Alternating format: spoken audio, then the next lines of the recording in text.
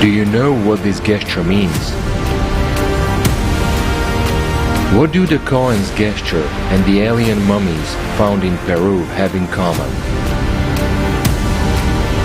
Why do people copy the greeting gesture of aliens, imitating them? After all, we copy those who we want to be like, those who we worship. Why did people begin to worship alien mummies? What don't we know about our real history? On September 13, 2022, watch the live broadcast of Kaleidoscope of Facts International Research Project, The Code of Gods. It's time to give the truth back to people. Initiated by the participants of ALLATRA International Public Movement from Israel.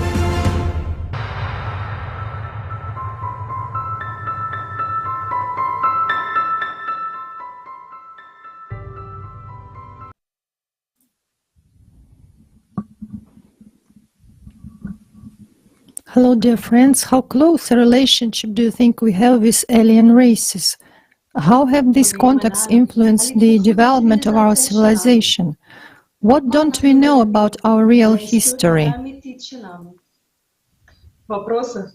There are really a lot of questions, and they have arisen after the video Code of the Apexyans with the participation of Igor Mikhailovich Danilov on the ALLATRA TV channel. We heard interesting information about the influence of alien civilizations on the human population. We became curious to look on this in more detail, so we did some research and talked to scientists, religious scholars, archaeologists, and researchers. Our Kaleidoscope of Facts was initiated by the participants of the ALLATRA International Public Movement from Israel. Volunteers from all over the world took part in its preparation. Thanks to our technical and translation team, we are broadcasting with simultaneous interpreting into 18 languages on numerous streaming platforms. The Code of Gods is the title of today's 26th Kaleidoscope of Facts. Aliens. People have different attitudes about the information that they exist. Recently, this topic has been appearing more and more often in the media. Do you know that the number of facts and observations of UFO sightings is growing? We suggest you watch a video on this subject.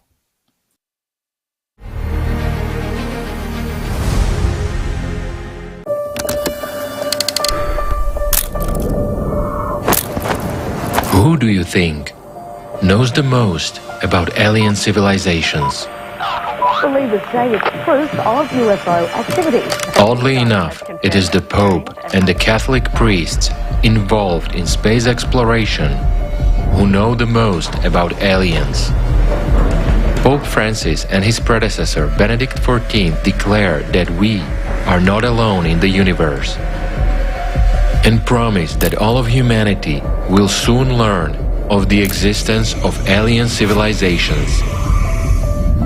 The serious attitude of Pope Francis and the Catholic Church to the issue of paleocontact by the Vatican's repeated statements that they are open to contact with alien beings and that nothing will prevent them from being accepted into the Catholic Church if they want to.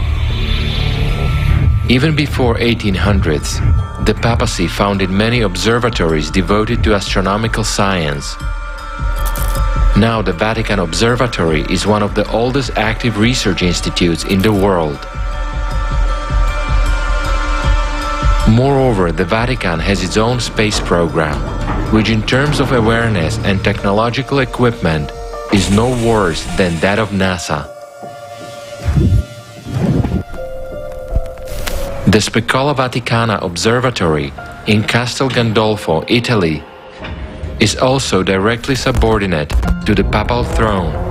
This observatory also hosts astronomical international conferences.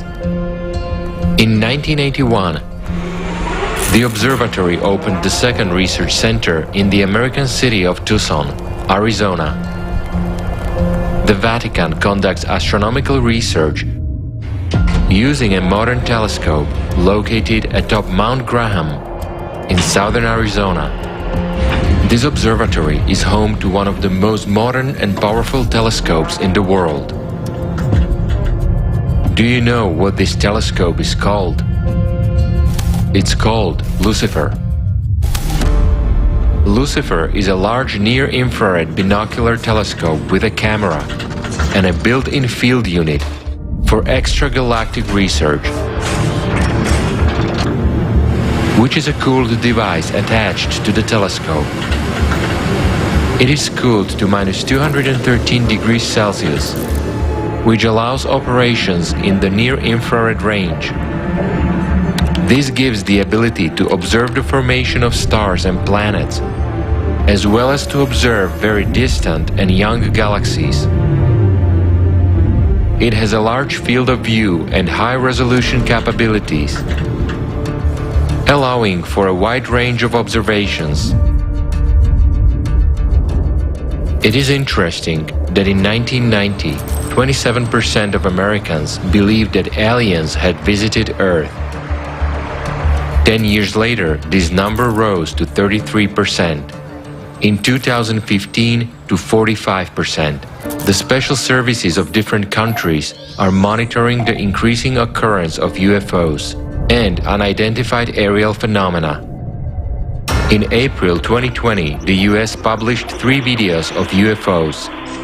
Several Navy pilots said they had observed unknown flying machines, faster and more maneuverable than anything they had seen before. Experts confirm that the objects violate the laws of physics and instantly change direction. They can move not only through the airspace, low above water, but also underwater. The Navy characterizes the objects captured in these videos as unidentified aerial phenomena, said Joseph Gradisher, a spokesman of U.S. Navy Intelligence Director Matthew Kohler.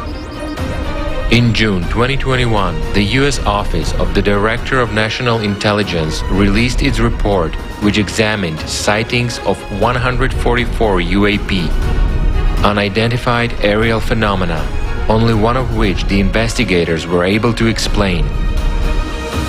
The number of UFO sightings logged by the US government is on the rise. A US Navy intelligence official told in the first public congressional hearing on UFOs. Reports of sightings are frequent and continuing. Scott Bray, Deputy Director of Naval Intelligence, told members of the House of Intelligence Committee, intelligence agencies of countries are expanding their staff to investigate UFOs, unidentified aerial phenomena. The U.S. National Aeronautics and Space Administration, NASA, employs 24 theologians. This number includes religious expert Andrew Davison, who is convinced that contact with extraterrestrial life forms is becoming more real every year. The mission of the church ministers is to prepare humanity for this event. A reasonable question arises: for what purpose is this information now beginning to be raised at the level of government services, and what kind of reaction are they expecting from us?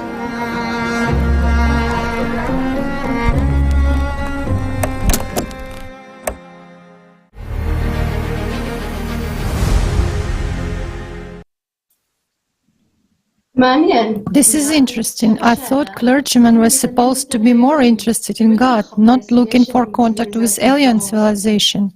Why do you think they do this?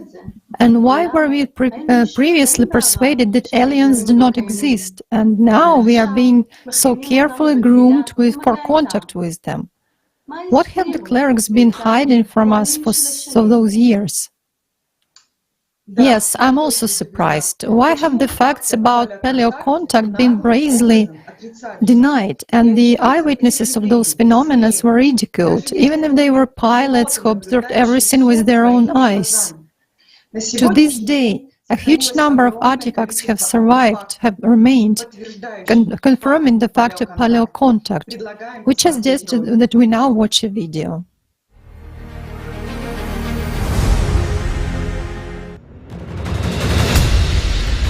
On Earth, there is a lot of evidence that our planet was visited by alien civilizations. Why is this not given due importance? If these facts have been seriously and thoroughly studied, why are the results of these studies still unknown to the general public? Megaliths,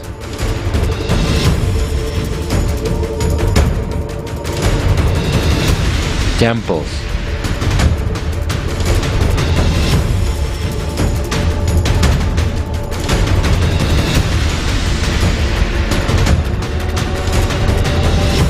runways,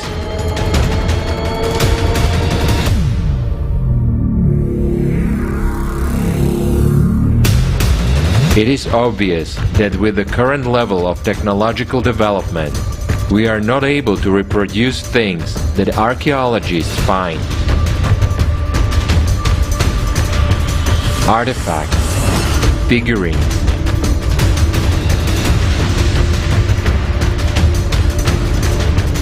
are you still in doubt? Mummies, skeletons, heritage which must not be ignored. It is time to bring the truth back to people.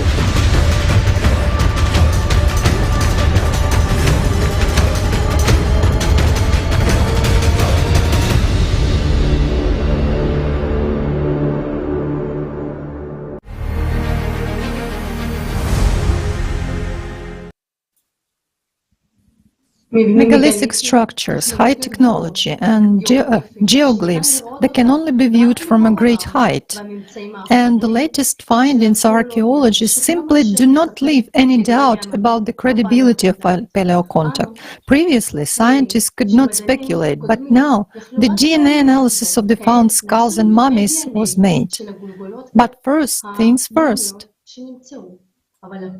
And Tali will tell us more about what archaeologists have actually found.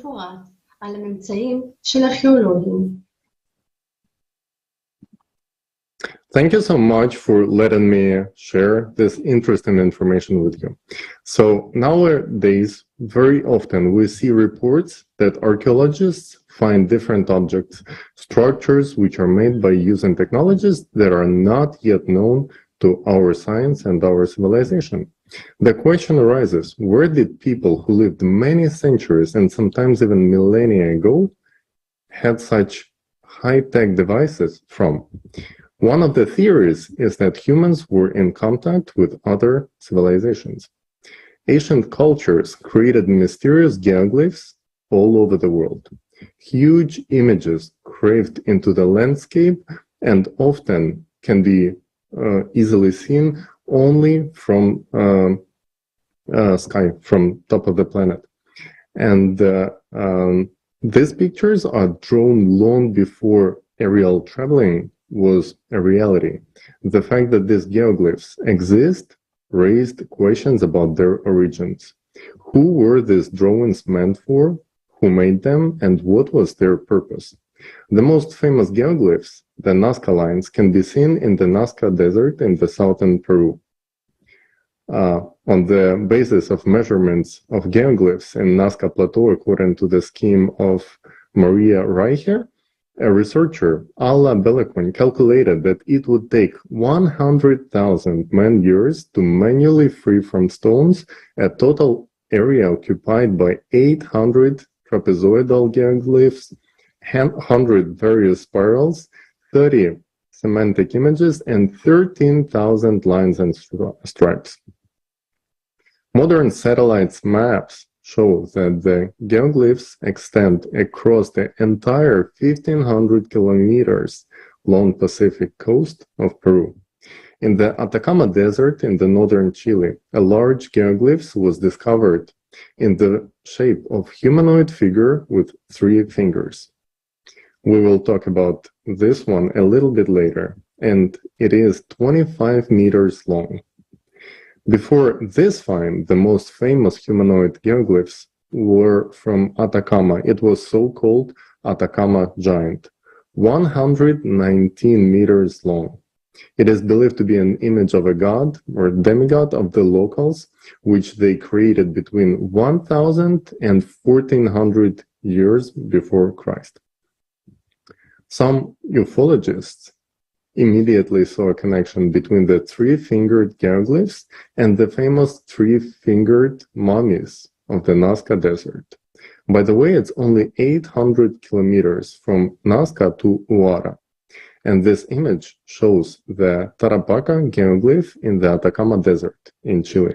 Interestingly, that this particular geoglyphs can be seen on the Pope's clothes. Are you surprised? What else do we not know about our history? In a low-populated region of Australia, there is a Marie Man geoglyph. It is the largest geoglyph in the world. It is about 4 kilometers long, and the lines it is drawn with are 10 meters wide. Archaeologists find amazing artifacts in the hills of El Toro, Mexico.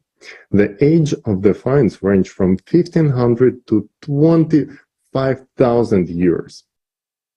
15,000 to 25,000 years.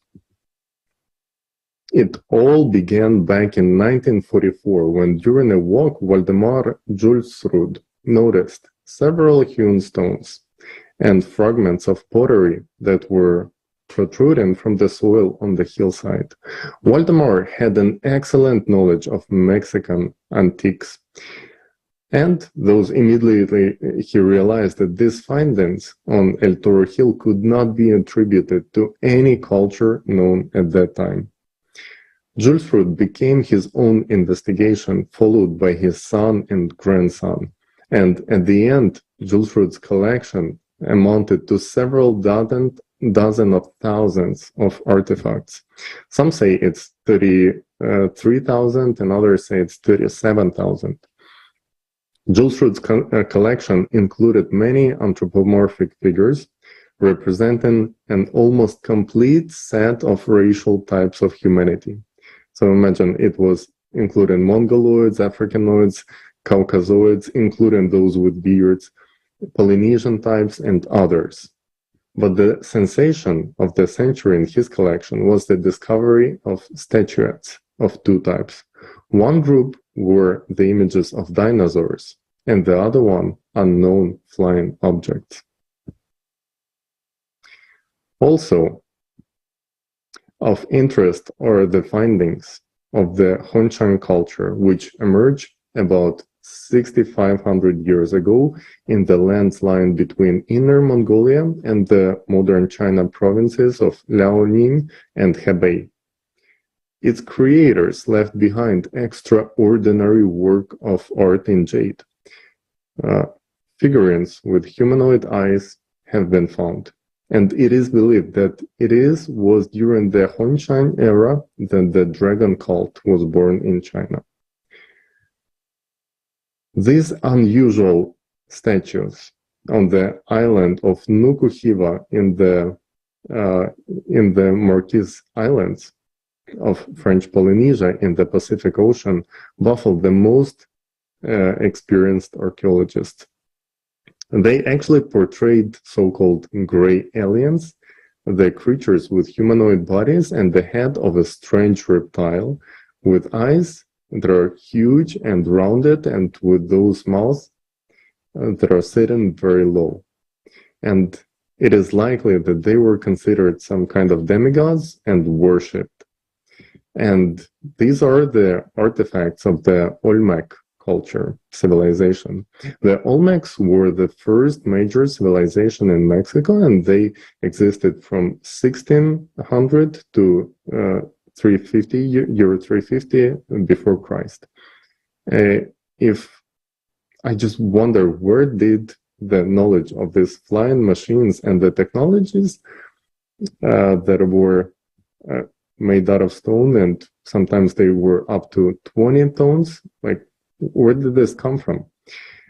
And here are even more interesting finds. The first panel is found in Peru, and the second one is in Mexico. These images show different types of alien creatures, so-called greys and reptiles. And these creatures are wearing ritual masks. One of the panels is also showing the scene of sacrifice. Paracas Bay has a mysterious trident called the Paracas Candelabra, or the Candelabra of the Andes. And the enigmatic geoglyph is located on the desert mountainside at the altitude of 150 meters. It is thought that it's been created 200 years before Christ. There are even more incredible finds by archaeologists that surprised and raised many questions. For example, skulls with elonged shaped, and the most striking things is that the skulls of these shapes were found on territories in completely different ethnicities and quite distant from each other by time and geography.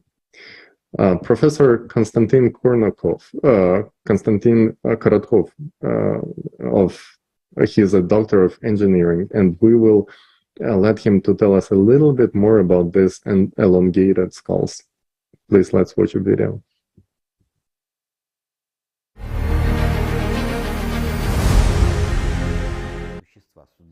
Creatures with elongated skulls have been known since ancient times.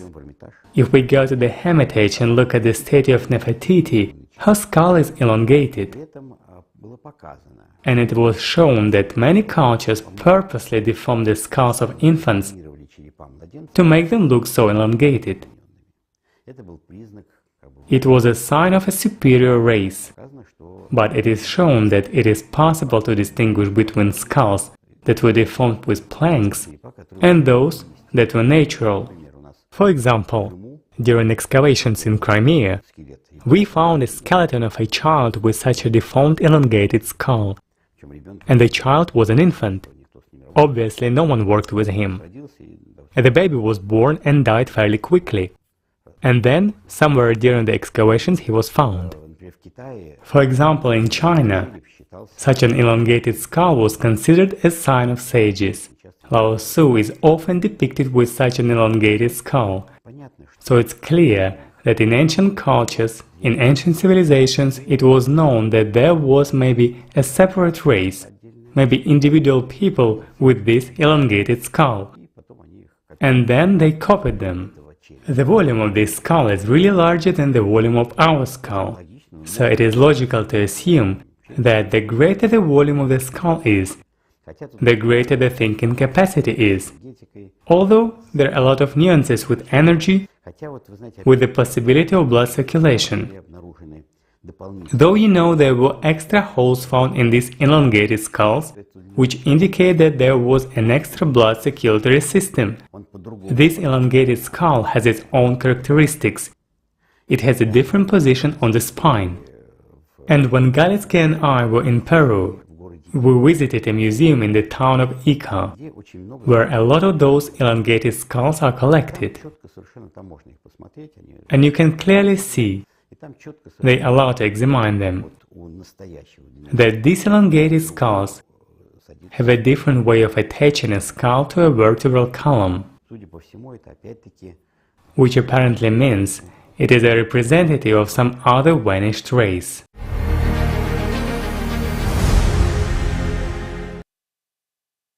Thank you so much, Konstantin Georgievich, for these fascinating facts. A study of ancient cultures of Paracas that was existing in southern Peru, 4th to 3rd century before Christ, archaeologist Julio Tello found an extensive necropolis containing more than 300 burial places, whose age was not less than 3,000 years. And unusual skulls were found over there, which had this mysterious elongated shape. And the DNA test carried out on the skulls proved beyond a shadow of doubt that these were not human skulls. This possesses a question who they were and what is the history behind them. Most importantly, why current history is silent about it. Who were these mysterious creatures, and is it possible that they could come to our planet from a different planet? I would suggest us to watch a fragment from an interview with archaeologist Brian Forrester.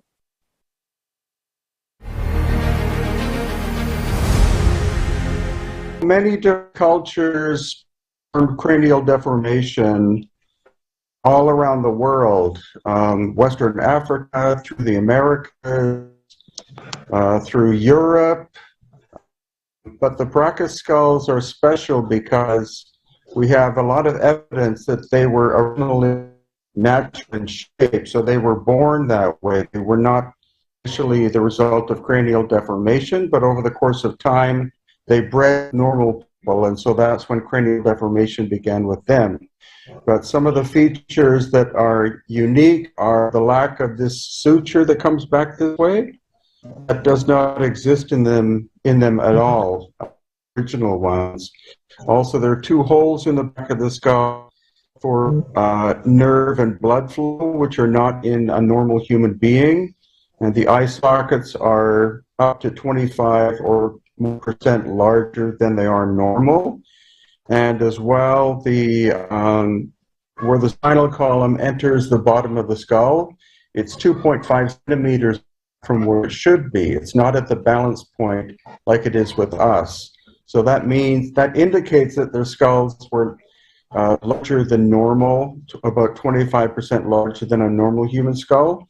So all of those characteristics tell you that they're not originally Homo sapiens. The two holes are right in the back of the head here. Medical doctors have told me is that would assist for blood and nerve flow, because if the skulls were taller than normal, assist in being able to get blood to go to the skull, which is kind of curious. No, the foramen magnum, which is where your spinal column and vertebrae enter the bottom of the skull, is 2.5 centimeters back from where it should be. So that, again, that would have to be genetic. That could not be something that would be head binding. Also, the foramen magnum is about half the diameter of what a normal human being is. So it's speculated that their necks were actually quite a bit taller and thinner than a normal human being. Yeah, we did DNA analysis of 20 different Paracas skulls, and only 2 of them indicated a maternal ancestry that was Native American. Of course, all of the academics believe that they were 100% descended from Native Americans, but only 2 of the 20 indicated that. 16 of them drew very close ties with the genetics of other elongated skulls found around the Black and Caspian Sea area in Eurasia. So that indicates a migration, and they were contemporary about the same time, around 800 to 600 BC. So that indicates the genetic connection. But what's interesting is that these people, as far back as 2,800 years, masters at brain surgery. So for supposed primitive culture, they were more or less a Stone Age culture, but they had mastered the ability to be able to perform brain surgery with a survival rate of up to 50%, which is not even what, I don't think modern surgeons can claim that. So we do see evidence of trepanation, which is where part of the skull has been cut out in order to perform the surgery. And then what they would do, for some reason they knew this, they were able to take their silver or gold, very thin pieces of silver or gold, and put it in the place where the surgery was performed. And then over the course of time, the bone would grow back again. So the survival rate, as I said, was about 50%, which is quite amazing. And I have seen skulls where the wound has, they could not be the result of normal evolution, because they suddenly appear about 2,800 years ago and then they disappear about 2,000 years ago. So evolution takes hundreds of thousands, if not millions of years to, to create a new life form, like from Cro-Magnon to Homo sapiens kind of thing. So that's the great mystery. They suddenly appear and disappear in a very short period of time. So some people speculate that they were some kind of, partly of a non-terrestrial species that were introduced to, to our planet. I'm open to the idea. There's no actual evidence, but there are so many physical characteristics that make them different from Homo sapiens sapiens that we know that they were not Homo sapiens sapiens. And of course, Peruvian archaeologists, I'm getting no confirmation or no support from them about this, because they do not want to touch the subject. It's too strange for them, too dangerous to their careers to be able to even discuss the idea. I would have more medical people look at the skulls and look at the mummies and the skeletons more than archaeologists, because the archaeologists seem to be relatively closed-minded when it comes to this. But I've had 30 to 40 foreign medical people, like doctors and nurses and dentists, look at these skulls in person in Peru, and they're all confused by what they're looking at, because the differences that are there are so different from what they studied in medical school that none of them have been able to identify what it is they're looking at.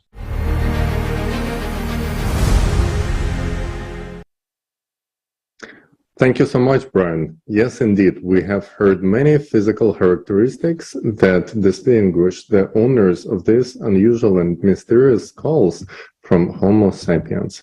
Perhaps science will soon be able to answer these questions.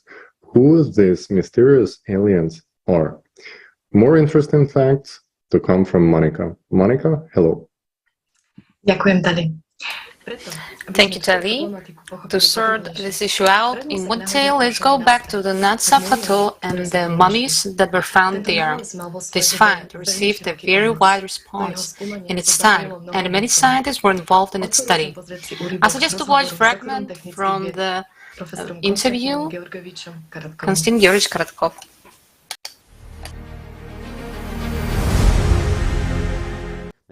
The first mummy we saw was about as tall as a human, which turned out later to be 158 centimeters tall. That was, as it turned out later, a woman, sitting in the fetal position. And the most unusual thing was, first of all, that she had 3 very long fingers. And 3 very long toes, too. And the head. The skull was elongated. So it's all very unusual. When we first came there, we saw that mummy and managed to take tissue samples. And when I came back to St. Petersburg, I managed to organize scientific research. Meaning, we did our radiocarbon analysis, which matched the American one. We did an analysis of the chemical composition of those samples. And most importantly, we did the DNA analysis. That was the main thing, because we understand that DNA shows whether it is a biological object or something artificial. And in Peru, they did a tomography. That is an MRI scan of the mummy, which allowed our scientists here in St. Petersburg to see the structure of the mummy in detail, meaning the skeleton, the tissues, and so on. All this work was led by the scientists of the highest level. So the conclusions were made by the scientists of the highest level. And if anyone starts saying that it's all fake, and that it's all rubbish, then excuse me, guys, take the scientific data, they exist, they're available, and see for yourself. And the first and the most important conclusion is that those are really biological tissues. They're not papier-mâché, that's not something artificial, that's a biological tissue. The second conclusion, also the most important one, is that this mummy and the subsequent mummies we saw are indeed real creatures. They used to be real creatures. The structure of the skeleton, the structure of the tissues are indeed all real. That's not an assembly of chicken bones, as it is often said. So there is Maria, who is a humanoid creature. Her DNA is a human DNA, Homo sapiens, but the Homo sapiens of an unknown kind. The fact is that now there is a database of a huge number of DNA of different biological creatures, starting from people of different races, animals of all kinds, plants, and so on. And genetics can compare DNA data with this entire database. So they can identify, let's say, that you have part of a gene, for example, of a Mongoloid, part of Caucasian, and a piece of Neanderthal. And these can be identified in every person. Africans will have their own, Asians will have their own, and so on. And when we looked at Maria's DNA, it didn't match anyone at all. So it's a unique species. I'll put it this way. This is some kind of a special kind of a human being. There is no doubt that she is Homo sapiens, but she does not belong to the races that exist nowadays.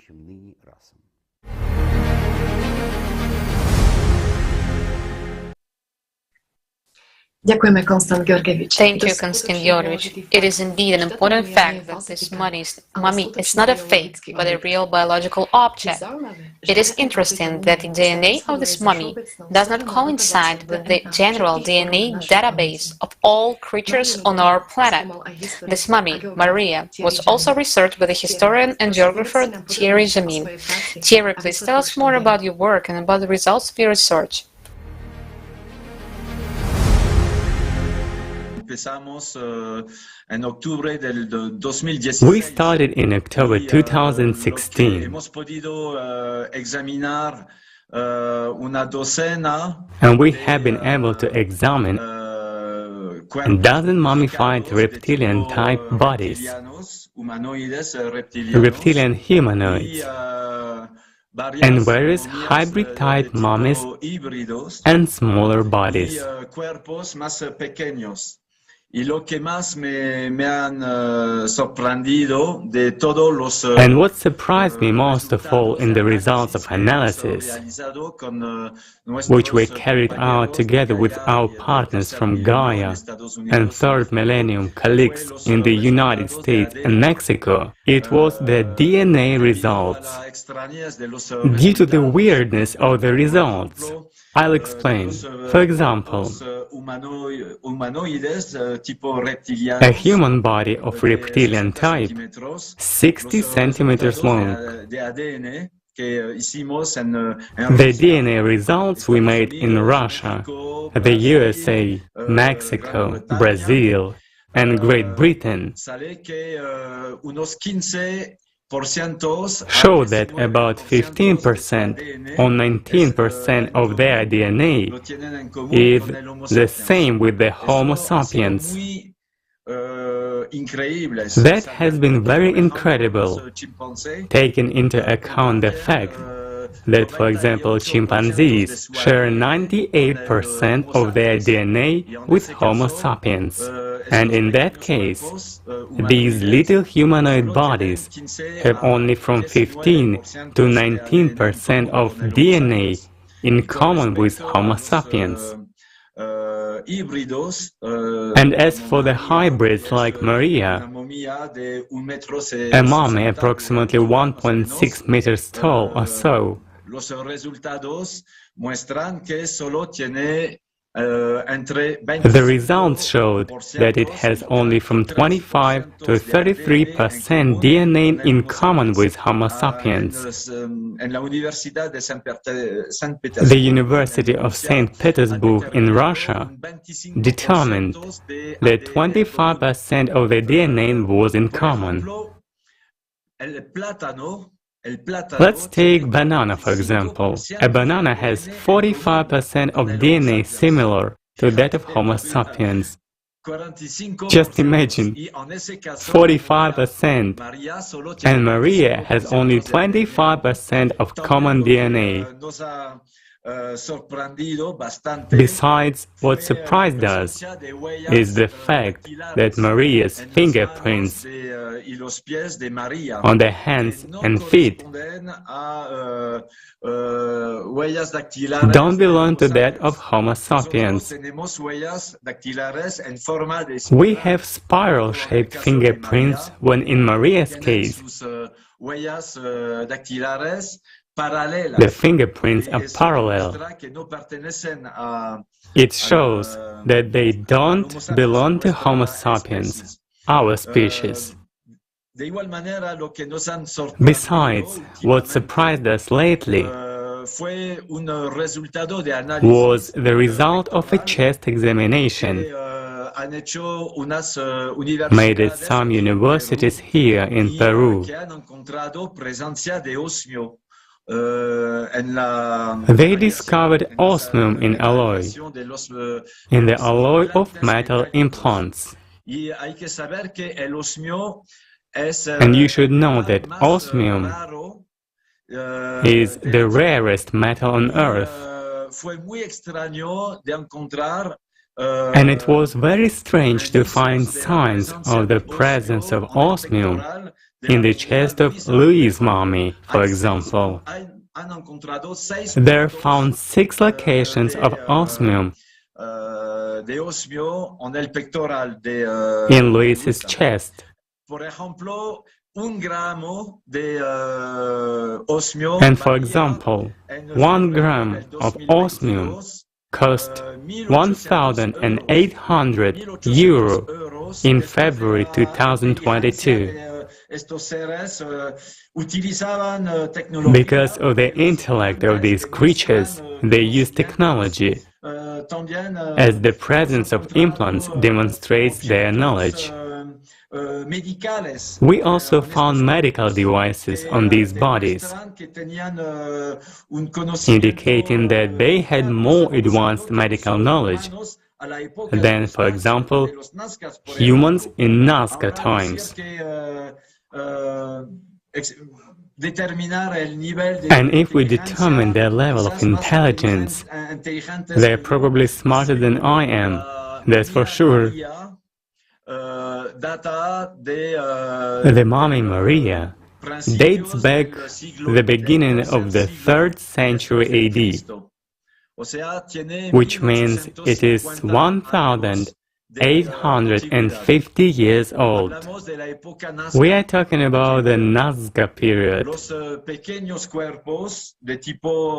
Here in Peru, small reptiloid humanoid bodies are about 1,000 years old, more or less. Well, that's about the 8th to 9th century after the Nativity of Christ. They are more or less 1,000 years old. Their hands were big. There are found mummies with big hands, with 3 fingers. They are over 6,000 years old.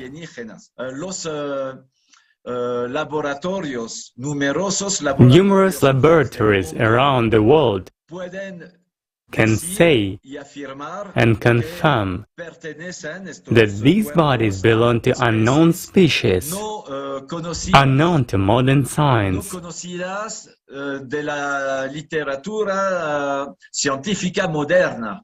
But it's a bit difficult, and a serious lab will never say they came from outer space, because we don't have the DNA to compare. We don't have extraterrestrial DNA to compare the DNA of these beings, so we can't claim it. Besides, in the south of Peru, on the Peruvian coast, from Lima to Chile, there are many images representing these 3-toed reptiloid creatures in ceramics, on fabrics, in petroglyphs and geoglyphs. representan estos seres con objetos en su abdomen, como huevos. And there is a probable possibility that humanity that lived there, the pre-Hispanic people who lived on the coast of Peru and perhaps in northern Chile, had contact with non-human species. But it is kind of hard to claim that they came from the outside. There are also some characteristics found, for example, in the mummy of Maria, which has an elongated skull. Maria has 19% larger skull volume than the normal skull volume of Homo sapiens. However, this type of skull has not only been found in Peru or in the Paracas area. These skulls have also been found in Bolivia, and in northern Bolivia there is a village called Patapatan, where a few years ago a tomb with several human remains was found. A mummy of a 15 or 16-year-old girl who had an elongated skull was found among those remains. The strangest thing was she was pregnant, and the fetus also has such an elongated skull. Elongated skulls have also been found in Europe, Russia, Asia, and Africa. People talk a lot about the contact with creatures from outside in the Nazca area.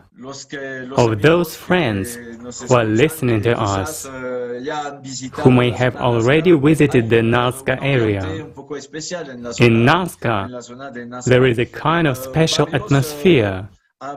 Some people talk about contact with aliens. So, as I explained to you, for centuries, here in the Andes, people have been talking about small people who live in the Andean Apus.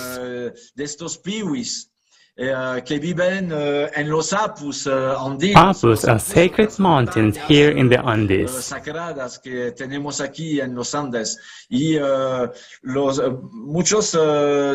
And many people in the Andes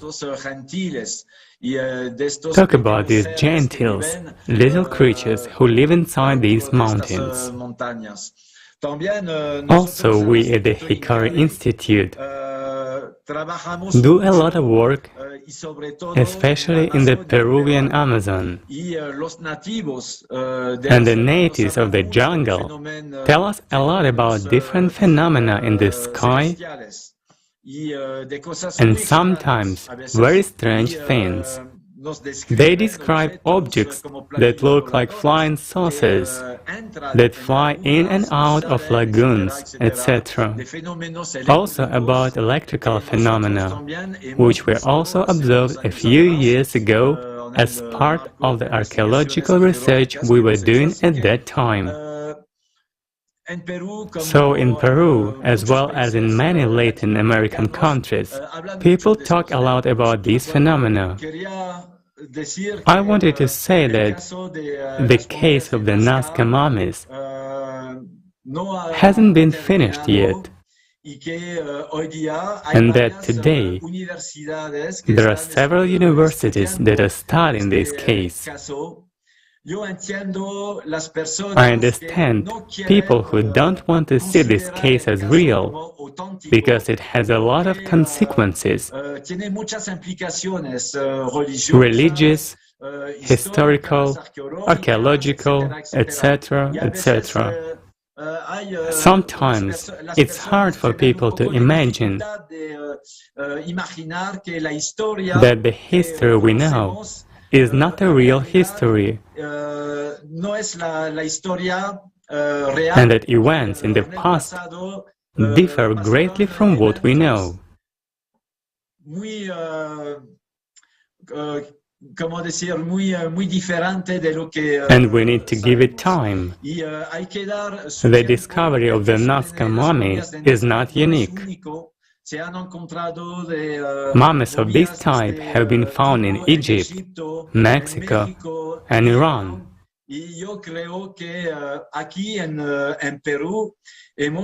And I believe that in ancient times, here in Peru, we had contact with beings from outer space. We have images of these three-toed reptiloid creatures in the iconography of the Paracas culture and also in the Nazca culture. The Paracas culture in reality is a proto-Nazca culture.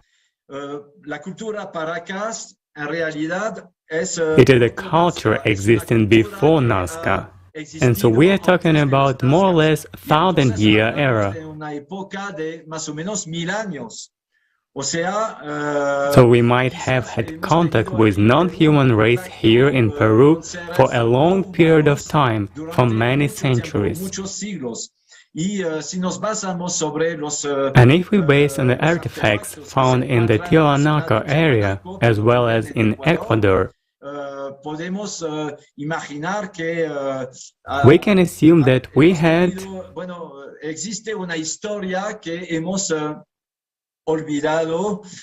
there is a forgotten history from thousands of years when such contact was possible.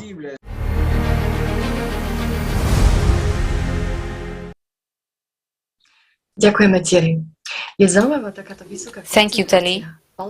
Thierry, it's interesting to see such a high concentration of paleocontact traces in the Nazca Plateau area and in Chile, as well as throughout the whole of the South American continent. In the case of Maria, we find that her DNA is only 25% match the Homo sapiens DNA, while our DNA is a 45% match to that of a banana, of an 90% to the apes. Also, the feature of Maria's anatomical structure are noteworthy. Her skull is elongated and she has a three-fingered hand, meaning she has 3 fingers on each hand and foot. Today, we have already encountered a 3-fingered geoglyph from Atacama Desert. Now we can see the 3-fingered mummy Maria in one way or another always relate to paleocontact. We will explain a little later why we focus your attention on this. Stay tuned, Katarina will tell us more about paleocontact. Katarina, we give you the floor. Ďakujem, Monika. Dobrý deň. Thank you very much, Monica. Greetings. As we can see, the contact with extraterrestrial civilizations was always with the Earthlings and the influence of aliens on Earthlings. Our planet was attended by various highly developed extraterrestrial civilizations, both soulless creatures and soul-filled human beings, but one of them defended and still defend our Earthlings and our development, but others literally held people in slavery. They destroyed us and robbed us. I suggest that we watch an interview with the ufologist and author of books, Uvarov Valery Mikhailovich.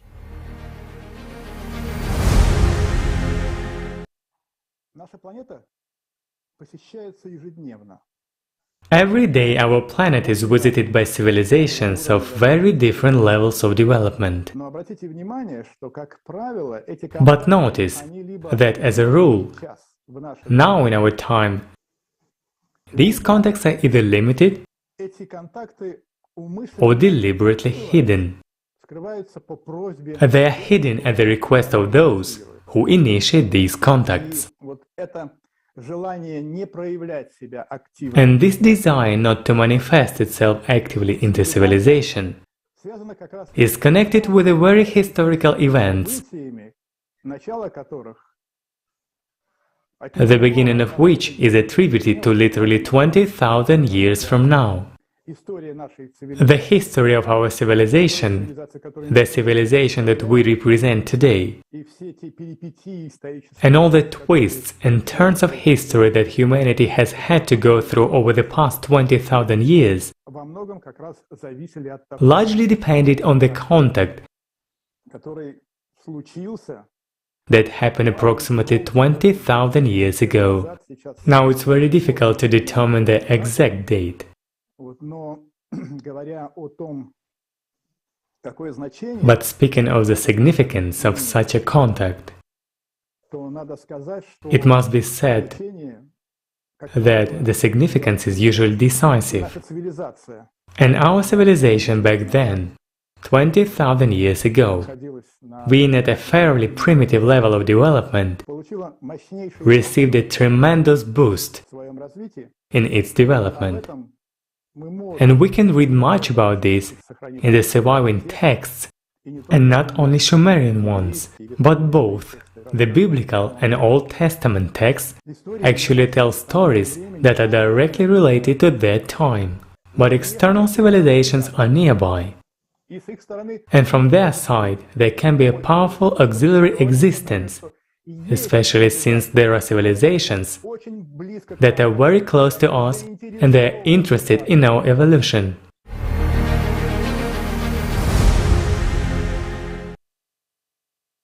Ďakujem, Valérij Michailovič. Skutočne, pred viac ako 20 000 rokmi došlo na našej planéte. Thank you, Valérij Michailovich. Indeed, more than 20,000 years ago, significant events took place on our planet. About 25 years ago, Earthlings were enslaved by a highly technological alien race of the Abeksyans. Signs of the presence of the Abeksyans can be traced on many carriers on our planet. You can learn more about these carriers with a professional analysis of specialists from the third episode of Kaleidoscope of Facts, Paleocontact, Alien Civilizations, Disclosure of Secrets. There are also many shocking artifacts with images of the Abeksyans, their actions and flying machines. In the mythology of the peoples of the world, the result of the memory of the time when mankind was in slavery to the Abeksyans.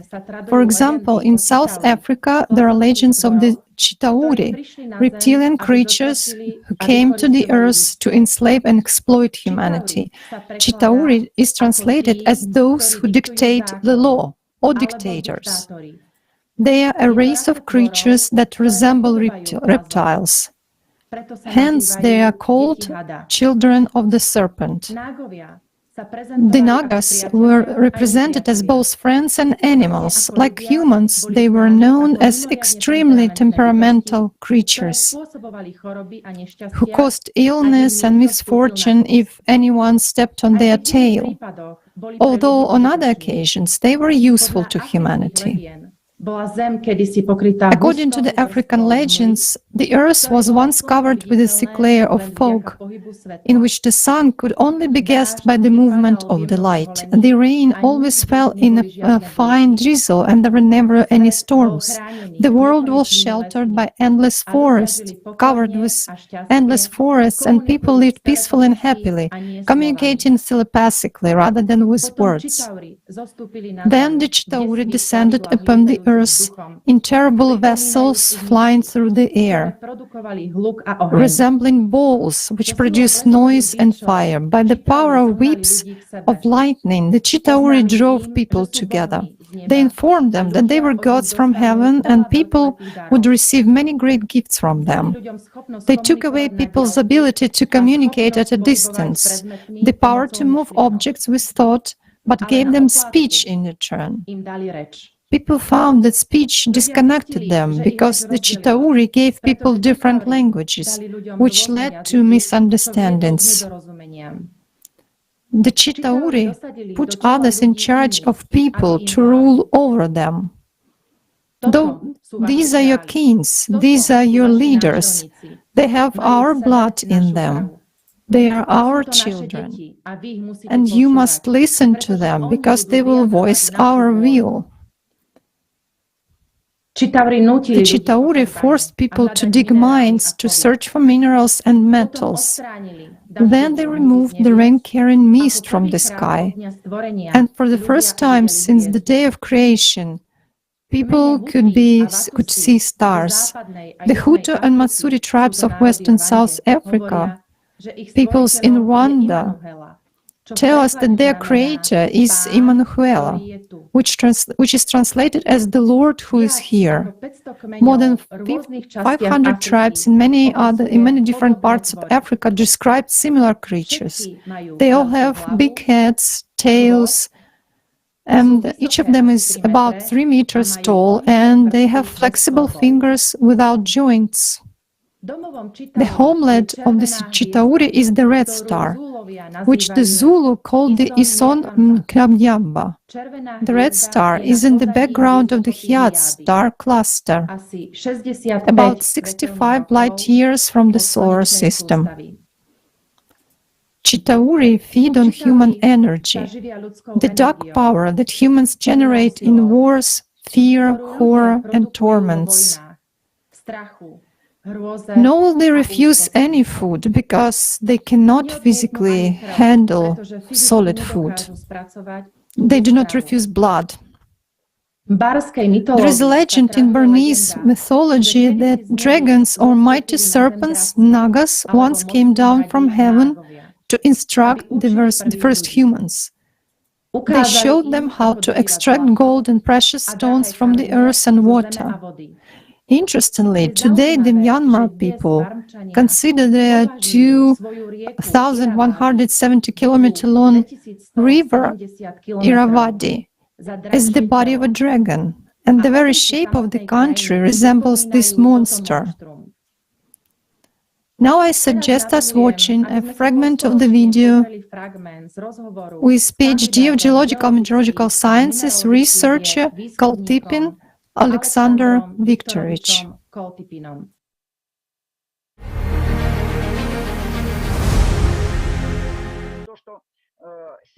There is no doubt that gray aliens exist.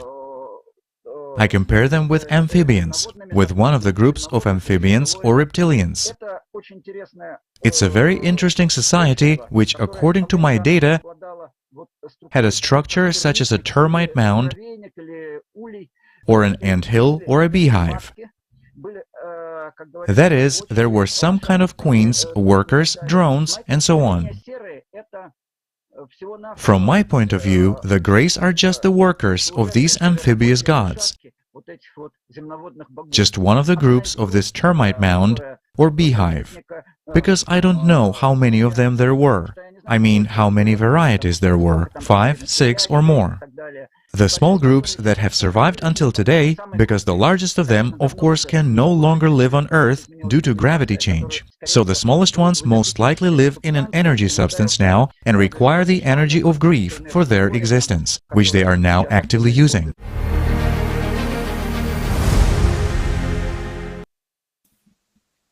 Thank you, Alexander Viktorovich. In Japan, Haniwa clay figurines of remarkably small people are found in burials from prehistoric times. At first, archaeologists thought they were ceremonial substitutes for human sacrifices. Their resemblance to the famous Martian depicted on the rock of the Tasuli Ager Plateau in the Sahara, to obscure petroglyphs in a cave near Fergana in Uzbekistan, and to Aztec figurines in ancient Mexico, suggest that these little people wore spacesuits and helmets, like Owens, who taught the people of Babylon according to Barros, Babylonian priest of 350 to 180 BC. According to Chinese legends, the leader of the many armed ones, the giant Chi-Yu, descended to earth from heaven. The Ramayana and other ancient Indian books also report that Pahasas, Rakshasas, and their kin Yakshas traveled through the sky in flying chariots. This may indicate that they were another group of space aliens. Humankind had different experiences of contact with highly developed civilizations. Some were hostile to humans, oppressing and enslaving them, while others, on the contrary, cared for people and promoted the development of human civilization. A race of soulless aliens enslaved humans 25,000 years ago. They were called the Apeksyans. Having no soul, but having a great intellect, they forced people to work for themselves and they still eat people mentally and physically. Having managed to unite, humans asked for help from the Anunnaki, a supreme humankind race, who liberated humanity from the yoke of the Apeksyans, and the Anunnaki still guard humanity from external cosmic threats. I suggest that we all watch an excerpt from the video Creative Society, the Prospect of Civilization, with the participation of Igor Mikhailovich Danilov.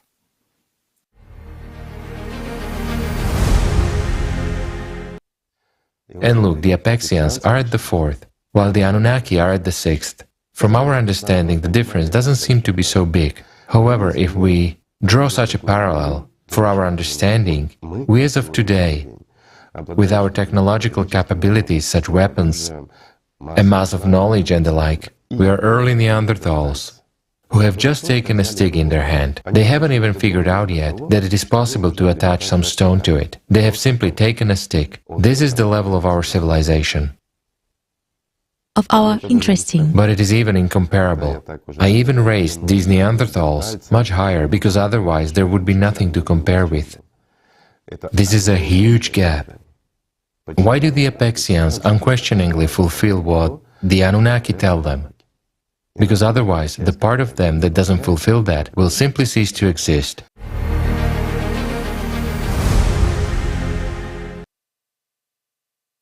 Je dôležité poznamenať, že Anunnakovia, chrániaci a strážiaci ľudstvo pred rôznymi druhmi kozmických hrozieb, nezasahujú do vnútorného It's important to know that the Anunnaki protect and defend humanity from various cosmic threats without interfering in the external life of people. Thank you for your attention. I give the floor to Anna.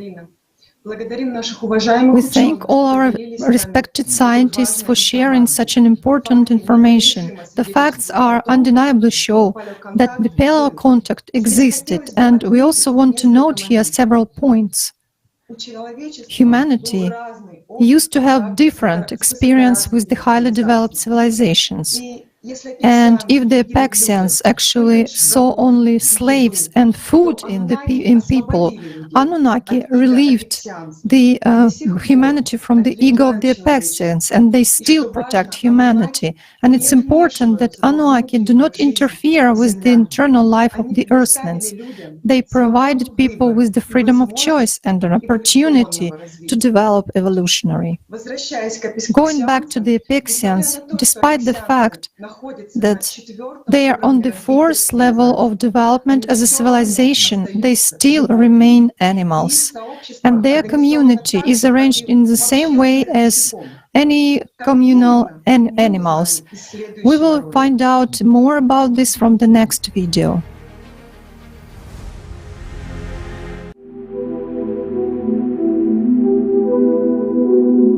The Apeksyans are representatives of an extraterrestrial reptiloid race. They are soulless but highly intelligent animals. They are united by a common collective mind. Due to this, every unit possesses enormous intelligence within this collective mind. Their community is organized like that of social insects, for example ants, bees or termites, where the life of every unit directly depends on the functioning of the family. For the Apeksyans, like for ants, interests of the community are higher than those of a single unit, due to which they are unified and synchronized. The common consciousness of such social animals forms a single egregor that controls the life of the entire community, and the more units there are, the more powerful this egregor is. In such communities, everyone is subject to a strict hierarchy and does their job. A detached unit without the family dies. There is a certain critical number exceeding which individuals lose their individuality and begin to act coherently as a single organism. Not too clever individually, Together they create stunning architectural structures and solve the most difficult problems. What one or even 100 individuals cannot do will be easily done by thousands. Scientists call it a superorganism, using the term quorum sensing.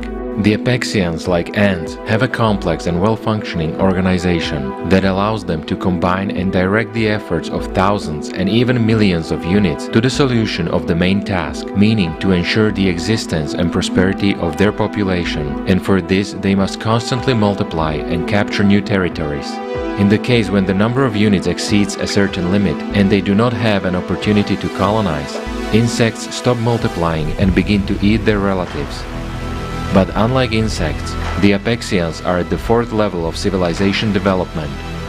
And the fourth level implies the access to free energy and the ability to fly across galactic space without losing time.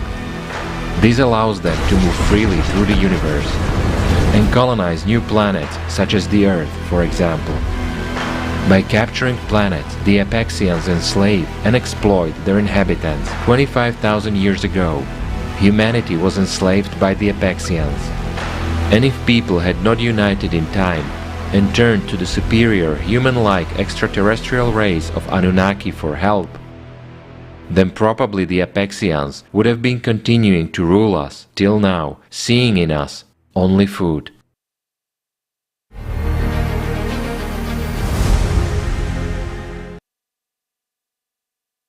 I never would have guessed that simple insects are so highly organized and interact coherently as a single organism. We have a lot to learn from them. Apeksyans, being highly evolved, soulless animals, are organized along the same lines as ants. But unlike insects, they are on the fourth level of civilization, have free energy, and can travel through outer space. The question remains, why did they need to enslave humans? We'll find out in the next video.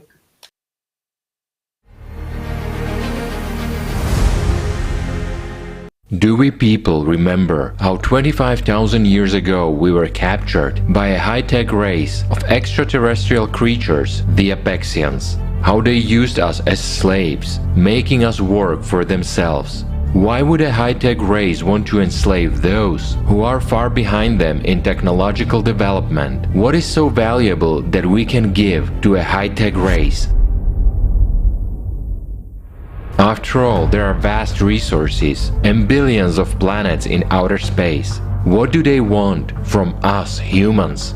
The humanoid creatures are not only spiritualized but also soul-filled.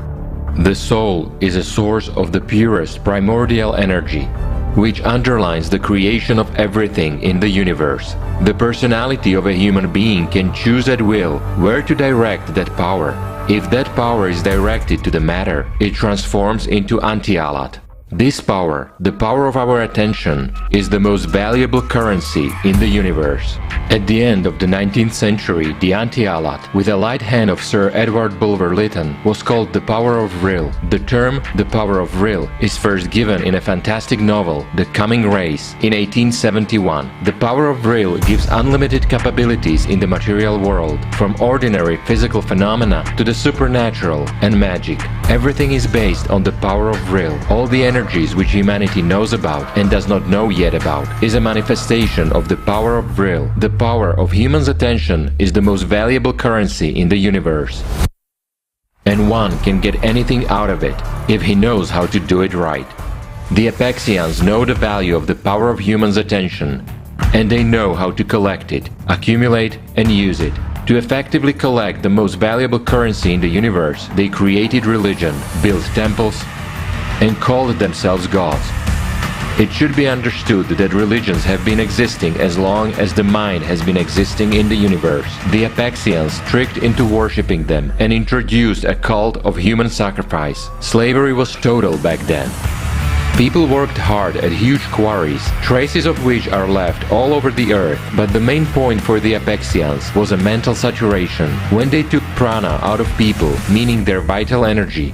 For this they used specially shaped temples, which allowed them to collect and transfer this energy. In addition, they ate human flesh, meaning they used people to satiate themselves twice, mentally and physically.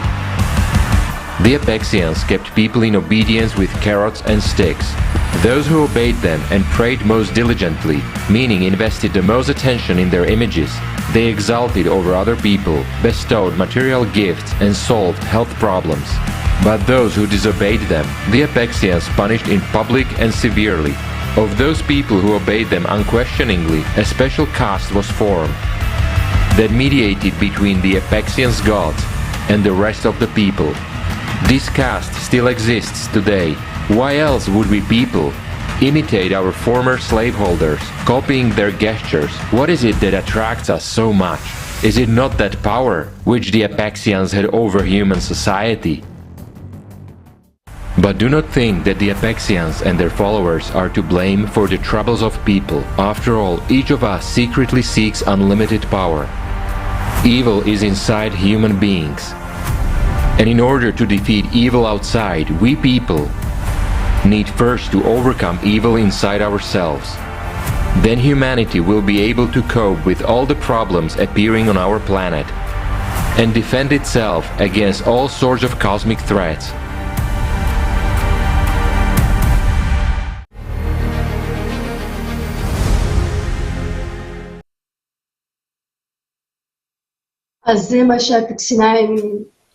So that's what the Apeksyans needed, for people massively pay attention to them and put into their images.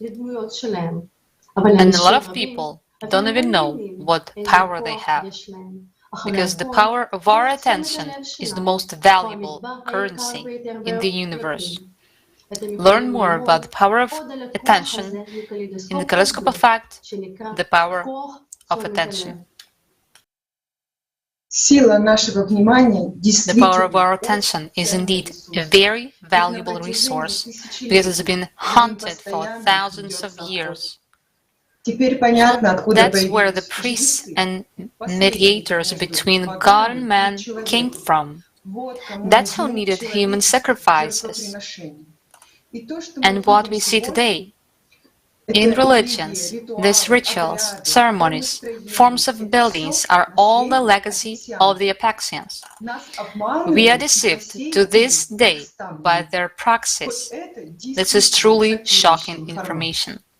We first learned about this from the video with participation of Igor Mikhailovich Danilov, Code of the Apeksyans. I suggest you watching the fragment of this video.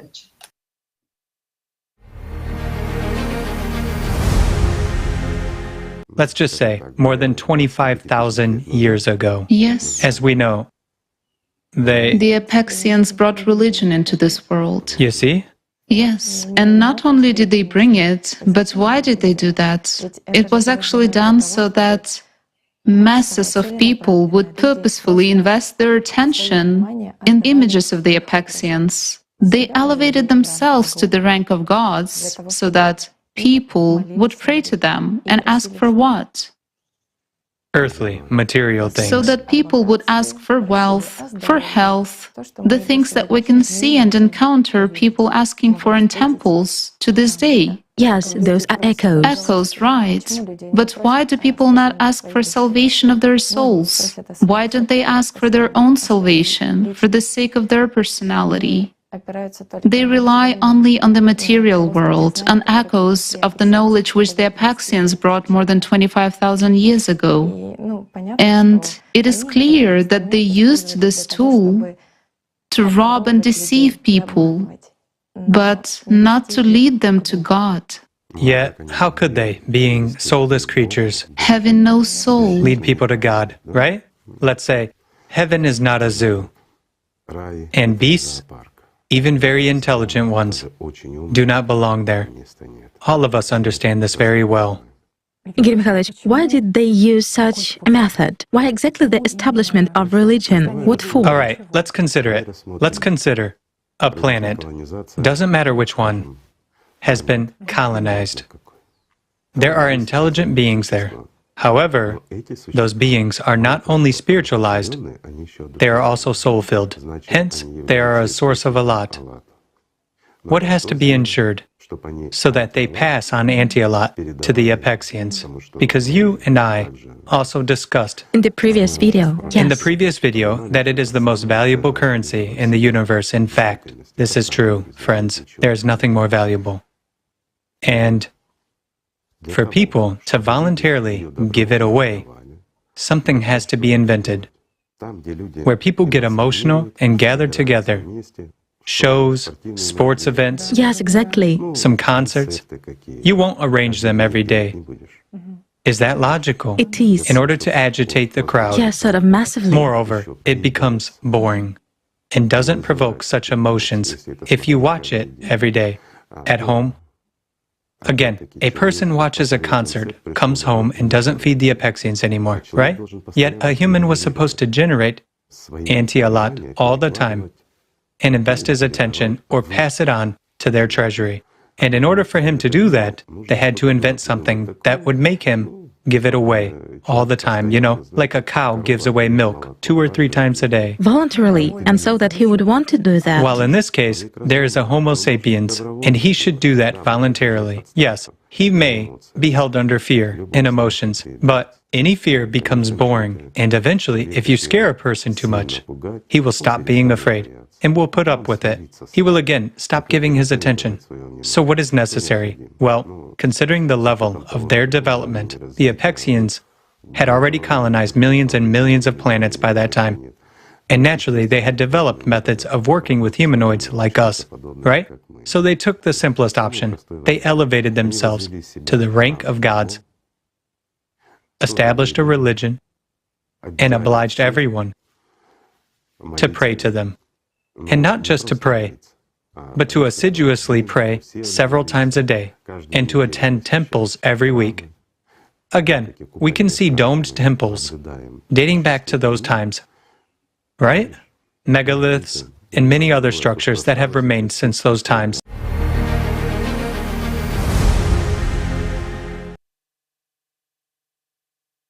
The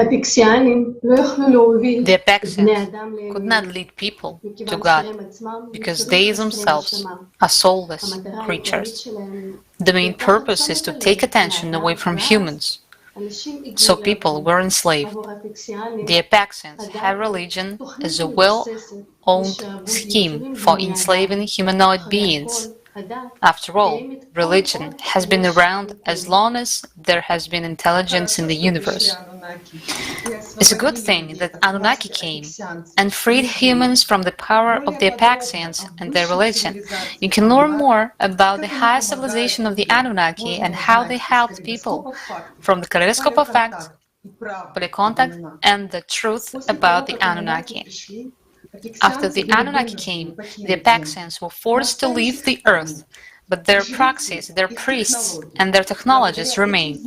With this knowledge, Atlantis was formed. What kind of a state it was, and what role it played in later history of mankind, we will talk about it further on. I suggest you watching an excerpt from Atlantis, the Elite in Search of Immortality.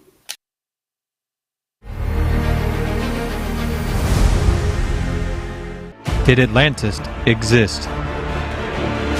The existence of an island country where a human like God reigned, surrounded by his children, an assembly of gods who ruled people,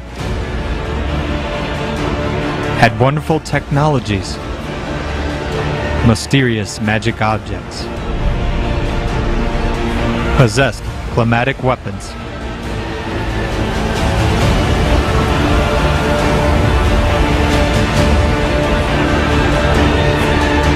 the ability to clone a human being,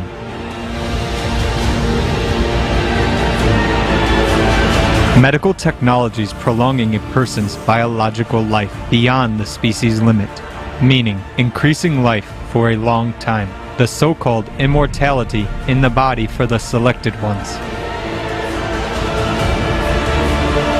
This information is mentioned in ancient legends of different peoples of the world.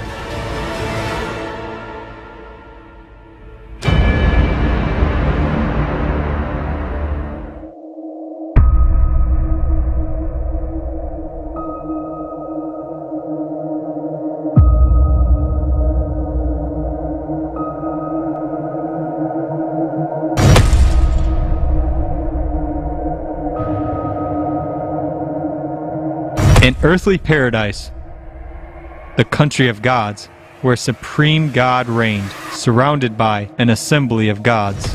The legends about the super-advanced antediluvian civilization, which was situated in the far west, on a large island surrounded by water, the country, the powerful influence of which once spread all over the world.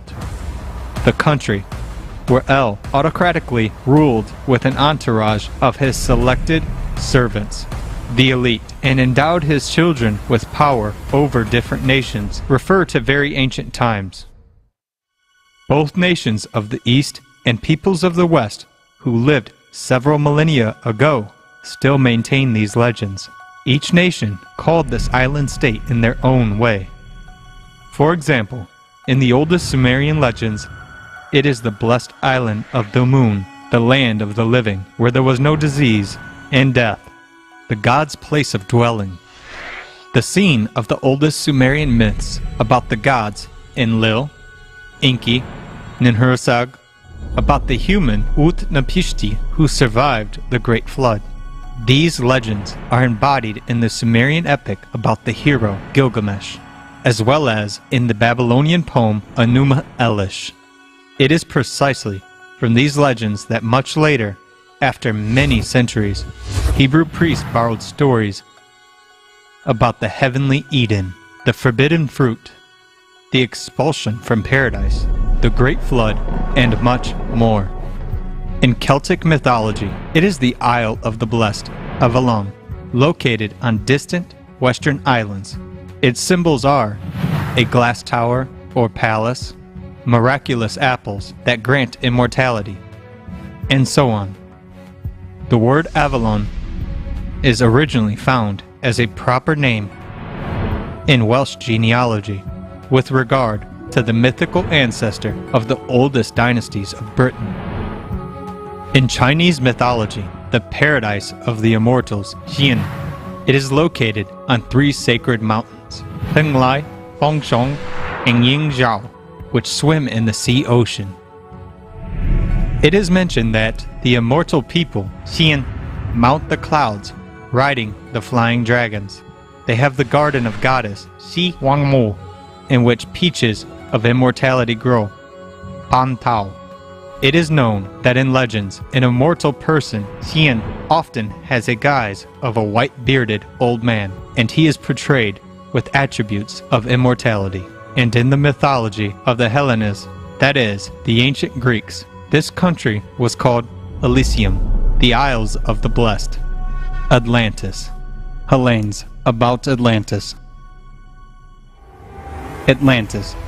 That is how this highly developed island state in the Atlantic Ocean was first called among the Hellenes. But the ancient Hellenic philosopher Plato, in his dialogues Timaeus and Critias, Plato was a descendant of the Athenian lawmaker of the 6th century BC, Archon Solon, who was called the wisest of the 7 wise men of the country of ALLATRA, the country known today as ancient Greece. According to Plato, the great mystery that the history of natural cataclysms repeats itself and the present civilization is far from being the first, was told to Archon Solon during his travels through Egypt by the Egyptian priest. By the way, according to the legend of the Hellenes, Solon's bloodline goes back directly to Poseidon, the god of the seas, who it is thought founded Atlantis and settled his children there. According to an ancient Greek legend, Atlantis was a large island state which was located to the west of the Pillars of Hercules, opposite the Atlantean Mountains. Other ancient sources report about the land of Titan Atlas.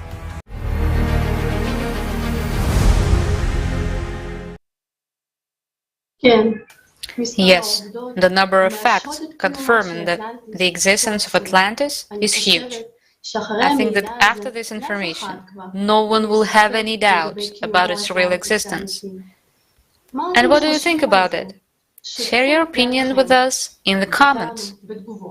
The Atlanteans had technology that is not available to us today. The following speakers will tell us about the technological legacy of Atlantis, which still affects all of our humanity. Robert, we give you the floor.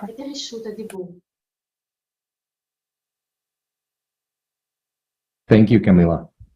Greetings, dear friends. Indeed, the level of knowledge of Atlantis was so high that the Atlanteans could interfere with the human genome and change it, separating people according to different traits. There is mention of this in the Bible in Genesis 11:1. It is said, there was one people and one dialect on the whole earth. This did not please God, and he decided to correct the situation. And the Lord said, behold, there is one people and one language for all. Let us go down and confuse their language, so they will not understand each other. So the Lord scattered them from there all over the earth. Notice, here God speaks of himself in the plural. Let us come down and mingle. This confusion with the singular and plural with respect to God is present in various translations of the Bible. An Italian writer, essayist, and translator who also contributed to the Italian interlinear editions of the Tanakh for Edizioni San Paolo in Ciniselo Balsamo, Mauro Biglino, in his book, The Bible is Not a Sacred Book, writes, I want to emphasize that when in the Bible we find an expression God, singular, in the Hebrew text we find the word Elohim, plural. And when in the Bible we find the expression Lord or eternal, in Hebrew we have Yahweh. I have already mentioned that it is no accident that the Roman Church intends to take this name out of use. It is mentioned in other ancient writings that the division into races is artificial. For example, in the poem Enmerkar and the Lord of Arata, it is stated, the sage leader of all the gods, gifted with wisdom, Erduga, the Lord, in their mouths, he changed their tongues, he established discord, when the speech of men was one. I would like to emphasize that originally all mankind was one people and spoke one language. The Bible tells us about it, and it is also written about it in the Sumerian tablets. How people were divided into races, we will learn from a video fragment with the participation of Igor Mikhailovich Danilov, Angels Don't Fall.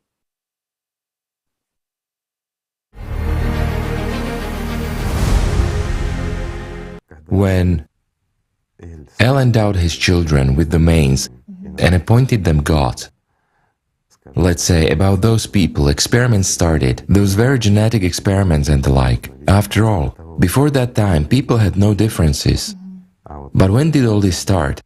Exactly at those times. There came to be, excuse me, white and black people, yellow and red ones. There came to be, let's say, smarter, stronger, physically more resilient ones. There were giants and there were some rather strange creatures too. Again, why? Because when the children got bored, they started fighting and having fun, killing people. And up to this day, some people are having fun like that. So, having started wars with each other, it's like chess games.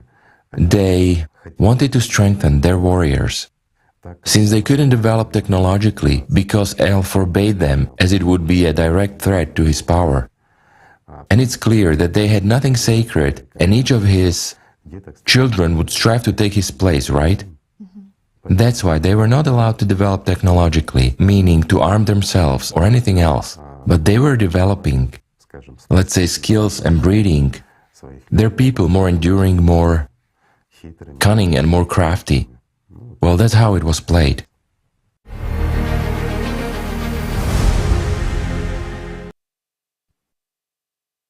Mauro Biglino says, there is a direct interference in people's genes in the Bible. I especially address the genetic interference that produced Adam and Eve because the Old Testament has a specific reference to it. The Elohim decide to create Adam using their tselem, an expression that literally means something material containing an image, and contains a precise reference to being cut off in Genesis 1:26-27. This tselem was inserted into the afar, which means ashes, that was already on earth, that is the hominidae DNA, Genesis 2:6. Roxanne Satyam Laroja also supports this view and does not believe that we are descendant from apes. Let's listen to her.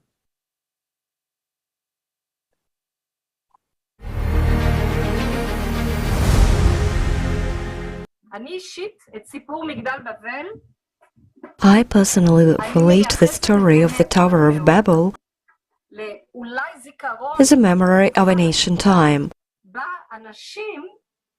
when people communicated with each other in a more intuitive way, maybe by telepathy. But then they lost that ability. They had to create a spoken language, and people, according to their region and their peculiarities, created their own language. Thus, we can say that yes, those were gods who created us in the past.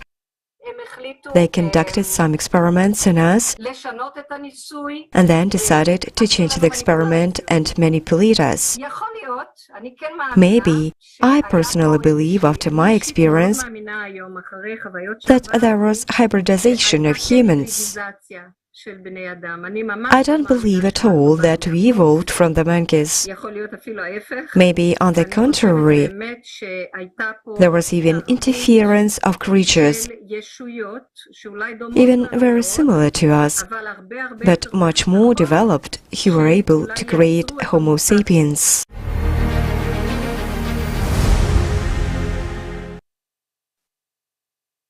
Thank you, Roxana, for your insights. Indeed, if you read the Bible carefully, you can see that there are characters who are not conceived in the usual way. A certain seed of the Lord is laid in them. So Eve gives birth to Seth, and Seth she-Eve. In ancient myths, the terms gods refers to flesh and blood beings with genetic engineering technology who created humans in their own image. But why did the gods need to create humans? In the epic of the Quiché Indians, Guatemala, the book Popol Vuh, there are following lines.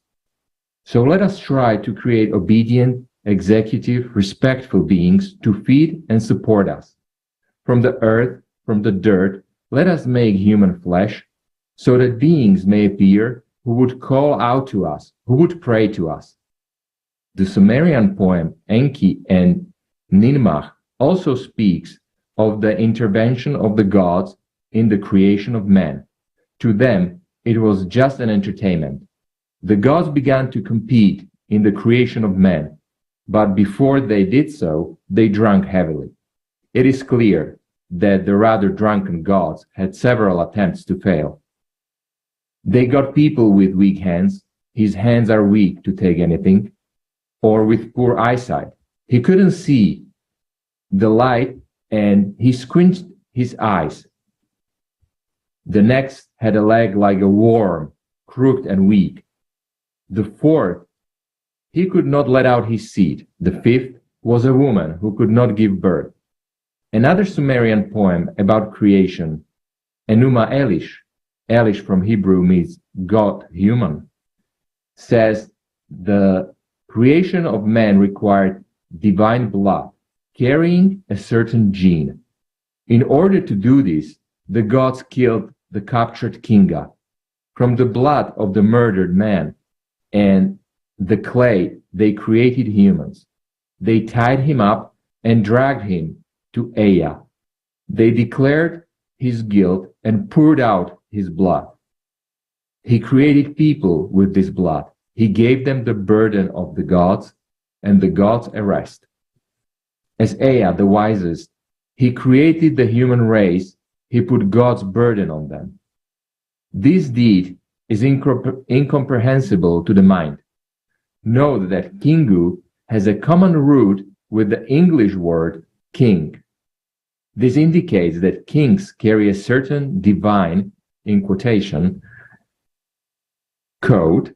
So a special group was created, a special nation, about which we learn from the video with the participation of Igor Mikhailovich Danilov, the Code of the Apeksyans.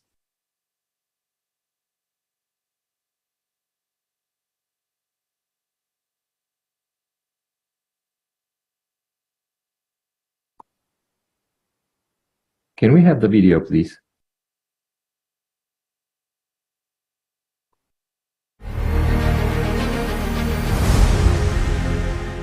And one of his smartest sons created a nation, the smartest one, thanks to which, let's say, he defeated his brothers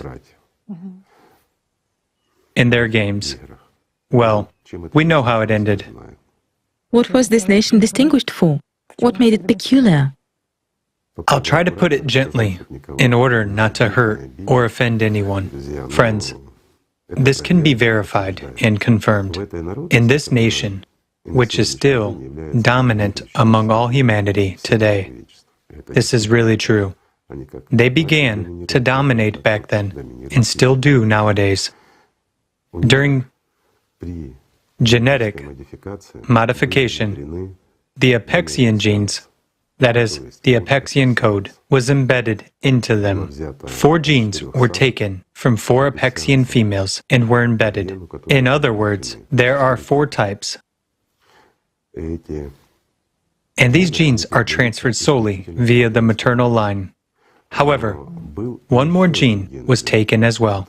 The son of El, so to say, took it from the grave of a very high-ranking Apeksyans. It's a gene of superiority, an elitist gene that he embedded precisely into a male individual. Unlike other genes, this gene is transferred via the male line and solely to men. If those 4 genes, which originated from women, are transferred solely via the maternal line, and only women can transfer them, while a man doesn't transfer them. In this case, it is vice versa. But this gene prevails over those ones. If we take those genes, which are female ones, so to say, of the 4 types, they have actually elevated this nation over all the rest. People have become much smarter. And to this day, they prevail in their intellectual capabilities.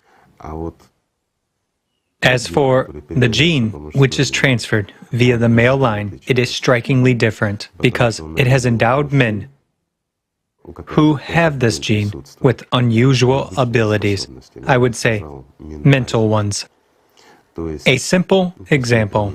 If a man is a carrier of this gene, and he has been properly developing, if he just enters a room with 10 people in it, he can easily characterize any of them. He starts feeling and perceiving people. You know, there is a connection between insects. Insects can sense each other at big distances at that. So, a similar ability emerged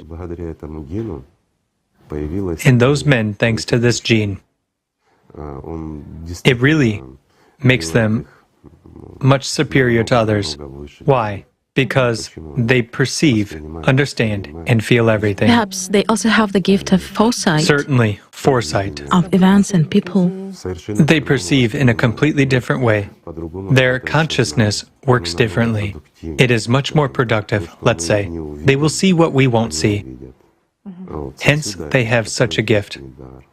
Naturally, such people can easily rule countries, nations, and anyone.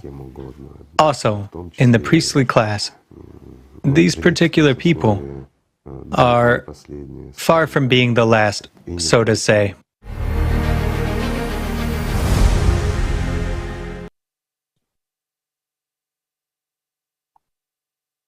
Dear viewers, after such information, it becomes clear that the ancient myths and legends, what are they about? It turns out that the myths are not fiction, but a way to convey information about events that really happened in the ancient history of humanity. Popol Vuh also describes the story of a girl named Skich, who was seduced by the fruit of a pumpkin tree. However, the fruit immediately turned into skull. She reached out her hand, and at the moment, the skull dropped few drops of saliva directly onto the maiden's palm. She looked quickly and carefully at her hand, but the saliva that had fallen from the skull was no longer in her palm. This was enough for the girl to conceive offspring. This is very similar to the fact that the genes of a dead person were used to conception. This should be noted that this person had a high status in society, and it was important that his genes be preserved. As the voice from the tree said, the image of the ruler, the venerable sage, or the orator must not disappear or be eradicated. It means it remains in those daughters and sons whom it produces. It must be so. The same is with what I have done with you. In Popol Vuh, there are more mentions of creating people, but about this as well as mentions in other sources will tell us candidate of geological mineralogical sciences, researcher Alexander Viktorovich Koltipin.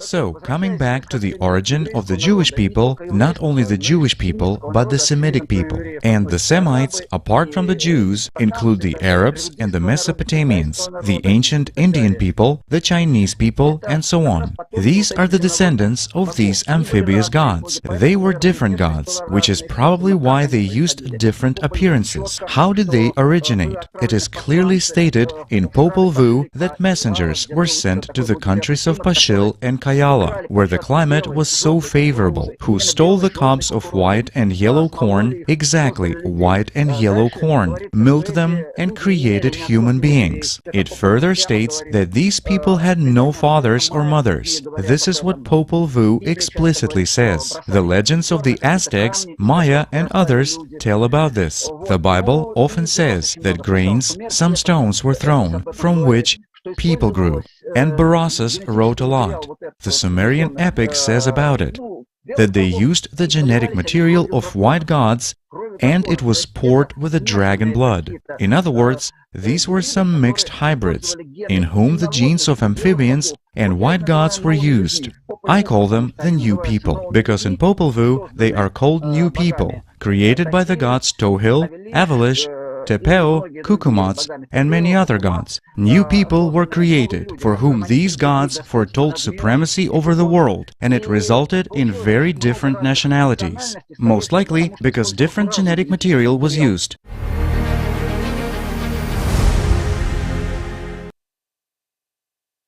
Thank you, Alexander Viktorovich. Interference in the human genome, as well as knowledge in ancient times about the process of intrauterine development, is described in ancient sources and confirmed by ancient artifacts.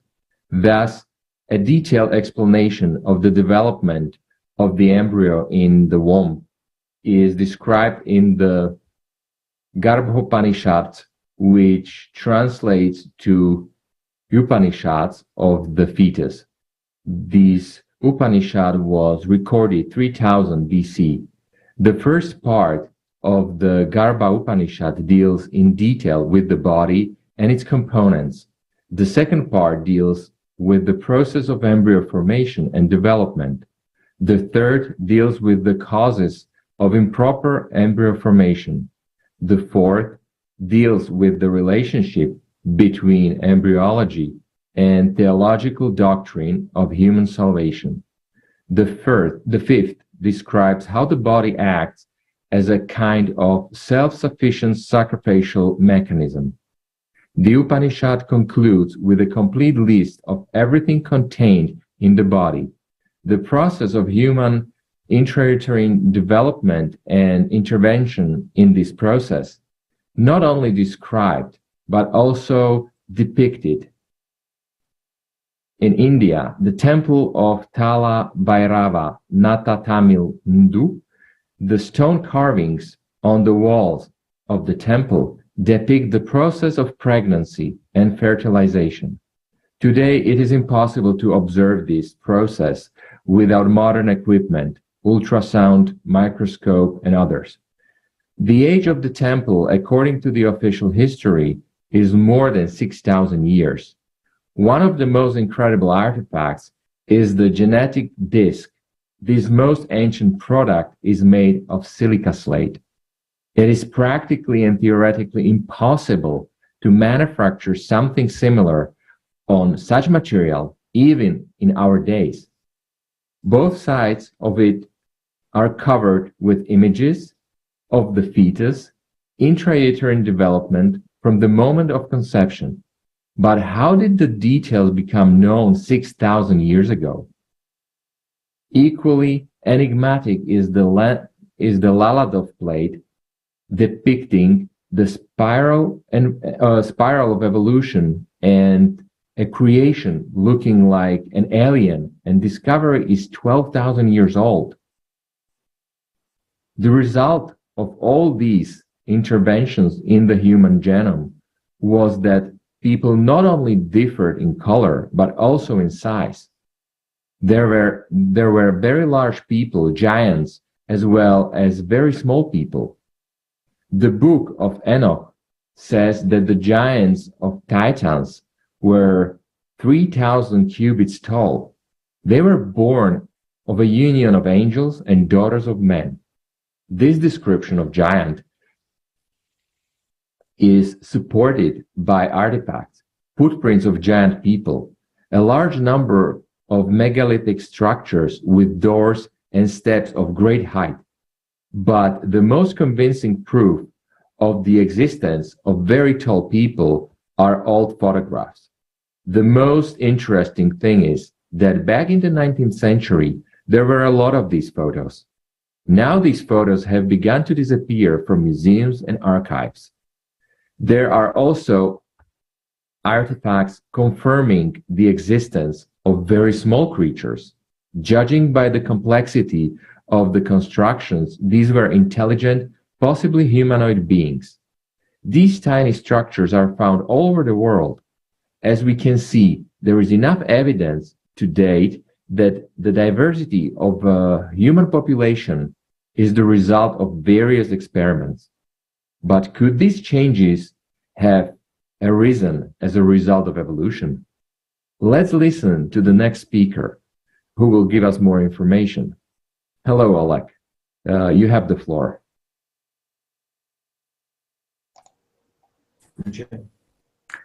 Спасибо, Роберт. Добрый вечер. На Земле существуют различные расы людей, которые значительно Thank you, Robert. Good evening. There are different races of people on Earth who differ greatly from one another, not only in the appearance, but also in personal traits, full preferences, and mental or physical inclinations. How did these differences come about? Most scientific writers try to impose the view that it came about by evolution. But many scientists actively and forcefully challenge the theory of evolution and make the following arguments. вызванные слепыми силами природы, Proponents of the theory of evolution believe that random or accidental mutations in the genetic code caused by the blind forces of nature will produce completely new traits and changes in the organism. And natural selection would then act on those challenges.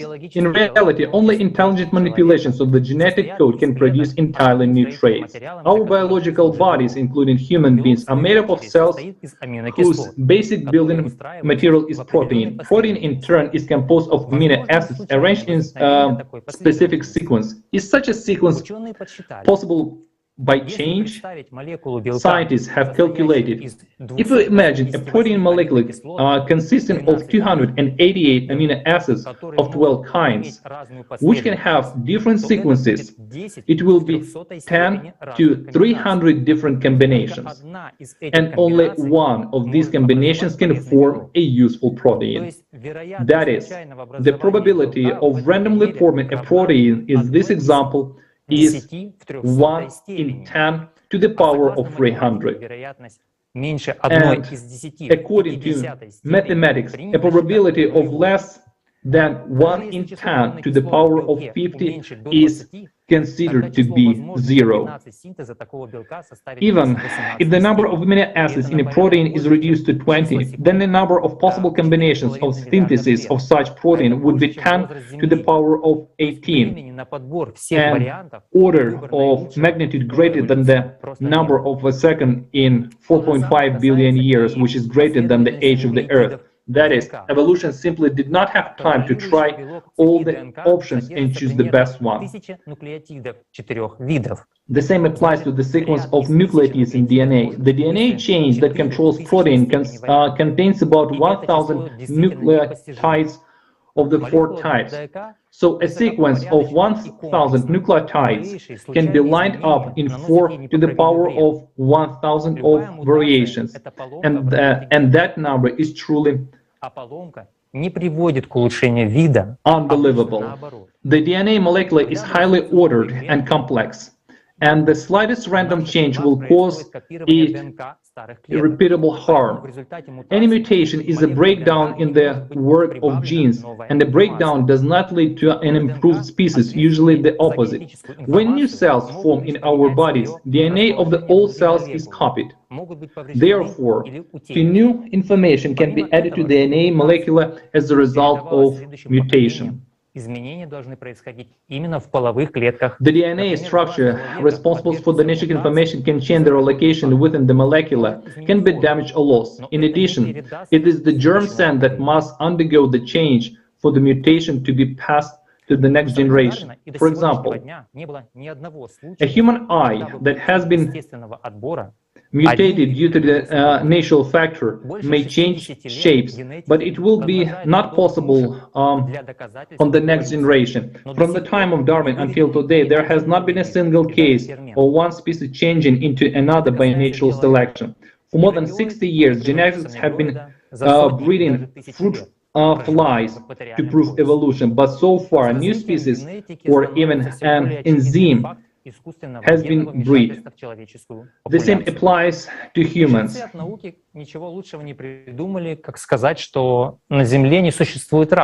Case has not involved in a negroid in hundreds or even thousands of years of living in the equatorial belt.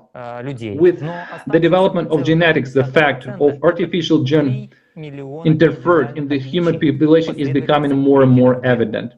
And the priests of science came up with nothing better than to say that there are no races on Earth. And immediately they found the proof. 99.9% of people have the same genome, but the remaining 0.1% is 3 million individual differences in the nucleotide sequence in the genes. Is this not enough? A group of scientists, including representatives of Russia, France, and the United States, carried out an extensive study comparing DNA in different people of the world. The aim was to find out how different are ethnic groups genetically. The main results have been published in the Science, the American Journal of Human Genetics, and other journals. DNA samples were taken from 1,056 members of 52 ethnic groups from around the world: Equatorial, South and Northern Africa, Western, Central and Eastern Asia, Europe, Oceania, and Central and South America. About 400 DNA traits not related to skin color, eye shape, build, etc. were selected for analysis. That is why they choose so-called microsatellite markers, short sequence of repetitive combination of nucleotides. These sequences do not code for any proteins, but can serve as a convenient genetic marker because they accumulate random mutations that do not manifest themselves in any external way and do not participate in natural selection. All of these people studied were divided into several groups according to their similarities or differences in these markers. Only then was an ethnicity of the participant revealed. The results was striking. The DNA traits of the individuals forms large groups corresponding exactly to their geographical affiliation to the various continents.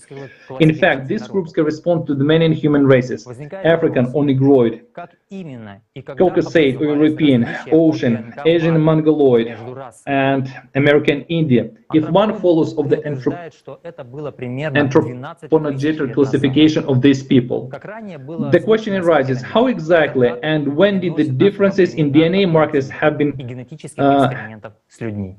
between the races formed? Anthropologists claim that it was about 12,000 years ago. Thank you for your attention, and I give the floor to Alexander. Thank you, Oleg. Good evening, dear viewers. In 1955, thanks to the work of Rosalind Franklin, two researchers, Watson and Crick, discovered how incredible the double helix structure of DNA is.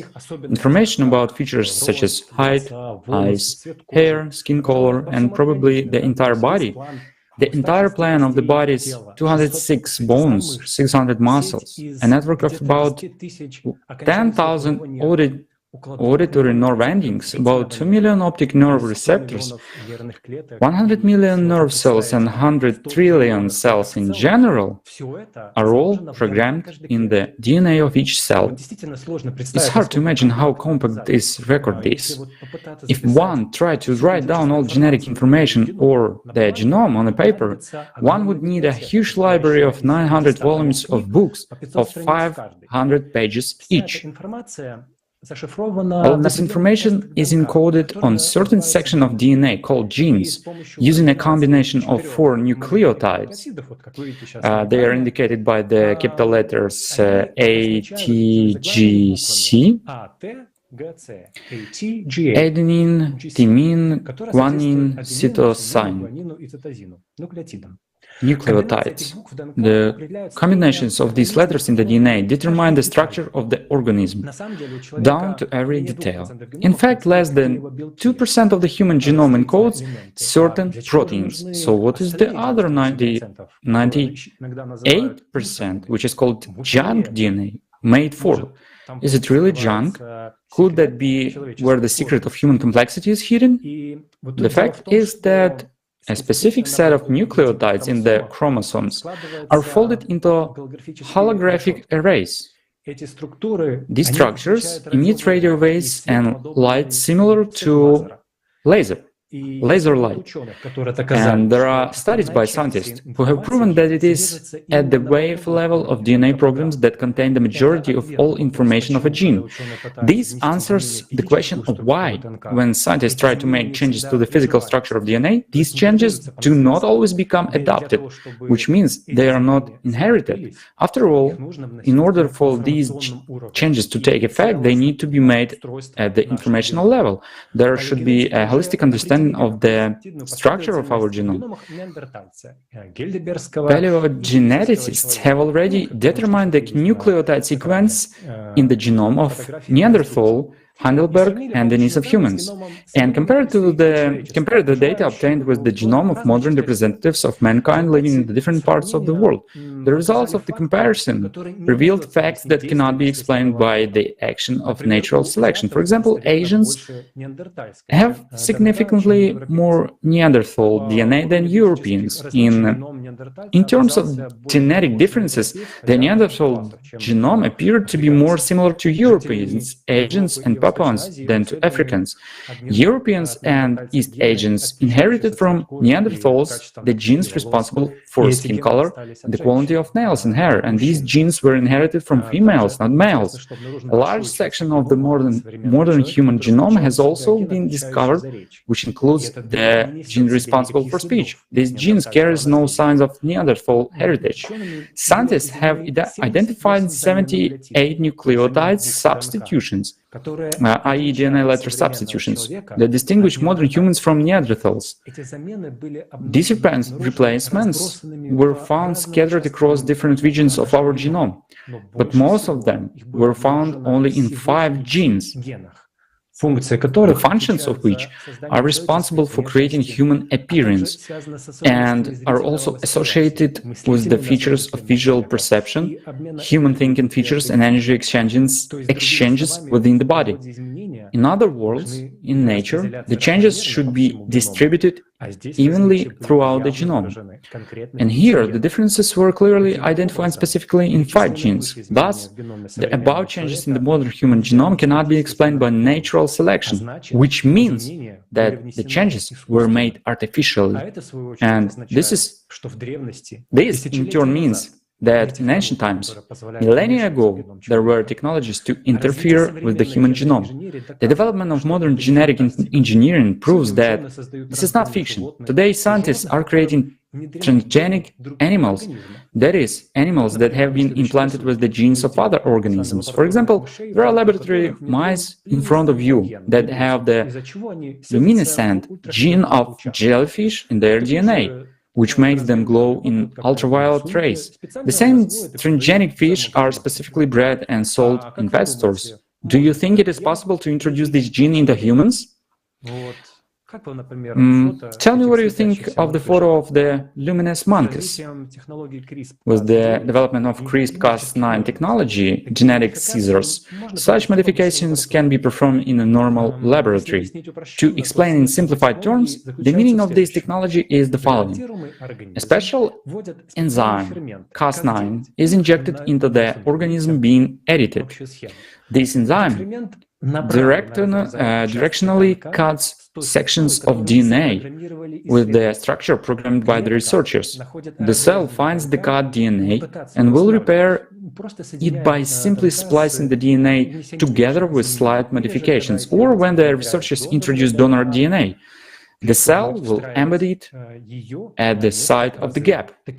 In this way, the researchers get a genetically modified organism in order for the modification to become adopted in the next generations. The changes are made at the germ cell level. The means of delivering both the enzyme and the DNA that the scientists need can be different. They can be physical microinjections, or by creating pores in the cells with the electric current, electroporation, or piercing them with the tiny bullets, bioballistics, or with programmed viruses from the families of herpes viruses, adenoviruses, and retroviruses. But these are all crude manipulations of DNA that are not always predictable to scientists and can cause normal cellular function to fail. There is a way to make changes to DNA at the level of information. This method was studied already in 1974 by the Chinese biologist Zhang Kanzhen. He created an installation which reads information from DNA of one living object and directs it to another living object. In one of his experiments, he acted the information field of the melon plant on sprouted cucumber seeds. The grown cucumber plants tasted of a melon donor, and laboratory analysis showed that the corresponding changes occurred in the plant's genome, which were passed down from generation to generation. Kanzhen also worked with animals. He treated 500 ducks' eggs with the bioinformational field, and as a result, chicken duck chicks hatched from them. They had membranes on their feet, a duck head shape, and eye location. In 1988, Pyotr Petrovich Goryaev used the method of laser spectroscopy to record two kinds of memory of DNA molecules of wave nature.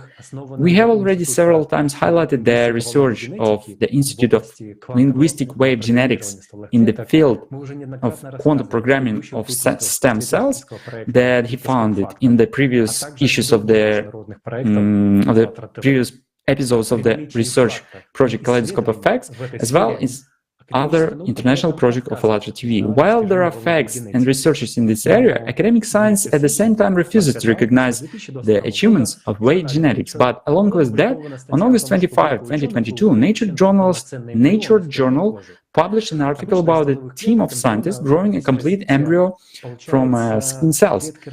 Usually, embryonic stem cells in the process of development produce cells of different tissues. Scientists have managed to reverse this process and not only to obtain stem cells from the skin cells, but also to achieve a cell-generated embryo, picking up the conditions of experiment for 9 years. Scientists are surprised by the results achieved, although it is a direct confirmation of the existence of an organism formation program laid down at the level of information, at the quantum level.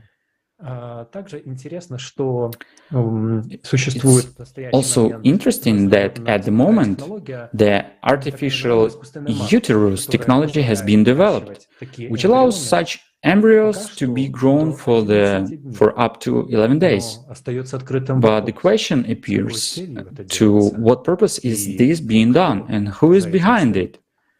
At the end of 2018, Professor He Jinkui unexpectedly announced the birth of China's first ever genetically modified babies.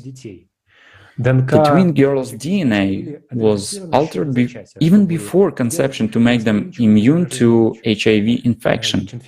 After the study was made public, the scientist was immediately criticized by the scientific world, although at the same time, the World Health Organization on July 12, 2021 issued new recommendations on editing the human genome to improve public health, which contains the following phrases.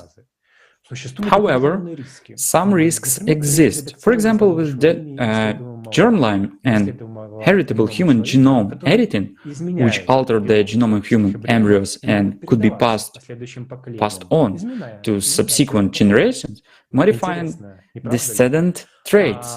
Interesting, isn't it? How about the considerate use of somatic or epigenetic genome editing to enhance athletic performance that was described in the report? Studying the achievements of modern science in the field of genetics, you realize how extensive knowledge in this area the Atlantis had. After all, it was the children of El, through the genetic experiments, that created modern human races and many genetically modified plants and animals. And the evidence for this is overwhelming, from the emergence of major cultivated plants in highlighted areas around the world about 12,000 years ago, to the fact that difference in human races appeared simultaneously, which confirms the man-made nature of this event. Thank you. I pass the word to the hosts.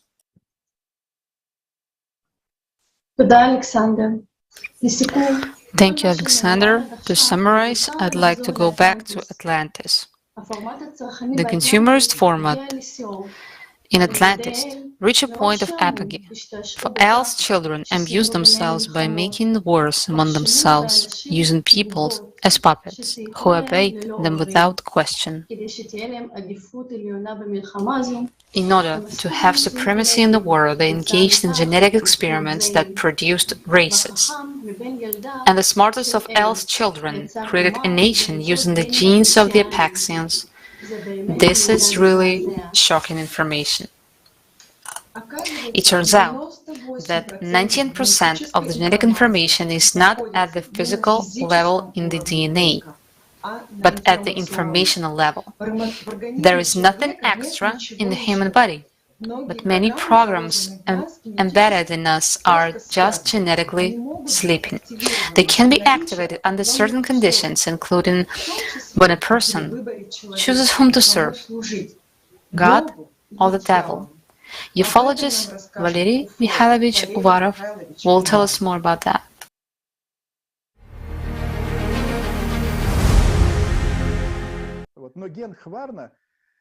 However, the carrier gene is a gene.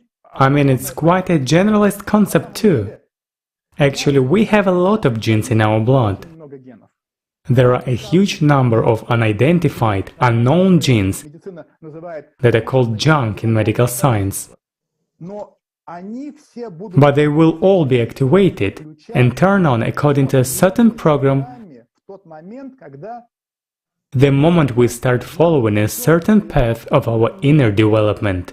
And in this regard, I'd like to say right away that blood will play a decisive role.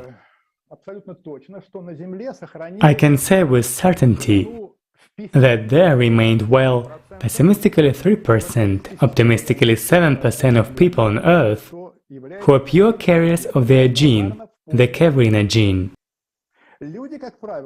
People are usually unaware of this, and it can only manifest itself when they begin to develop their inner abilities. When we begin to travel the path of spiritual development, we will need to turn on certain genetically preset programs. They are present in each of us.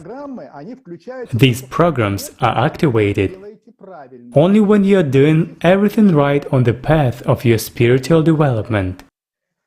Genetics allows that, and it only happens because people inwardly strive for it. People want it, but they don't know how. The answer is simple: the great in the small, and that small is in our hands.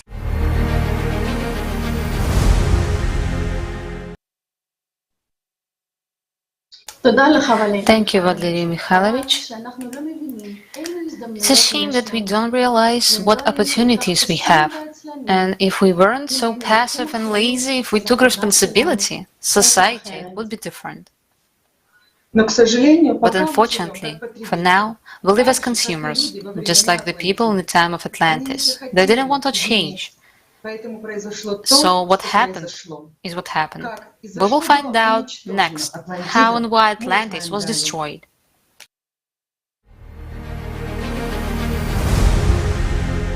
The Atlanteans waged wars and spread their power far beyond their state. Atlantean society was in the stage of decomposition.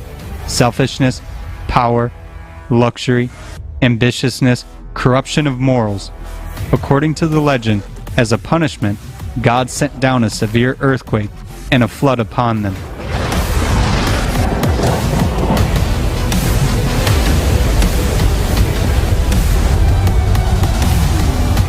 The large island of Atlantis was destroyed during a sudden strong earthquake and rapid flooding. It was flooded in the water of the ocean in one day and one disastrous night.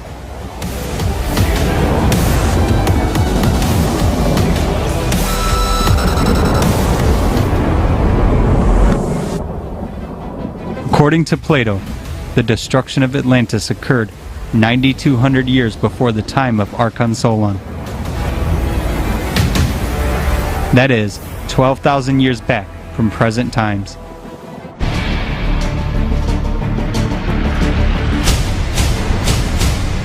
Today, there is quite a lot of scientific material on what oceanologists, geologists, and geotectonic experts and specialists in other fields of science think on this issue. Many scientists had no doubt about the existence and submerging of a big area of land that had once been located in the Atlantic Ocean between Europe and America, which Plato had mentioned. However, many were astonished by the very fact that in this legend, the land submerged in just one day. However, the current rapid global climate change on Earth, which has been observed over the last 2 years, indicates that in the modern world, Any day may become the last for the consumer civilization. As Igor Mikhailovich Danilov said, it is people themselves who by their choice and exactly by their choice whom to serve, the devil or God, are bringing closer or postponing this end of the world. A lot depends on people. Some people doubt the end of the world. But today, only a fool or someone who doesn't see what is happening behind the window may have doubts.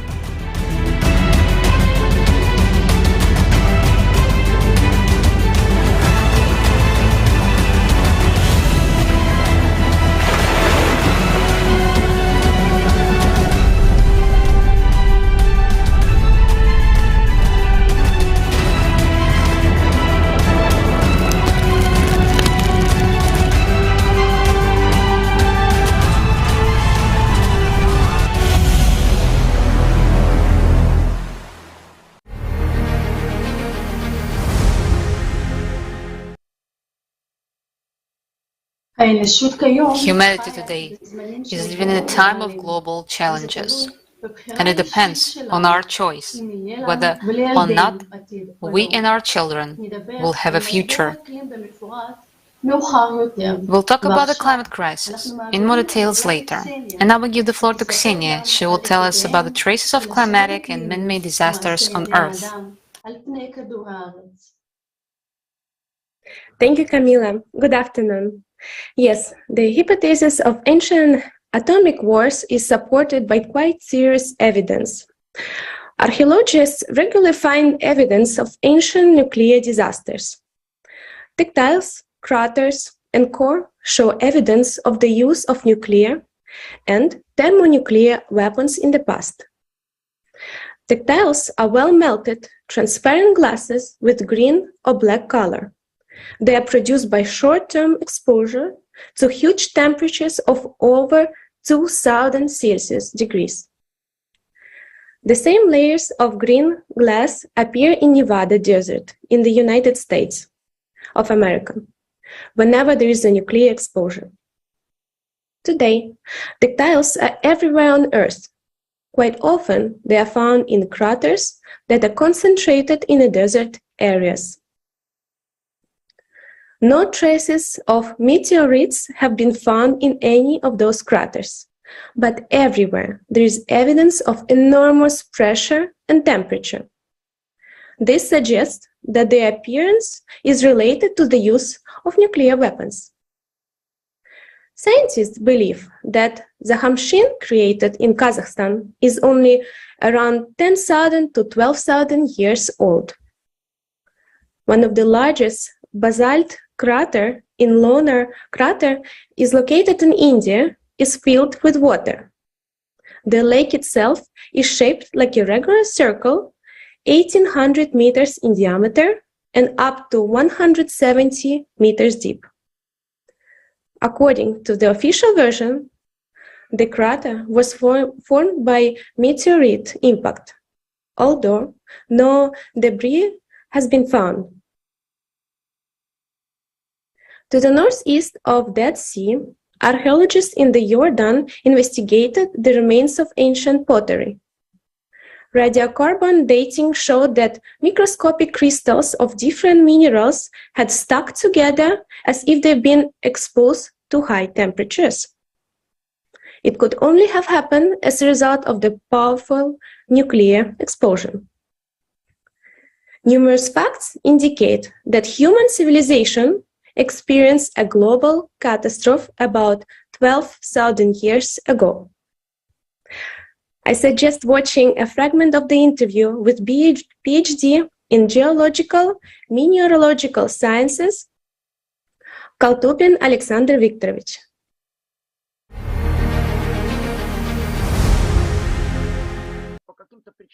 For some reason, there was a catastrophe at the end of the Pleistocene, which was a two-stage event. The first stage was 12,800 years ago, which is quite clearly defined by the North American and European tektite-strewn fields. Various quartz granules and glass that appear. And another, even more powerful catastrophe happened 11,700 years ago, defined by the tektite-strewn field in East Asia that stretches 4,000 kilometers from Australia, New Zealand to Kazakhstan. There are a huge number of sinkholes around the world that date back to about this age, mostly around 12,000 years ago. There are a lot of them. In the Sahara, Egypt, Algeria, and even in Russia, there are a lot of these round-shaped sinkholes. And I studied this disaster in great detail. In addition to these two stages of 12,800 and 11,700 years, there was also a series of more localized events that occurred in different places and at different times, from 14,000 to 11,700 years ago. Meaning, mammoths, rhinos, camels, all of these horses were dying out unevenly, not the way it's thought to have been, either 12,800 years ago or 11,700 years ago. In one place, they died 13,000 years ago, in another place, 13,500 years ago. So we've discovered that it was a period when some countries were at war with each other, meaning it was some grand world series happening for almost 1,000 years. A world war, so to say, that was accompanied by two catastrophes. The catastrophe of 11,700 years ago was accompanied by a shift in the Earth's axis. If the Earth's axis used to be in the Greenland area, after this event it jumped 15 degrees to its current position.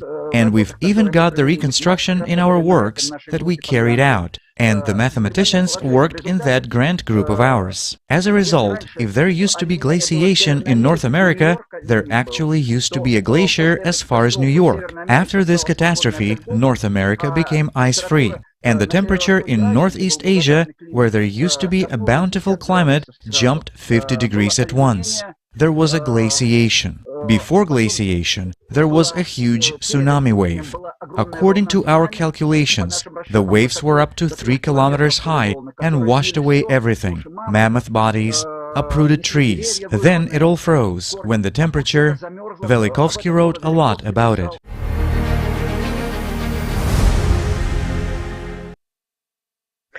Thank you, Alexander Viktorovich. Another evidence of the global catastrophe, which had a huge impact on the development of humanity, is the Uselo horizon. In 1940, in the Netherlands, near the village of Uselo, the Dutch archaeologist Cornelis Heysseler found a thick layer of ash at a depth of 15 meters. This was a layer of charcoal that had been peeled together and contained tiny cellish, glassy objects called tectiles. And as mentioned earlier, tectiles form only at very high temperatures in excess of 2000 degrees Celsius. This layer was called the Uselo horizon.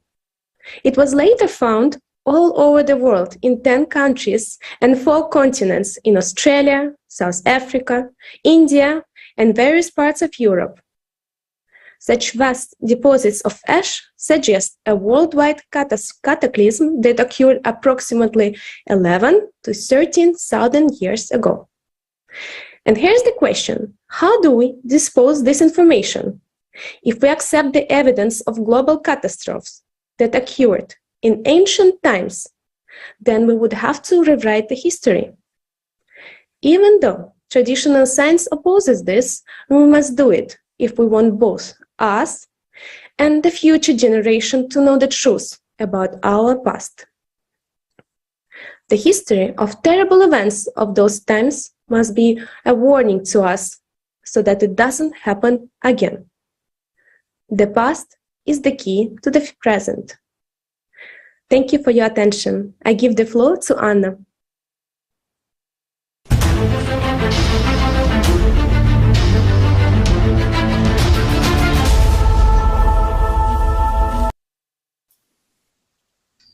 Thank you, Ksenia. Really, that's a very good question. How do we use this knowledge? How will we use it? After all, as a result of wrong choices, there was a catastrophe in which a large number of people died. Those who were able to survive built a new world. What was the new society and how people lived in those times? Ksenia will tell us about this. Yes, Anna. As we can see, the facts about the global cataclysm are preserved in the geology of our Earth, and the sciences confirm it. These descriptions of climatic and technogeneric catastrophes also can be found in myths, legends, and religious writings of various people. The same scriptures also speak on the spiritual rebirth of humankind after the Great Flood. It was a period of golden millennium. In the ancient Egypt, this time was called Zeptepi. At Hindus, it is Satya Yaga. Also, it is possible to find mentions of the Hyperborea. It was a period of matriarchy, a time of peace and prosperity. Egyptologist Randall Clark speaks of the Golden Age as the first age or a time of absolute perfection in this bliss of epoch, which has been called either the time of Ra, Osiris, or Horus. There was no death, disease, or misery. Archaeological finds confirm the presence of highly developed cultures older than 6,000 years. These are Göbekli Tepe, Çatalhöyük, Kukuteni Tepile, Sisko culture, Vinča, Anaya, etc. As Maria Gimbutas points out, none of the approximately 150 surviving drawings from Çatalhöyük depicts conflicts, battles, wars, or torture. Ancient Europe knew neither hard fortifications, nor daggers, spears, or halberds. In the large settlements, there were no rulers or any significant cults. People lived peacefully. There is a period when the sign of ALLATRA was especially revered on the different continents. You can learn more about this sign in Kaleidoscope of Facts, the sign of ALLATRA. How it was depicted and where it occurred, we learned from the video.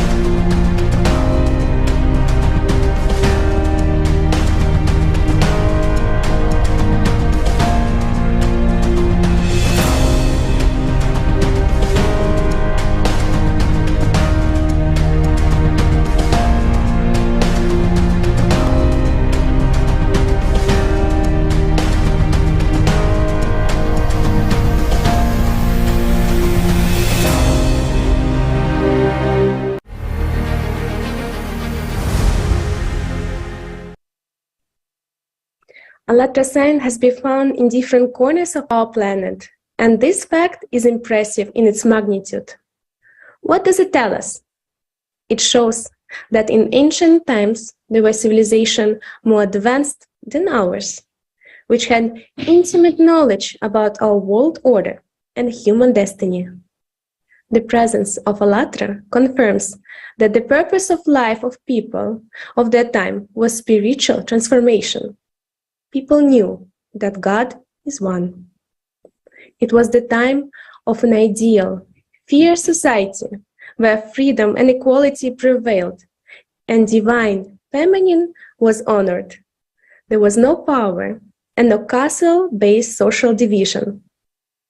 In the book Civilization of Great Goddess, The World of Ancient Europe by the American archaeologist and cultural scientist Maria Gimbutas, it was said that civilization which existed in ancient Europe about 8 millennia ago experienced a long period of undistributed peace.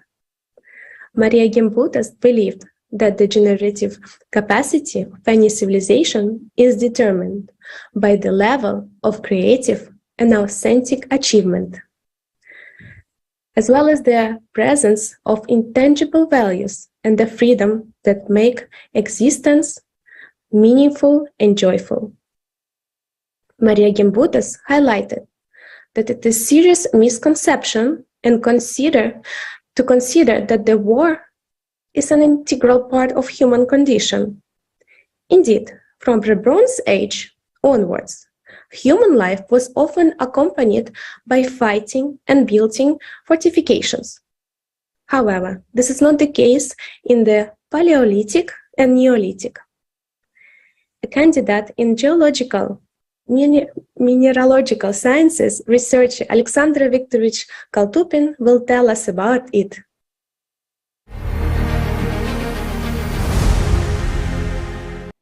It was a peculiar civilization, which, it's my conclusion, was actually of a communist ideology.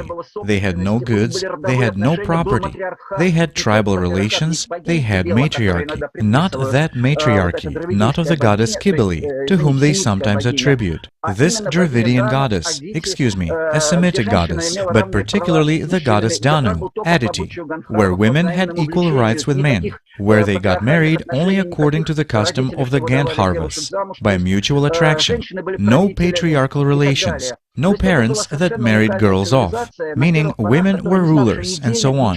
So, it was a completely unique civilization in the early days, without money, without goods, without anything, where, as they say, everyone lived in tribal communities, a perfect Golden Age society. And this Dravidian civilization that they encountered, I can talk about it in detail, because I work a lot with it. It was a society that cultivated a cult of goods, money, that had patriarchy, the subordinate position of women in society, that always made human sacrifices. I mean, this civilization is completely different, the one which in fact rules most part of the world nowadays. And I've also traced, I'm working on it now, how it came to be that virtually all modern religions fell under this civilization, which cultivates a cult of goods and money.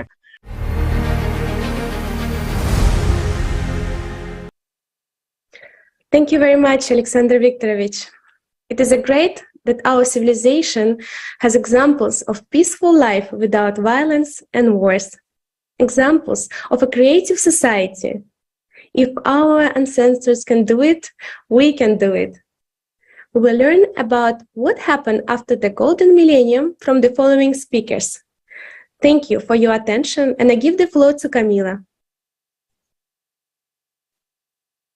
כן, קסניה, זו הייתה תקופה נהדרת, זמן הפריחה הרוחנית של האנושות, אבל למרבה הצער, האנשים, בגלל הטיפשות שלהם, החליפו חיים כאלה לחברת הצרכנות, אבל זה לא קרה מיד. לאורך כל התקופה הזו, נשיאי גנים האפקסיאנים חיו בערים תת-קרקעיות. הם שמרו על האידיאולוגיה של האטלנטים ועל פורמט החשיבה הצרכנית.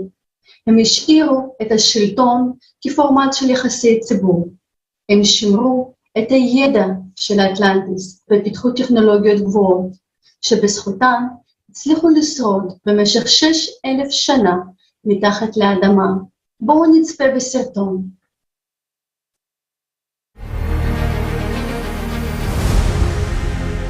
How long ago do you think humanity started building tunnels underground? You must have thought of the subway.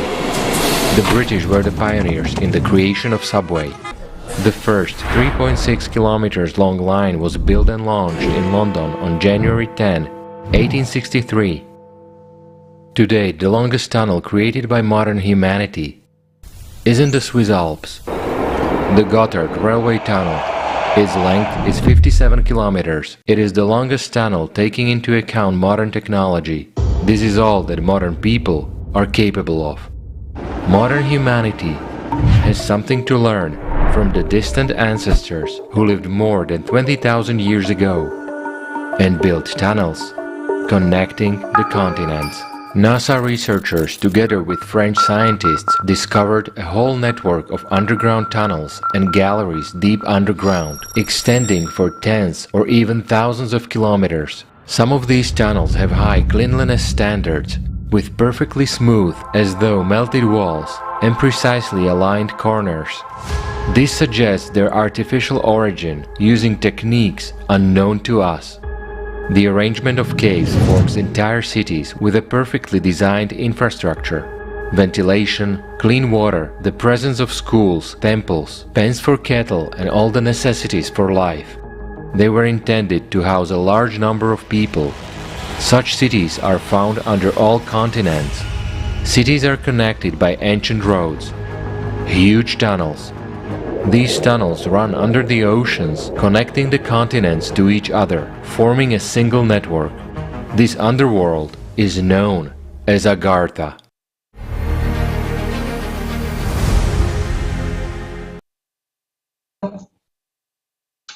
Впервые Агарта упоминается в XVII веке в работе иезуитского теософа Афанасия Кирхера. Он говорит об этой стране в своем трактате «Подземный мир, в котором все богатства природы». Agartha is mentioned in the 17th century in the work of the Jesuit theosophist. He speaks of the cancer of his treatise, The Underworld, in which are rich of nature. A more detailed description of Agartha is found in the book by French author The Mission of India in Europe. It was the book that spanned many explorers to search in the mysterious country. The Marquis described Agartha not only as a geographical concept, but also as a primitive church, which inherited the ancient science from the sages of the past. The name of Agartha was given about 5,000 years ago and means inacceptable, and Jonathan will tell us more about Agartha.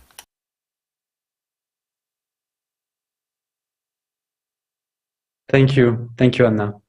Good evening. According to Saint-Yves d'Alvèdre, Agartha has a population of almost 20 million people. Agartha is home to libraries.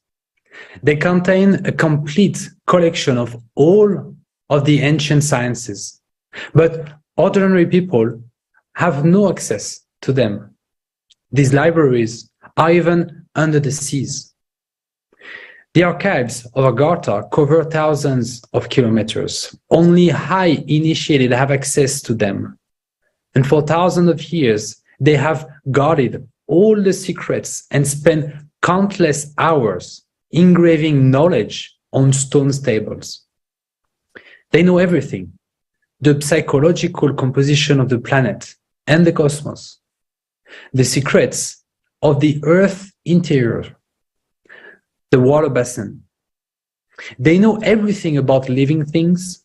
They know about Earth's magnetic fields.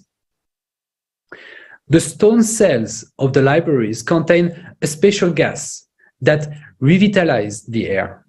This is why the sage who emerge from them remain healthy. Before turning the social structure of Agartha, let us dwell on the personality of Saint-Yves d'Alvèdre. This will help us to understand where he got this knowledge of this country from.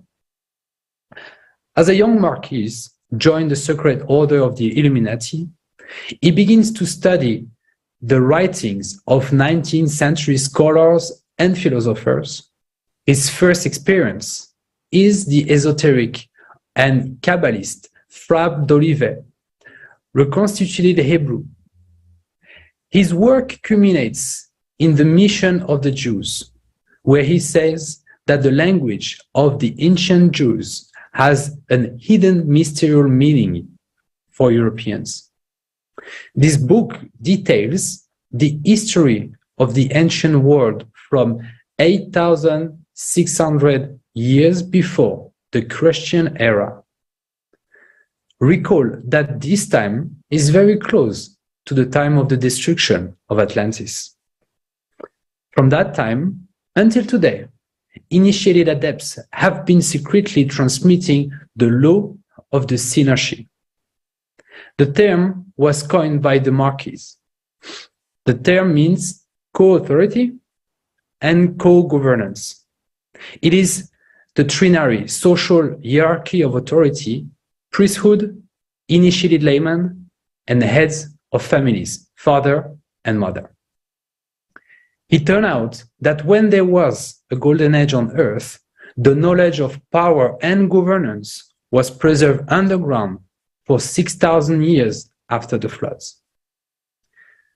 Having joined the secret cycle of the rulers of the world, the Marquis Saint-Yves d'Alfred cast Agartha in a favorable light for the archons, extolling it and calling it sacred, emphasizing that there is no death penalty, no punishment, and no prison.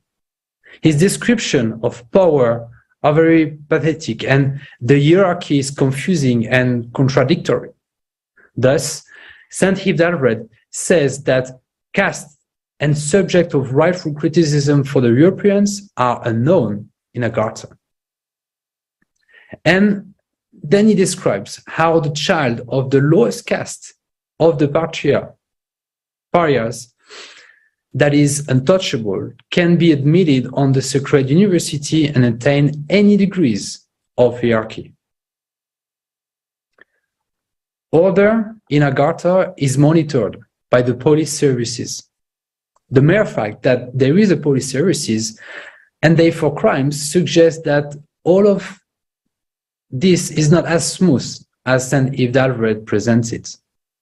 There is also a description of the central organization of Agartha in the book, and here the stratification of society is clearly evident. Millions of yogi and jiswa in the underground cells learn the sacred languages.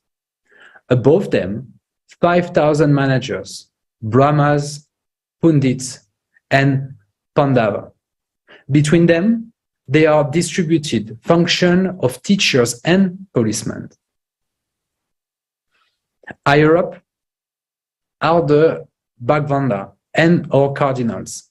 They possess secret knowledge and can leave Agartha at will. The Ari above them remain in it at all times as an integral part of its hierarchical tops. The most excited cycles consist of 12 people. They are assigned to perform rites and magical rituals, in the process of which they adorn themselves with symbols that are found in every ornament of sacred objects. Above them, all stands one supreme pontiff of Agartha. He is in full possession of the sacred catalogues of this planetary library. He alone possesses in its entirety the cyclical key that is essential not only for opening each of the shelves, but also for knowing exactly what each of these shelves holds, for making one's way from one shelf to the next, and most importantly, for knowing how to get back out again. Agartha also has a weapon. They are so powerful that, in the Marquis' words, could blow up a part of the planet if necessary, destroying these profaners and their country of origin in a cataclysm. Isn't Agartha from Saint-Yves d'Alfred a lot like Atlantis? Such an underground replica of it. In the early 1920s, in the new account of Agartha suddenly appeared in the West. It is described in Anthony's Ferdinand, Osandovich, Beasts, Men, and Gods. This kingdom of Agartha is extended throughout all subterranean passage of the whole world. In underground caves, there exists a particular light which affords growth to the grains and vegetables and long life without disease to the people. This information, he says, he got it from conversation with J. Lama, who told him, "Only one man knows his holy name. Only one man living was ever in Agartha. That is I." That Agartha is more than real is confirmed by discoveries of underground cities around the world. Here is just a few photos of these unusual structures, caves, and has been discovered in the kingdom of Mustang, Tibet. Most of them are empty, but some show signs of human habitation, earth, grain storage bins, and sleeping quarters. Some caves were used as burial chambers or sacrificial places. Dozens of bodies more than 2,000 years old have been found in them. They lay on wooden beds with copper ornaments and glass beads. The next photo is of Vertebra Cave. It is located on the outskirts of the village of Bilshi Zolote in Ternopil region. It is often called Pompeii of Polodia. The first explorer found a huge number of human remains and animal bones here.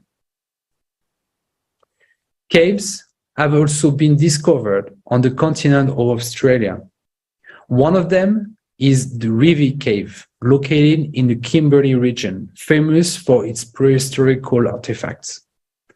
During its examination, Australian archaeologists discovered bones tools who exceeded 30,000 years.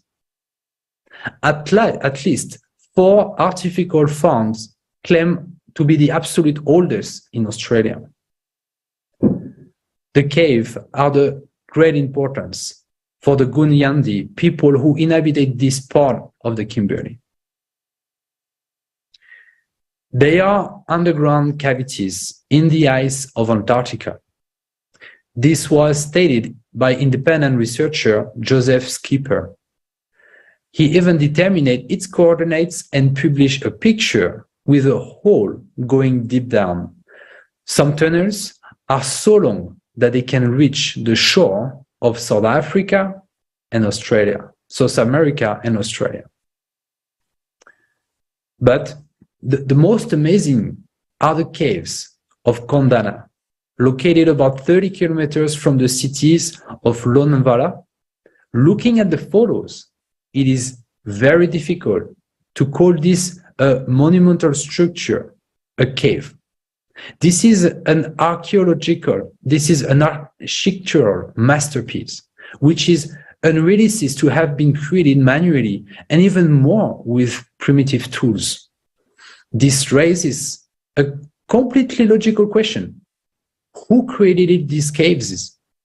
Most likely it was a civilization unknown to science, which possessed high knowledge and technology. The next photo is an underground gallery in the Rio Cinco area in Brazil. The photo clearly shows the level of decoration of the inner wall of the cave, straight line and right angle. The Incas who lived in these territories could not build them. In addition, birds are depicted on the plates, but as zoologists have established, these birds are not known in South America. Caves and tunnels with drawing on the walls are found all over the world. In some tunnels, there are walls covered with a picture depicting the joint action of Superman and ordinary people. Ivnegi Robovay, academician of the RNAA, believes that they were left by an ancient, highly developed civilization mentioned by the Incas. We learn more about tunnels and underground caves firsthand from Alexander Viktorovich Kultin, who himself explored them.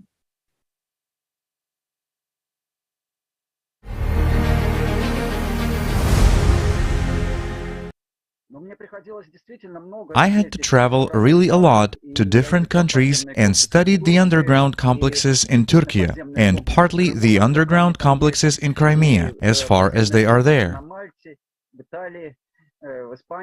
and the underground complexes in Malta, Italy, and in Spain. Indeed, they are in all countries, and judging by descriptions, there are a lot of them in Egypt, India, Iran, in Afghanistan, and America. There are huge complexes in South America. They are almost everywhere. But perhaps it is necessary to emphasize the size of those complexes. For example, in Turkey, such underground cities as Derinkuyu, Kaymakli, Oskonak, and others, which are located in Cappadocia. These are really multi-level underground cities that stretch for kilometers and have 3, 4, 5 underground floors. There was one town, Florin. It is not very visited, and when we arrived there, the local Turkish caretaker shone a torch, and I crawled into a narrow hole to the lower floor, from the ground floor to a lower, deeper one, as if I was crawling in a grave, in a coffin. I mean, there was a stone passageways on all sides of me, and I literally had to crawl for 20 to 30 meters. I was filled with some kind of horror. I mean, there are even towns like this. When I got out, I saw a huge hole. When the caretaker turned on the light, it was about 100 meters long and 50 meters wide, and immediately the question arose, what kind of creatures lived in those towns? When we studied these underground towns in Turkey, it turned out that they were built up several times. That is, they were not only multi-storied, multi-level cities, but they were also built at different times and by different civilizations. I mean, there are rooms for people of normal height, there are some giant halls, and there are rooms that can only fit people who are probably 80 centimeters tall, or 1 meter maximum, and they are the only ones who can feel comfortable in such rooms. So, you have to know that these towns were built over a long period of time and were used many times by different civilizations. This is the first type of towns. We saw such towns in Malta, we saw such towns in Italy. The second type of underground structures are numerous everywhere, much more than underground towns like Kaymakla and Derinkuyu. As a rule, scientists call them tombs. We investigated different kinds of tombs, which are actually small rooms of different kinds, carved into the rocks, sometimes a few dozen square meters, sometimes a few hundred square meters, sometimes just little rooms with 2 beds. Either the dead lay there, or someone slept in those beds. We had been studying such complexes. There are many of them, especially in central Italy, Etruria, in the north of Rome. And when we studied them, we immediately came to the opinion that they were not for the dead, but they were shelters from some natural disasters. Either it was an asteroid collision or some kind of nuclear war from the past. But clearly, such a huge number of underground structures were built on purpose. People were fleeing from some kind of misfortune because it was impossible to live outside. And on one side, as a rule, there is such a bed. On the other side of a bed, there is some place like a fireplace for cooking. There is also something else, but certainly they are not tombs. And all of my expedition partners and fellow travelers with whom I talked smiled at once at the mention that these were tombs, because there was plenty of earth around, and it seemed ridiculous to chisel the whole earth, chisel rocks, and build such constructions in great numbers, not 1 or 2, but hundreds of them.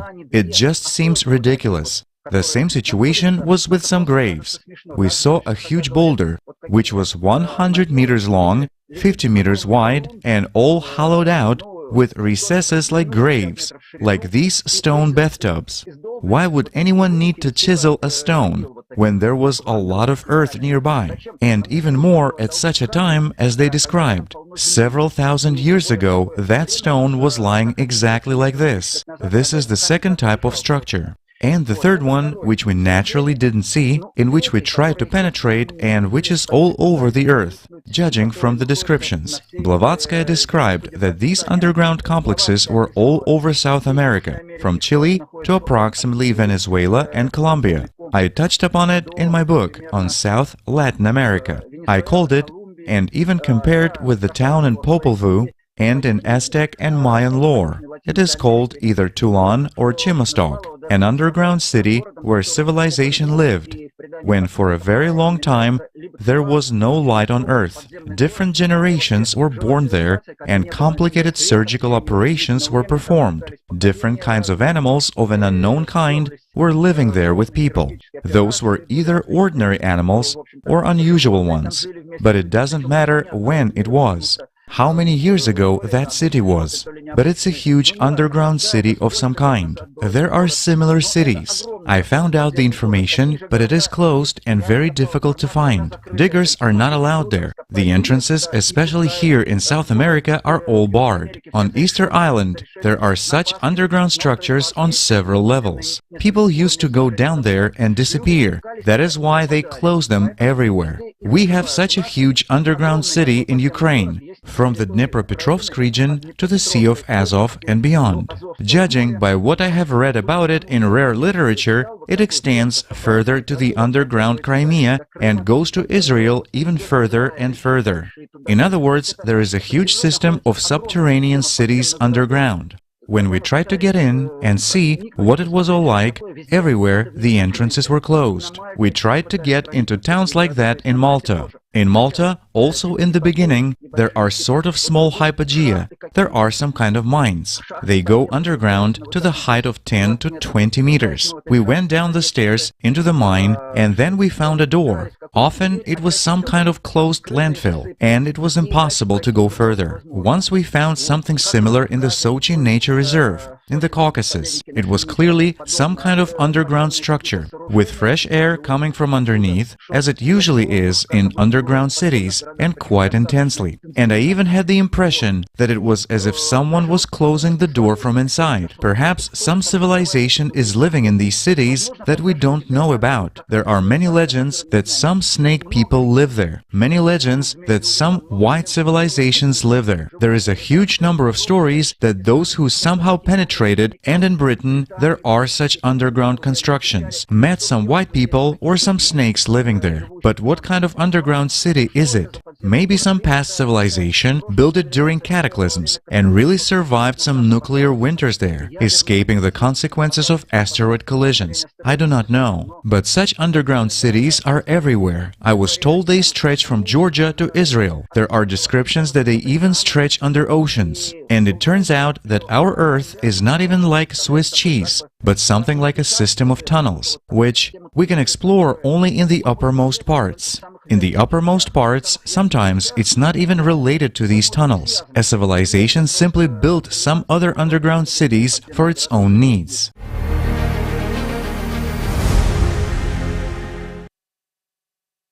Thank you, Alexander Viktorovich. Really very informative information. And now we will dwell in more details on the tunnels leading to Pumapunk. Terry Jamani will give us some facts about her research. Terry, over to you.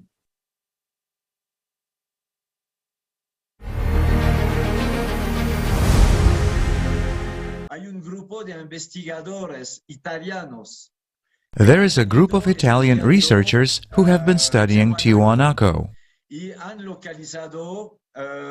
and they discovered a tunnel underneath an Akapana pyramid.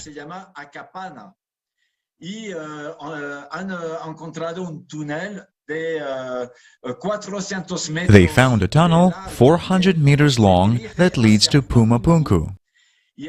And this tunnel, I don't know how the pre-Hispanic people were able to build it. It's 1 meter 10 centimeters high, And it has a lighting system on the ceiling, a crystal-based lighting system. And there are several shafts in this tunnel. And there are some very precise points. The sun's rays penetrate into this tunnel and illuminate everything thanks to this crystal system. And what really caught my attention was that in this same tunnel, at the top, there are, how to say it in English, stalagmites and stalactites. Some stalactites are over 26 centimeters long. You have to understand that 1 millimeter of stalactite takes a century to form. So if you multiply that, you'll see that Tiwanaku is actually much older than academic archaeologists claim. Academic archaeology claims that Tiwanaku appeared between the 2nd century BC to the 9th century AD. But based on these stalagmites, stalactites, if we do a very simple multiplication, we can conclude that the age of this place could be more than 10,000 years. And so in this archaeological site, we have evidence of the use of technology. For example, when you bring a compass close to the various blocks of Pumapunku, the compass loses its azimuth. It loses its north. And in this place, Pumapunku, there are many indications of the use of technology that resembles modern technology. If you put your finger close to the block, you can damage your finger. So thin were the blocks cut. And it is now very difficult to reproduce with modern tools the shapes they did thousands of years ago, and presumably without modern tools. It's a big mystery. Tiwanaku is a very interesting object. And I forgot to point out that after the discovery made by this Italian group in 2008, the Bolivian authorities did not allow this group to continue their research. To this day, it remains frozen. At Machu Picchu, we carried out archaeological research with permission from the Ministry of Culture. Between 2011 and 2014, we conducted electromagnetic resonances on the top floor of the Temple of the Three Windows. And this is what we discovered: a system of underground cavities, and also an entrance that was sealed off by the Incas. And we found, as you said, several staircases and a hall measuring 3 meters by 3 meters, and about 10 human-sized cavities, sarcophagus.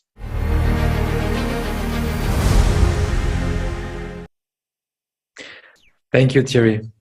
You said that this place could be more than 10,000 years old. That is very interesting. This is not the first time we have heard about this time, 10,000, 12,000 years ago. This is the time where Atlantis was destroyed, and some of its inhabitants, the carrier of the Apeksan gene, were first to go underground. Archaeologist Heinrich Kusch also talks about this time. He also believes that the underground structures are more than 10,000 years old. This is confirmed scientifically by fundamental research, TCN, terrestrial cosmologic nuclides. Heinrich Kusch had been conducting research into Europeans' underground tunnel for 10 years. The results of this research was a book called Caves in Europe, Gods, Ghosts, and Demons. During his research, Heinrich Kusch was faced with the fact that everything about underground structures is very carefully hidden from people. Information about them disappears. Entrances to caves are flooded, walled up, bars are put up, guards are posted, access to them is forbidden. Some entrances were enclosed by sacred building. Today, for example, in the Guttaringa church stands precisely above the end of a large corridor that begins below the church building and runs east under the nearby mountain ridge. If a cave entrance is found on private property, it is immediately purchased. The author describes a case where the entrance to a cave was discovered in a common household basement. Immediately, riches began, and while the sales was being resolved, a contract was drawn up early. The owner and his family were denied the access to their cellars for that period. This basement was so interesting that even the Freemasons wanted to set up a lodge there. Heinrich Kusch also quoted Floridius Elmer Roig, who shortly before his death gave the owner and a German scholar information of the 12 Apostles session, the 12 Apostles of Mind, allegedly have direct access to the underworld and are said to contain a valuable library, with a section recorded from humanity's past. Perhaps it is due to the fear that the knowledge of these libraries will become available that this information is withheld. The author of the book also said that until the 12th century, many underground tunnels and roads were actually operational and trade with members of the underground camp. Peoples was carried out through them. However, around 1580, the church forbade this contact. When the entrances to the underground were closed, there were plenty of knowledgeable people, women and men, who knew the functioning of underground structures and the technically advanced achievements of underground people. In a silver mine in Unterzering in Syria, according to the written document available to us, a technical device was in operation early as the 16th century, which was passed to the members of the nobility. Since the term of underground city is linked to alien civilization, here is an excerpt from Heinrich Kusch's book on the subject as well. He asks a question: why do some medieval and modern paintings have images of UFOs that everyone can understand? And he answers himself: as these paintings were mainly commissioned by the church, it must have agreed that artists could and were allowed to paint such things.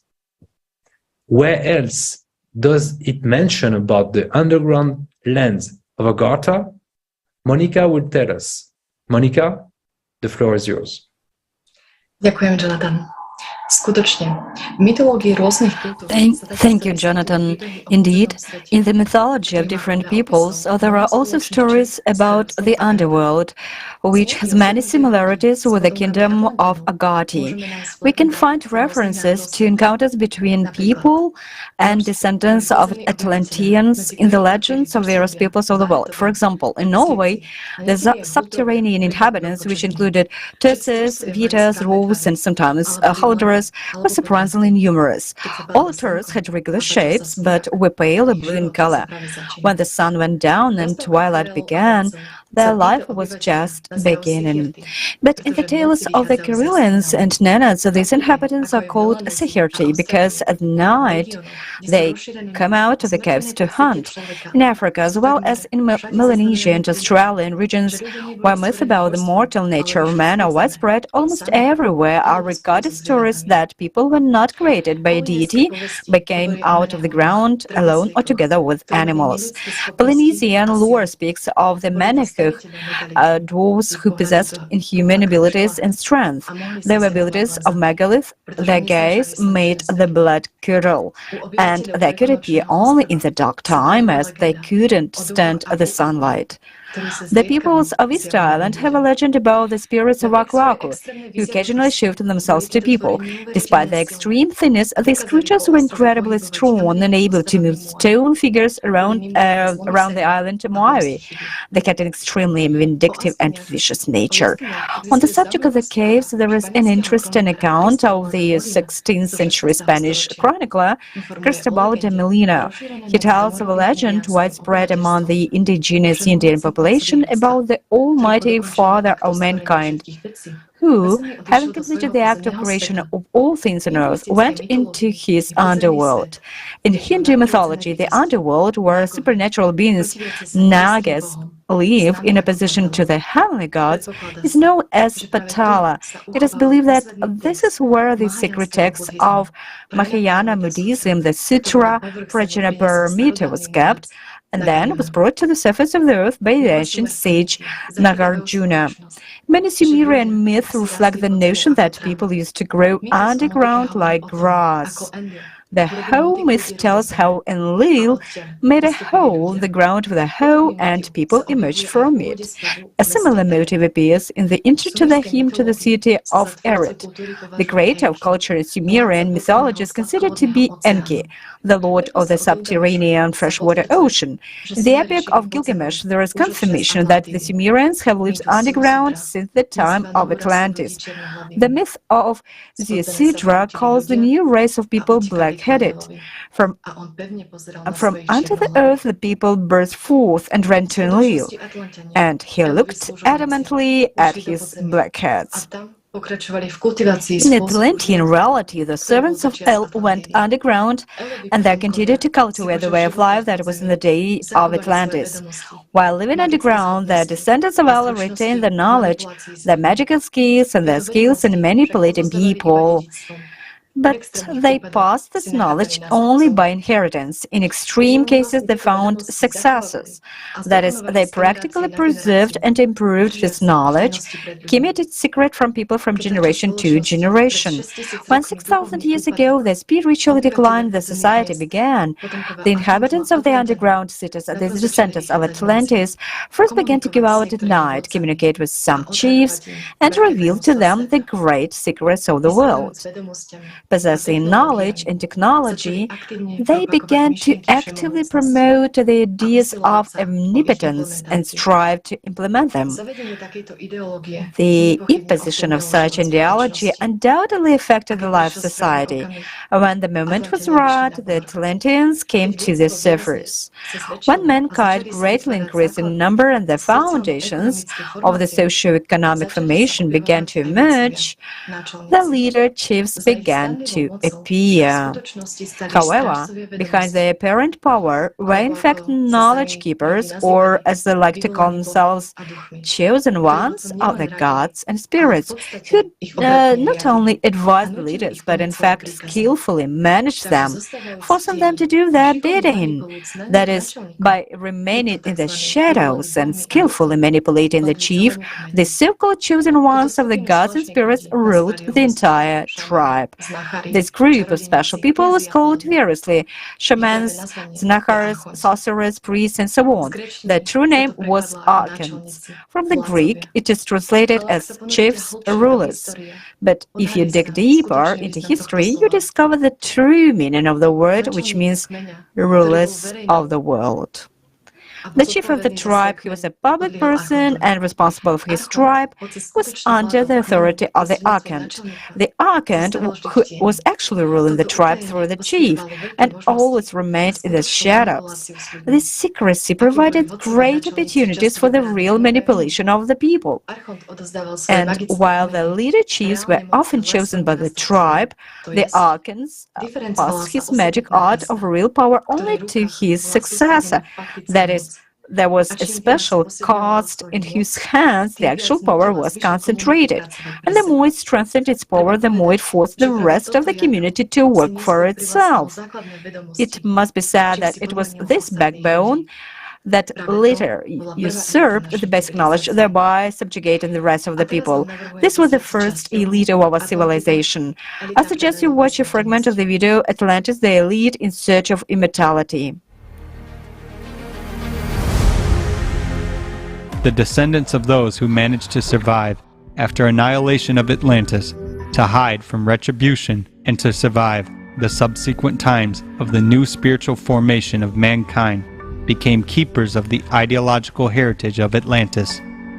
When the epoch of patriarchy came, they started to actively propagate the ideas of omnipotence and sought to implement them, and to establish a new world order, planning for centuries ahead.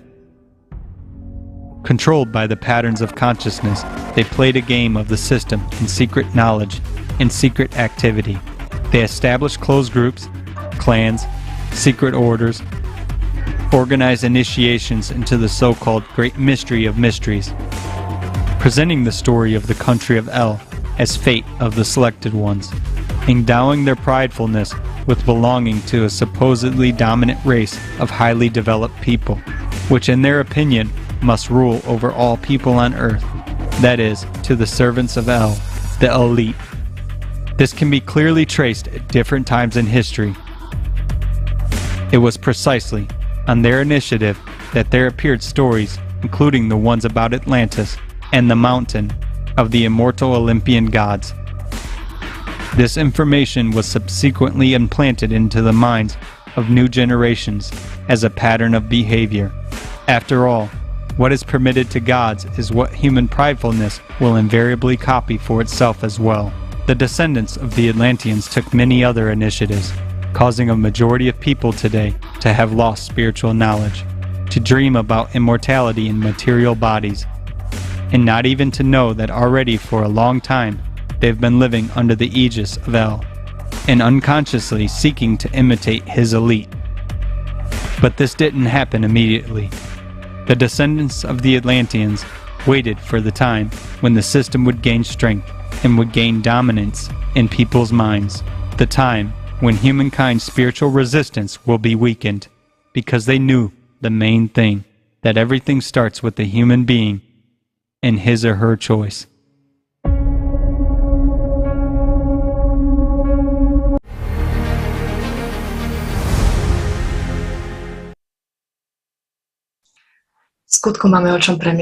Really, we have much to think about, right? Thank you for your attention, and I pass the word to Camilla. תודה, מוניקה. אכן, עם הדרדרות הרוחנית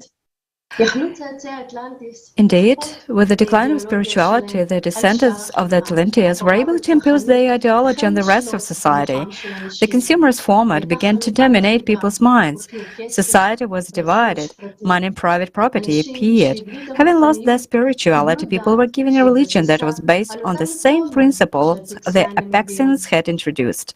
Anna will tell us what this led to. Да, Камила, это сложная тема. Как сегодня уже говорилось, 25 тысяч лет назад апексианцы привнесли в человеческое общество религию. Но не для того, чтобы люди пришли к Богу, а для того, чтобы получать от людей самую ценную валюту во Вселенной — внимание человека. This energy they used for themselves in various ways. The Abeksyans also made human sacrifices to receive that invisible energy at once and in large quantities. And they also ate the flesh of people.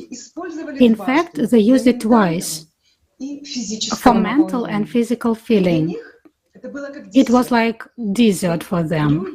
After all, people were constantly praying to the Abeksyans in temples as to gods, giving them their life energy.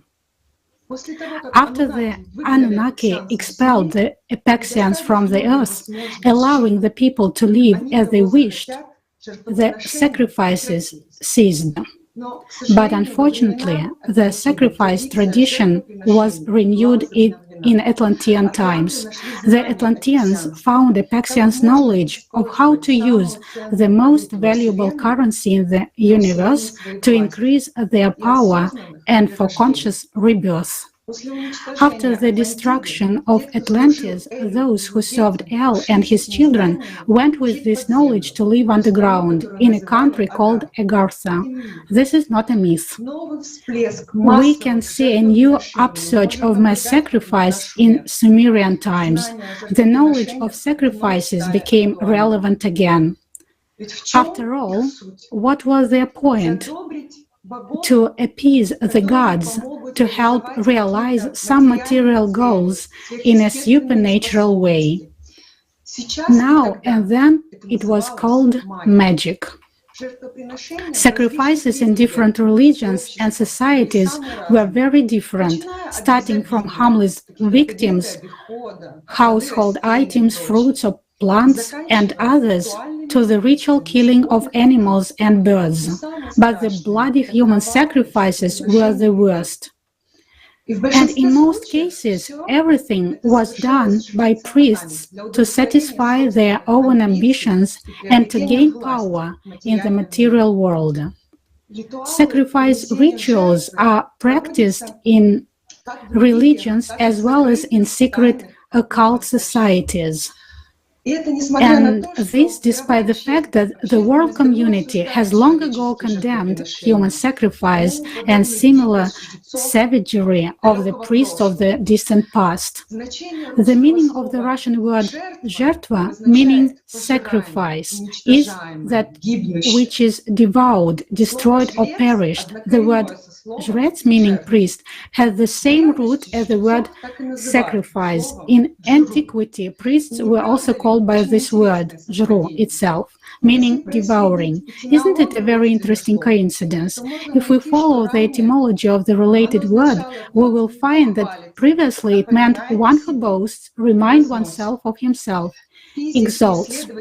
A book by the physicist and researcher of ancient culture Andrei Sklerov gives a detailed analysis of sacrifices. If you look closer at the assortment of sacrifices demanded by the gods, you can easily notice that a special and very important place is occupied by sacrifices associated with one or another kind of killing. People had killed, killing for the glory of the gods, both animals and other humans for a long time and regularly. And the more sacrifices, the more satisfied the gods were, the more energy they received. Let's take the Bible, for example, which mentions that the sons of their forefathers offered sacrifices to God, Cain from the fruits of the earth and Abel from his flocks, but God only liked Abel's sacrifice. The practice of human sacrifices in modern history, which dates back some 12,000 years ago, began 6,000 years ago in Sumerian times in Mesopotamia. They were part of the funeral rituals of royal and noble families, the so-called elite. How is sacrifice different from mere murder? All researchers unanimously agree that a sacrifice is not a common murder. It's a whole ritual. The sacrifice is carefully prepared beforehand. The emotional content of the sacrifice is underlined by the fact that the process was often not confined to mere entourage preparation and the act of killing itself. The victim was made to suffer and to achieve maximum effect. Life in a victim's body was kept alive by keeping him from dying for as long as possible. You can imagine how much emotional energy the victim was slopping over at the time. The Mochi culture was a culture that existed in Peru on the Pacific Ocean coast between the 1st and 8th century AD. The Mochi culture is known for its massive human sacrifices of all kinds. Only the Mochi elite took part in them. It was imputed to the victim that voluntarily agreeing to be a sacrifice multiplied its value before the gods, and people in their stupidity did it voluntarily. Captive warriors were sacrificed and the cup with their blood was offered to the gods. The Popol Vuh manuscript was written in the mid of 16th century. The text is thought to have been based on Maya codices, written in hieroglyphic script. It contains the following lines. They received the fearless splendor and their dominion, but rather the tribes, great and small, were subjugated and humiliated. When they were cut open before Tohil, all the people gave their blood, their gore, their sides, their underarms. A special place and time was always chosen for making sacrifices to the gods. The book of Leviticus deals with the religious and cultic sides of Jewish life, especially the sacrificial system. To propitiate the gods, they sacrificed the most beloved children. In such a way, people increased the value of the sacrifice reasonably, believing that the suitability of the sacrifice was measured by the weight of the loss.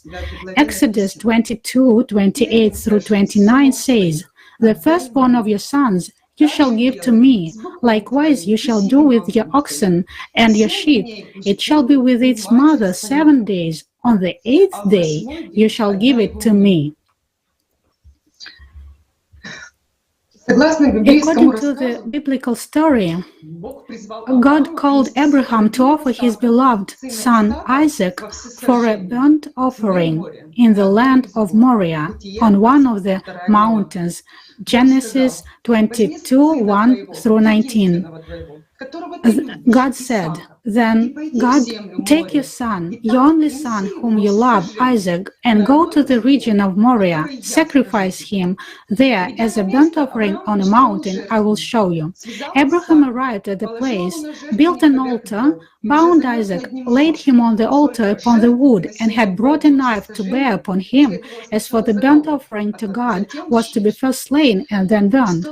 The story of Abraham's sacrifice of his son is also narrated in the Quran, but only in a few verses, as Safat 37:99-109. Then when the boy reached the age to work with him, Abraham said, "Oh my dear son, I have seen in a dream that I must sacrifice you, so tell me what you think." He replied, "Oh my dear father, do as you are commanded." Allah willing, you will find me steadfast. Unfortunately, this ritual has been going on for more than a millennium and was imposed by the ancient priests. They understood that people worshipped a god, so they were able to convince people that all sacrifices were offered only to him. The priests instilled in the people that the gods could be angry, punishing if they did not get what they wanted. Examples of God's cruelty abound in the Bible. Exodus 4:23. So I say to you, let my son go that he may serve me. But if you refuse to let him go, indeed, I will kill your son, your firstborn. Another example in the 4 Samuel 2:23-24. Then he went up from there to Bethel, and as he was going up to the road, some youth came from the city and mocked him and said to him, "Go up, you bald head, go up, you bald head." So he turned around and looked at them and pronounced a curse on them in the name of the Lord. And 2 female bears came out of the wood and mauled 42 of the youth.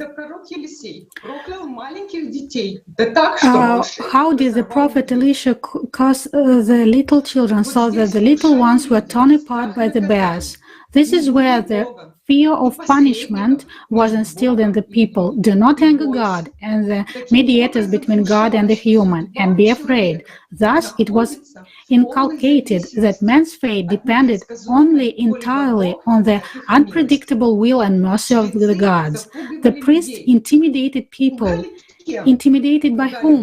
By God. But is that normal? God is love. That is the true understanding. Continuing the theme of sacrifices, let us turn to Islamic tradition. The name of one of the main Islamic celebrations, Eid al-Adha, Arabic, literally translated as the Feast of Sacrifice. It is celebrated by Muslims worldwide 70 days after the end of the holy month of Ramadan. It is a day on which sacrifice becomes a blessing. It is believed that to prove your devotion and courage to God, you have to slaughter a lamb, bleed, and prepare a meal for the whole family. In addition to the sacrifices, cannibalism is also promoted, so far in a symbolic form. But what will happen soon? The main rite of Christianity is communion or Eucharist. Its official definition is the Eucharist, Thanksgiving. Holy Communion is the most important rite recognized by all Christian denominations, by Orthodox, Catholics, Lutherans. It is the sacrament in which believing Christians eat the body and blood of Jesus Christ. Flesh is eaten under the guise of bread and human blood under the guise of wine. This is similar to the ancient ritual where after killing their opponent they ate his flesh so that his power would pass to the victor. The worst part is that we humans do it voluntarily. After all, the Apexan yoke has been gone for over 25,000 years. So what is a real sacrifice to God? The real sacrifice to God is when man sacrifices his animal nature to the altar of his life. That is, he renounces his numerous desires, thoughts, fleeting and temporary illusions, thus opening for himself a spiritual path to true eternity, to the world of God. A long time ago, at dawn of mankind, this was explained to people, that the qualities of the animal nature are like the fruits of the earth, which at first seduce the eye, but then quickly rot. It is only by sacrificing these transient things to God that you have the opportunity to pass into his eternity. That is, by working on yourself and refusing temptations of the animal nature. And if you develop spiritually, do good, and help to awaken other people who live by the instincts like animals, then for God, this is akin to your joy that you feel as a result of a good brood of your herds. Quotation from the ALLATRA book by Anastasia Novik. Knowing the truth allows a person to make a conscious choice, and it is very important to understand what kind of sacrifice you are making and what kind of God you are serving. After all, everything starts with the person and his choice. Thank you very much for your attention. Thank you, Anna.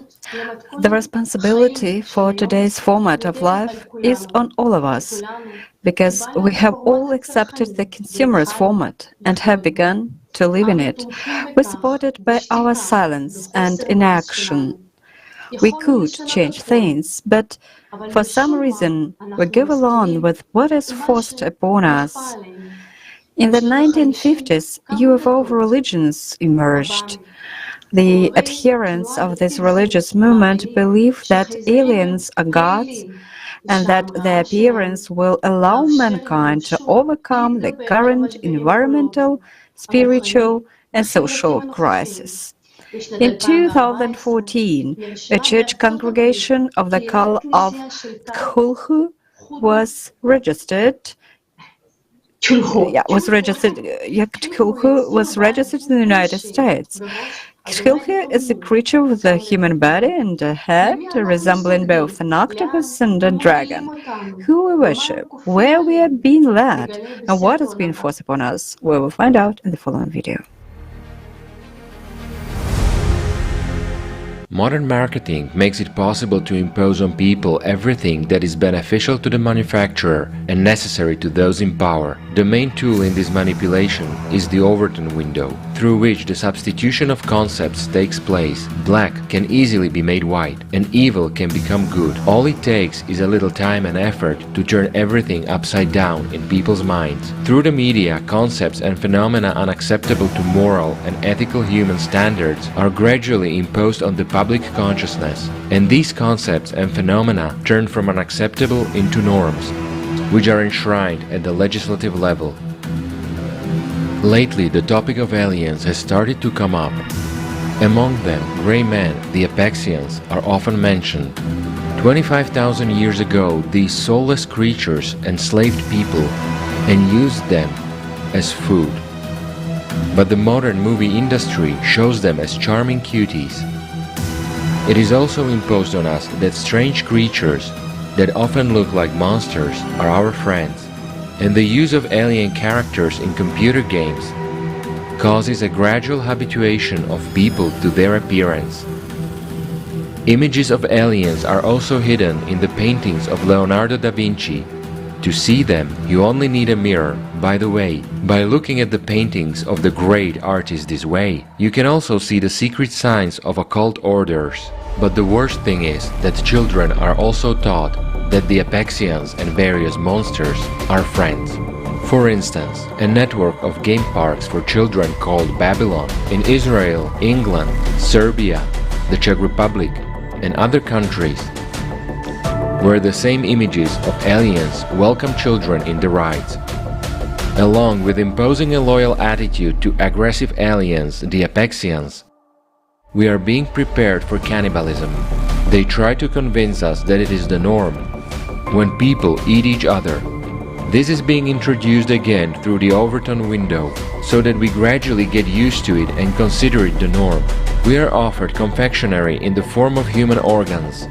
It is important to know that they are made from high-quality ingredients and with advanced technology. Children didn't escape this industry either. Anyone can go to the confectionery and see for themselves what kinds of candies are offered to our children. There you can see bugs, spiders, and even human body parts. Some entrepreneurs go even further. There's a butcher shop in London where the resourceful owner puts animal meat in the form of human body parts. The question is for what? Here, an old and rather creepy McDonald's commercial pops up, where the grey alien says, looking at people, "Remember, son, after this, they always taste better." Another interesting fact, we're offered to taste not just all kinds of little creatures like bugs, spiders, maggots and worms, Now we are invited to taste what human meat tastes like. Who knows what we'll have to eat during famine? At the Cannes Lions Festival, the prize went to the vegan burger from the company that tastes like human meat. Its makers claim to have perfectly reproduced the texture of human meat. During the development of the product, not a single person was hurt. An interesting question is, how do they know what human meat tastes like?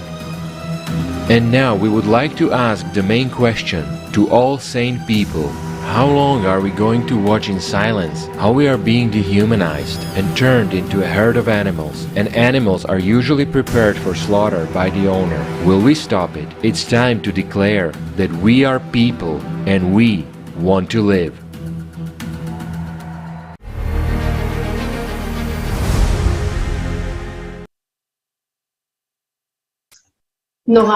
It's terrible. The dehumanization of our society is in full swing.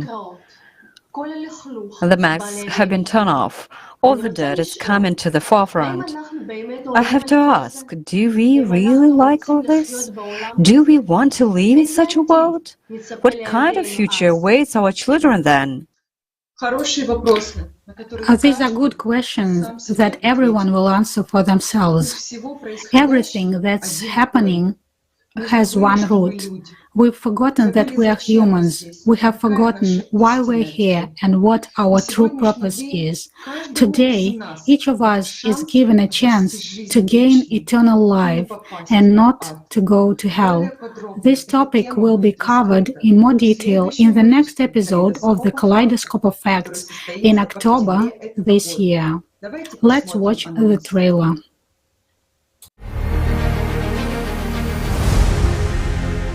Everyone at least once thought about the existence of life after death. Various religions say that when you leave the body, you go either to hell or to heaven. But how do you know what happens beyond the line? Some people believe that no one has ever returned from there, and who said that no one had returned from there? How do we know then about the existence of reincarnation? Subpersonalities, who are they? Where are the personalities of those who died? Voices in the head, what are the reasons for their appearance? Where do young children get the wisdom of adults from? Memories of past lives. Scientific experiments. Why is the topic of life after death nowadays a taboo and so little studied by science? After all, it's the only thing guaranteed to happen to each of us. What occult knowledge did the Anunnaki and SS obtain from Tibetan lamas, secret magical practices of the Third Reich, the dead among us? Does a person have an alternative?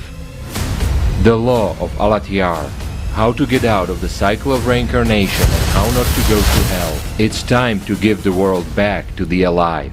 On October 13th, 2022, watch the Kaleidoscope of Facts, How Not to Go to Hell, initiated by participants of ALLATRA International Public Movement from Germany and Latin America.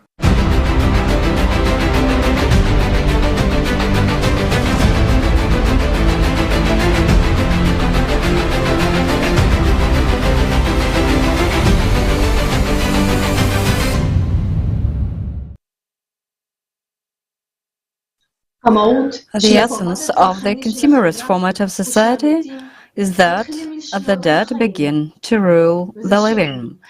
And this is wrong, for death cannot rule over life. Let us bring the world back to the living. Today, we are looking at the topic of paleo contact and the impact it has on our lives. As the speakers have already said, in the days of the past civilization, one of the smartest children of all created the smartest nation. This was made possible by genetic manipulation of genes from 4 female Apeksyans and a superiority gene taken from the grave of a high-ranking Apeksian. Thanks to this intervention, the created people gained weighty advantages and became dominant over all other peoples. Let us figure out who El and his son was. We suggest you watching an excerpt from the video Atlantis, the Elite in Search of Immortality. Different ancient peoples called El in different ways. For instance, one of the known names of God El is Il, Ilu, Ilim, Elim. In the Hellenistic period, El, Ilu, was identified with Zeus. In addition, he had different epithets by which he was revered by different peoples at other times. For example, in Syria and later on in the Roman Empire, he was revered as Elagabalus, meaning El of the mountain, Heliogabalus, the son of the mountains. Or, for instance, such epithets of El as El Olam, meaning God the Everlasting One, El Elyon, meaning God Most High, are among the oldest names included in the Tanakh, the Bible of Judaism.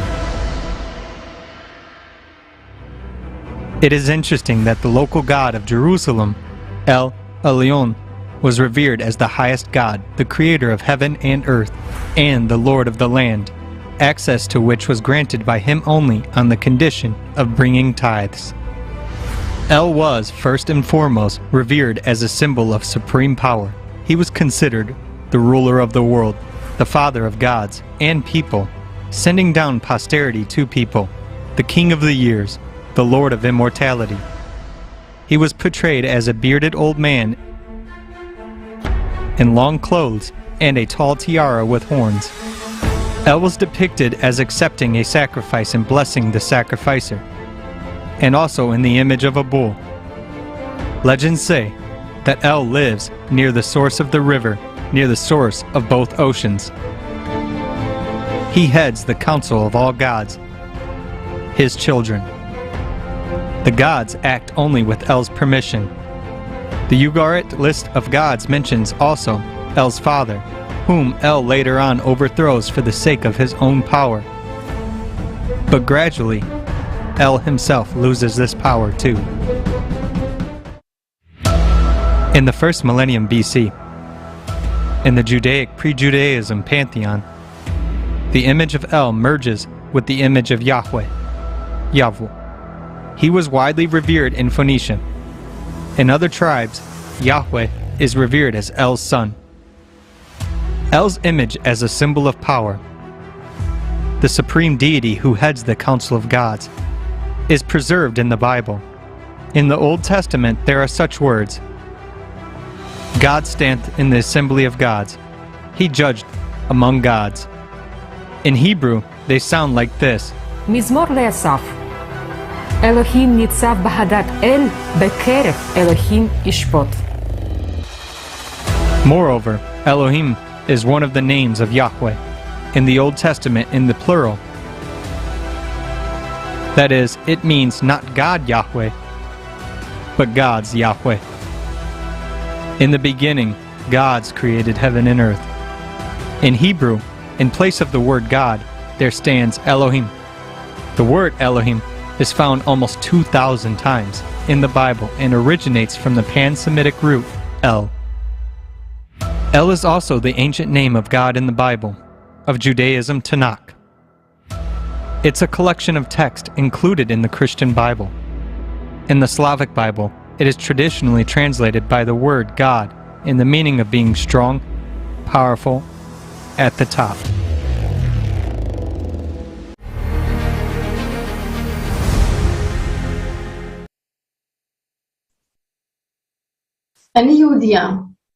I am a Jew, and I grew up knowing that I belong to God's chosen and most beloved people, that God Himself chose us to be His people who carry His teachings. He chose us among all nations, and it is to us that He gives all the privileges of this world. The name of our God is Yahweh. Yet, in reality, I had absolutely no idea exactly how and for what purpose He created us. chose us and what goals he pursued. Information from the video code of Abekseans with Igor Mikhailovich Danilov prompted me to open our holy scriptures, the scientific works of theologians and biblical archaeologists in search of the truth. The information I found revealed many shocking facts about who is the God of Israel. The first chapter of the Old Testament begins with a description of the creation of the world by someone called Elohim, which is plural from the word Eloha or El. This means that the world was created not by one person but by several. What is remarkable is that the word created in Hebrew sounds like bara. Etymological means to create from something already existing, to carve it out of stone, clay, that is, from a material that already is. The word to create out of nothing sounds like yetzira. It turns out that the Elohim created something else out of creation that already existed on earth. Already in the second chapter of Genesis, we find the same story of the creation of the world, but already by Yahweh the Elohim. It turns out that Yahweh is one of the Elohim. Throughout the narrative of the Old Testament, we find these names of Elohim. Yahweh Elohim, the one who is Lord Sabaoth, Lord of hosts, El Shaddai, God Almighty, Adonai, Judge or our Lord, El Elyon, God Almighty, El Gibor, God the hero, El Olam, God the eternal, El Kana, God the jealous, El, Father, and many other names, epithets. Just a question, are these epithets or based on the fact that all epithets have the prefix El, Father? Are they children of El? Were the names are the characteristics? It is also interesting to see the meaning of the name El.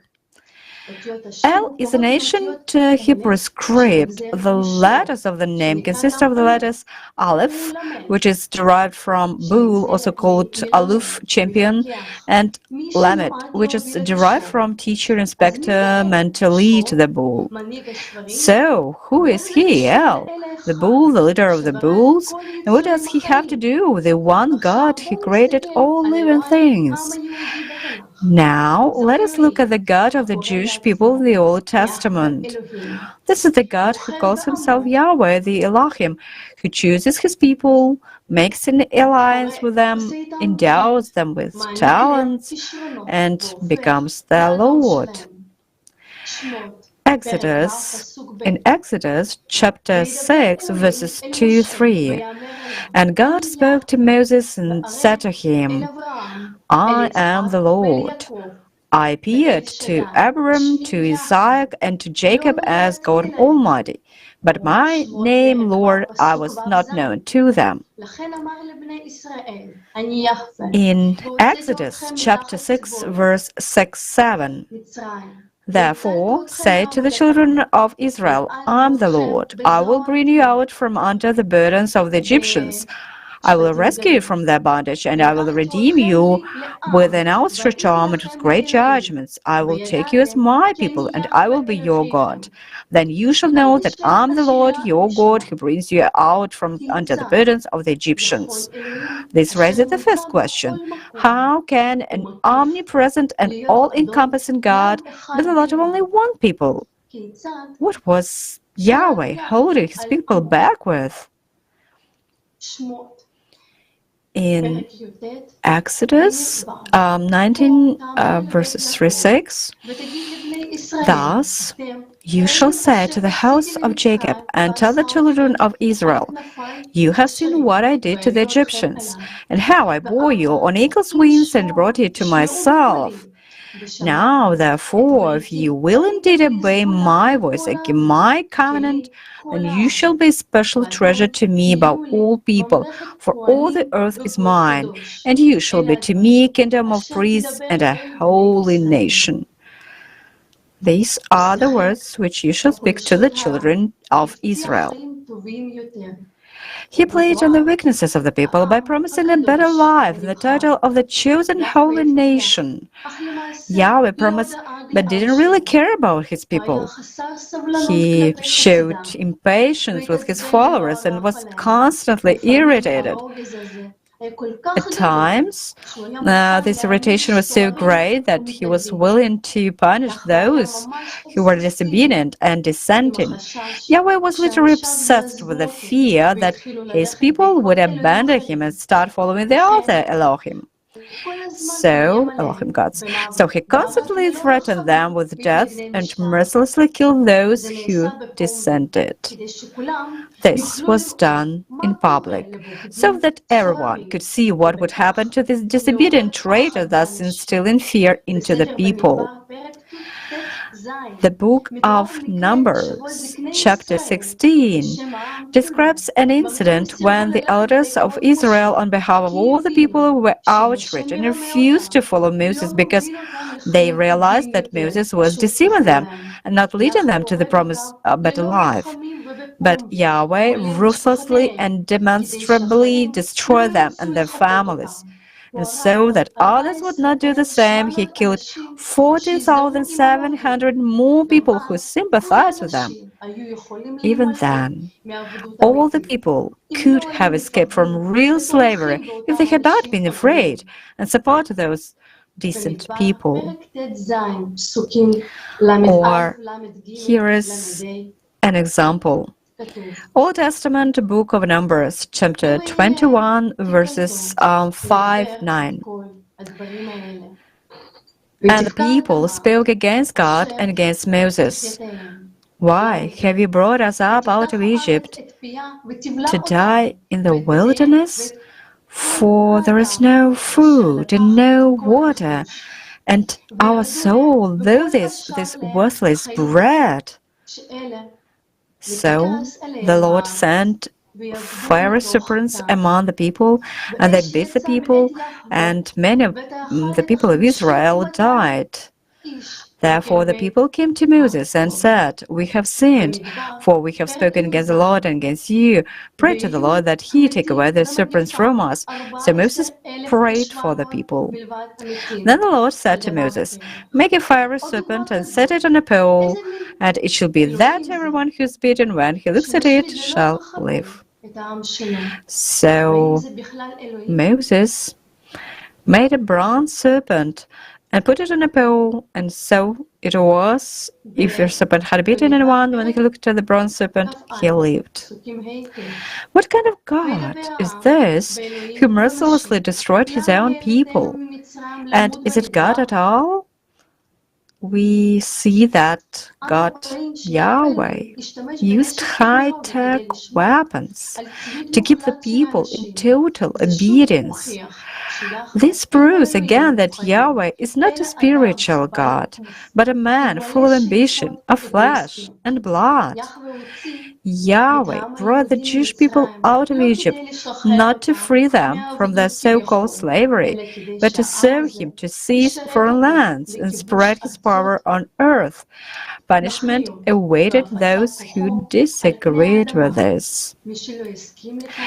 In Exodus chapter 40 and Leviticus chapter 10, we find descriptions of the construction of the tabernacle, a receptacle in Hebrew, Mishkan, for Yahweh and his dwelling there. Before the construction of the tabernacle, Yahweh dwelt in heaven in the form of a cloud. After the tabernacle was built, he lived directly in it, guided by priests appointed by him for his own devout desire to serve him. If God is spirit, he is omnipresent. How can he dwell in one container? This completely contradicts his essence and confirms that Yahweh is no God, but a man with great delusions of grandeur. Otherwise, he would not have given such instructions. Psalm chapter 98, verse 5. Exalt the Lord our God and worship at his footstool. He is holy. Those who worshipped him diligently, he made them mediators between himself and the people, bestowing on them privileges, power, and other benefits.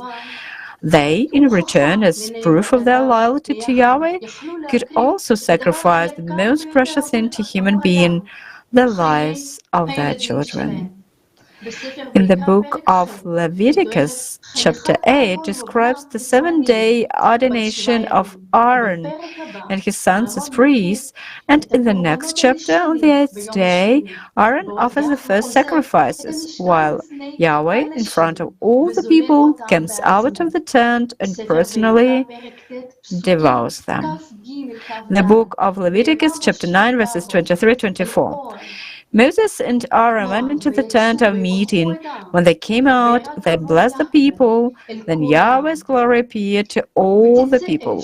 Fire came out of Yahweh's presence and consumed the burnt offering and the pieces of fat on the altar. When all the people saw this, they shouted and bowed with their faces touching the ground. After that, Yahweh devours Aaron's sons in exactly the same way. Aaron's sons Nadab and Abihu each took an incense burner and put burning coals and incense in it. Then in Yahweh's presence they offered this unauthorized fire. A fire flashed from Yahweh and burned them, and they died in the presence of Yahweh. As proof of his loyalty and devotion to Yahweh, Aaron gave his sons to him to eat.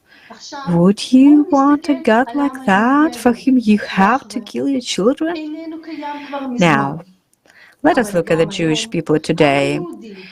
Yahweh is long gone, but even today the Jewish people live under his oppression. His proxies still held the people as their slaves to achieve their ambitions through the manipulation of fear.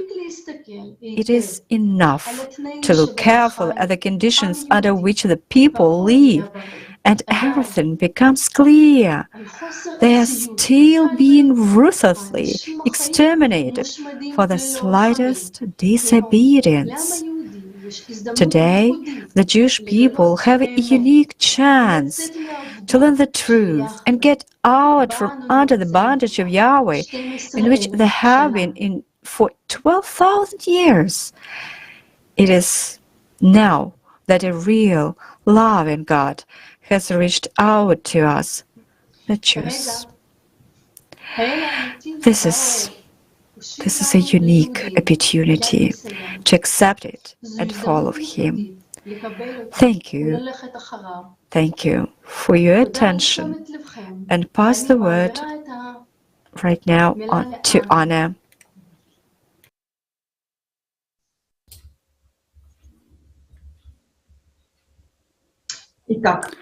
So, Yahweh created the smartest, most influential nation, which subsequently came to dominate all other nations and continues to nowadays. Have you ever wondered why the Jewish people so carefully maintain their genetic purity to the point of various penalties for not following these rules? Isn't it to preserve the so-called intelligence genes that were taken by the smartest son of El from 4 female Apeksyans, and this gene was passed down through the mother's line only? But in the Jewish people, there are also men who belong to the highest rank in the hierarchy of the Jewish priests, the Kohanim. It is the Kohanim who passed on their heredity only through the male line. Perhaps these are the men with the elitist gene, which was taken by Yahweh from the grave of a high-ranking Apeksyan over 12,000 years ago. Let's review everything carefully. The four foremothers, Sarah, Rivka, Rachel, and Leah, are believed to be the foremothers of the entire Jewish people. The four foremothers are the four types of people, gene carriers, from these mothers. In the tradition of the Jewish people, number 4 occurs quite often. For example, on Passover, a holiday symbolizing the birth of the Jewish people, 4 glasses of wine are drunk during the Lol Seder night meal, symbolizing the four foremothers. According to the Jewish ritual of Seder Pesach, when reciting the story of Exodus from Egypt, one should be guided by the psychology of 4 types of children. One is the wise, one is the wicked, the third is the simpleton, and the fourth is the one who cannot even ask. And we must answer each in order according to his liking and to his understanding. The 4 sons are closely related to 4 questions. Likewise, the Hebrew word for mother is M, and its gematry also includes the 4, Psalm 41:40, which also means birth. The Jewish people have always been interested in their origins and the analysis of their lineage. This is confirmed by new scientific research on this subject. Doron Bahar, Dr. Rambam Medical Center, Haifa, Israel, and his colleagues studied the variation of mitochondrial DNA in Jews that is only passed on through the maternal line. Mitochondria are the energy stations of the cell, without which it cannot exist. They have their own genetic information encoded in mitochondrial DNA. This DNA is passed on from the mother to all her children, from daughters to grandchildren. So why does this happen? Why can't we inherit mitochondrial DNA from our father? Both men and women receive mitochondrial from the cytoplasm of the mother's egg. This little double-stranded DNA strands stretch back to us from the distant past. In mitochondrial DNA, genes are very densely packed. It's literally full of point mutations, which makes it highly variable. This means that it is very different in people who do not share a common maternal ancestor. In a study of 11,450 people belonging to 67 different Ashkenazi ethnic communities, both in Israel and abroad, it was found that 40% of Ashkenazi people show only 4 types of such DNA, which means that they are descended from only 4 women. The same type of DNA are also found in non-Ashkenazi Jews, but less frequently. They are also found in people from Egypt, Saudi Arabia, and other countries. According to the researchers, it proves that the fact that the 4 foremothers of 4 Jewish people lived in the Middle East. In general, I must say that children inherit the genes of both father and mother, but if we talk about the gene code, which forms the intelligence of the child to come, then this work comes precisely the genes of the mother. The so-called intelligence genes is located in the X chromosome. Since the women have 2 X chromosomes, this means that the mother has twice the potential to pass on her intelligence to the baby. One of the first studies in this area was conducted in 1984 at Cambridge University. At that time, scientists analyzed the brain co-evolution and genome conditioning and concluded that maternal genes contribute most to the development of thought centers in the fetal brain. Moreover, research by the University of Ulm showed that the X chromosome of the father has virtually no influence on the formation of the child's brain. whereas the mother's X chromosome has a direct effect. It works like this. When the intelligent genes come from both father and mother, the paternal gene is deactivated, thereby activating the maternal gene. In the 19th century, Mark Twain observed, Jews are typically and conspicuously the world's intellectual aristocracy. The Jews' contribution to the list of the world's great names in literature, science, art, music, finance, medicine is not proportional to their paltry number. But in addition to genius intelligence, these genes fail, causing hereditary diseases. The psychiatrist Cesare Ramblosa wrote, "It is among the Jews that the greatest number of brilliant, talented, and gifted people can be found. But at the same time, the proportion of the mentally retarded among the Jews is 6 times greater." You will hear more about this from the next speakers. Now, let's go back to the Kohanim. Who are the Kohanim? Let's listen to an interview with the Rabbi Benjamin Minich.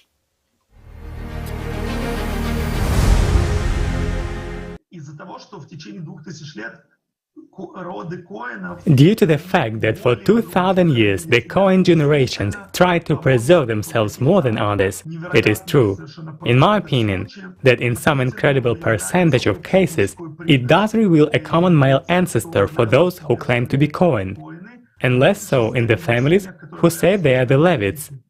It is because the Levites are not forbidden to marry girls who underwent Giyur, converted to Judaism, for example, and so there is the mixing of blood. Indeed, because the Kohanim are a family, tribal affiliation. It is traditionally believed that the Kohanim are descendants of Aaron, Moshe's oldest brother. This is why the family affiliation is passed down on the father.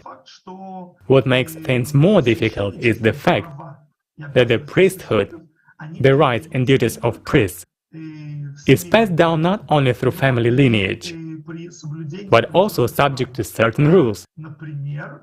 For example, a Cohen is obligated to marry an unmarried Jewish girl. It cannot be a woman who underwent Giyur. The Kohanim have rights and responsibilities. The rights are divided into property rights and honorary rights. The example of property rights is that the Kohanim are entitled to contributions from all the crops grown in the land of Israel, firstborn cattle, and so on. Basically, they are entitled to all kinds of taxes were entitled to in the temple era. And the honorary duties include blessing the people. In the more modern tradition, getting called up to the Torah first as honorary during the service in the synagogue. However, after the destruction of the temple, the Kohanim were eventually denied the property rights, because not all Kohanim families could show their recorded lineage and elevate their kin to the priestly families of at least the Second Temple period. This is why it was decided that they cannot have any property claims. They cannot claim tithes, first fruits, and so on and so forth. But their honorary duties remain. They bless the people during the synagogue service and get called up to the Torah first. This is all true for both Orthodox and partially conservative synagogues. In Reform congregations, for example, which I represent, there is no separation for estates, the Kohanim, the Levites, and so forth.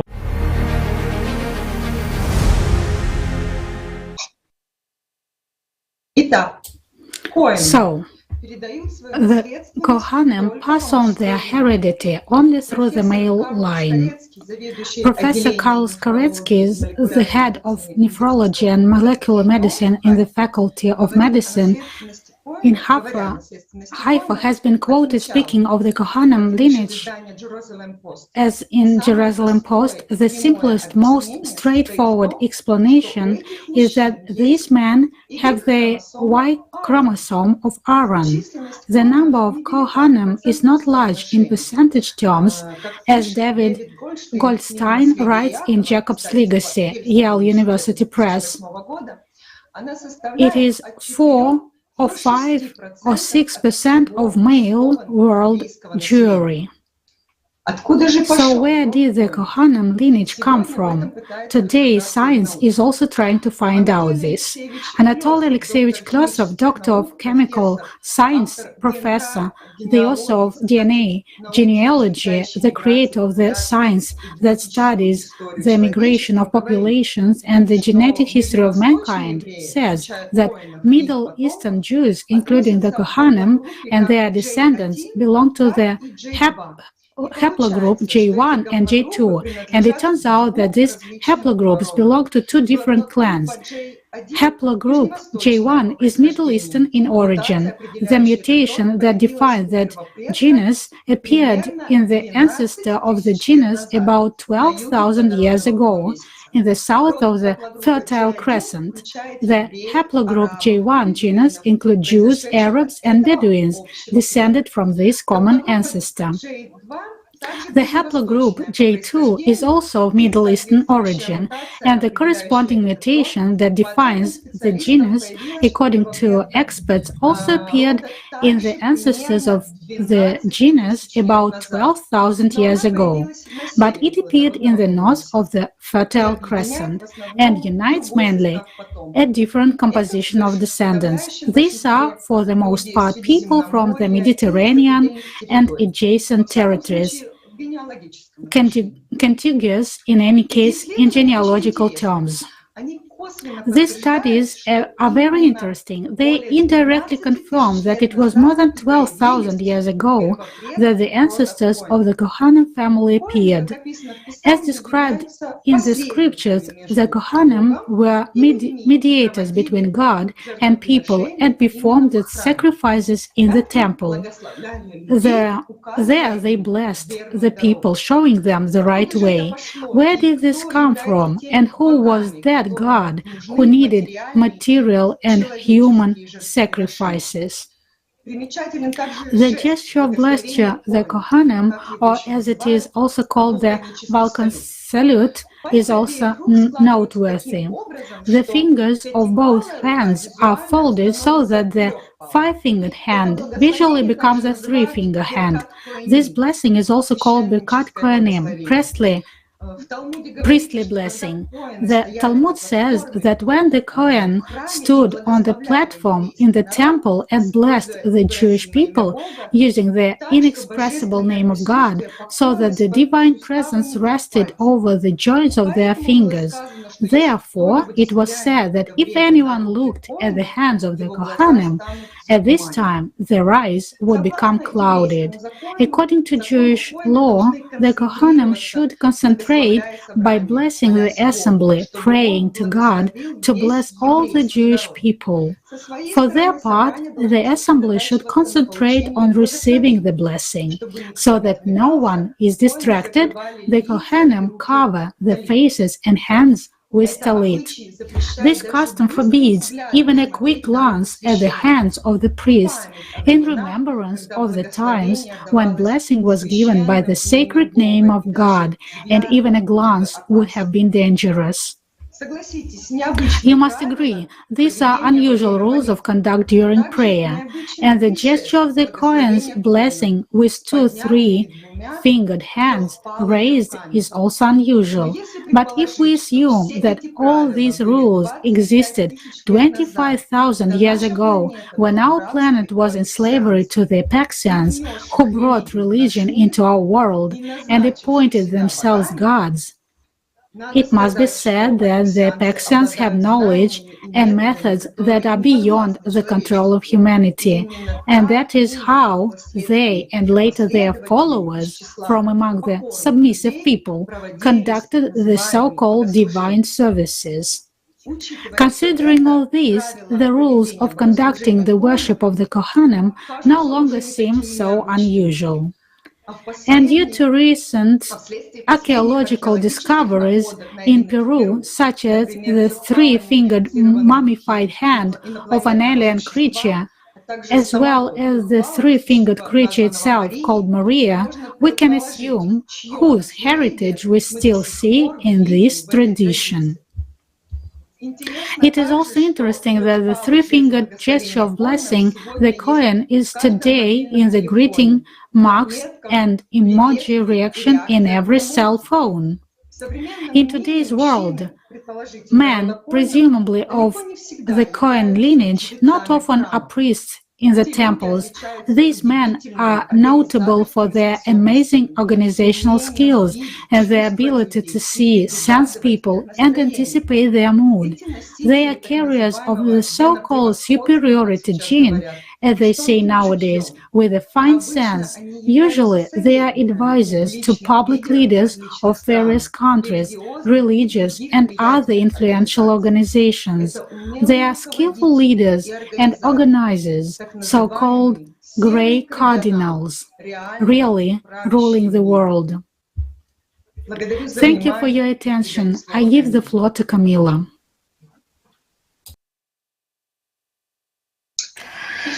As we can see, to this day, there are carriers of the Apexin gene. This is the elite of our society, the aristocracy. Why is it said that these people have blue blood? Where did this expression come from and what does it mean? We'll find out next. I'll give the floor to Tatiana. Спасибо, Камила. Здравствуйте. Hello, dear friends. Thank you, Camila. Many of us have heard the expression blue blood. It is believed to belong to the elite, the aristocrats. From the ancient Greek, aristocracy translates as the power of the best.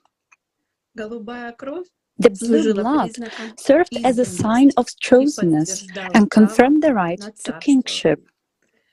This right was handed down from the times when the Apeksyans called themselves gods.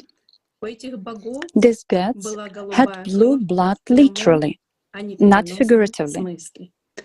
Let's find out why and watch a fragment of the video Code of the Apeksyans with the participation of Igor Mikhailovich Danilov.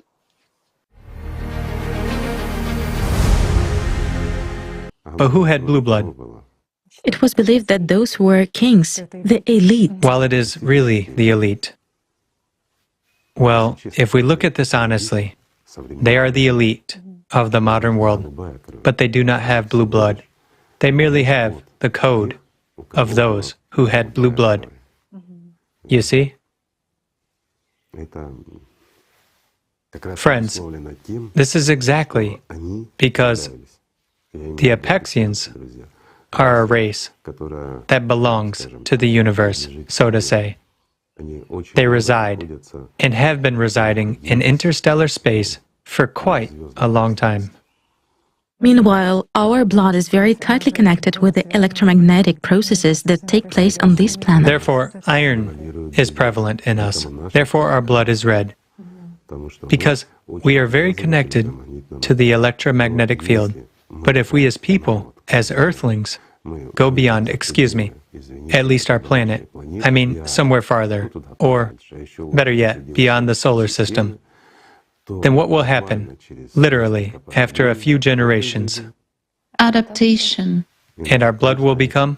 A little bit different. Right, a little bit different. Why? Because we will take copper, and not iron, as the oxygen carrier, and our blood will be blue. Interesting. Everything transforms in nature. Of course. There are no such phenomena that, if a need arises, everything becomes the way it should be. Everything is embedded in a human being. In fact, I would even say that humanoids have everything they need to evolve. We are capable of adapting to any conditions.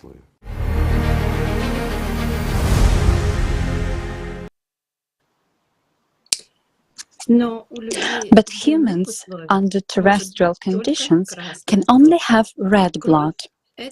Blood is a special, very complicated fluid, far from being studied yet.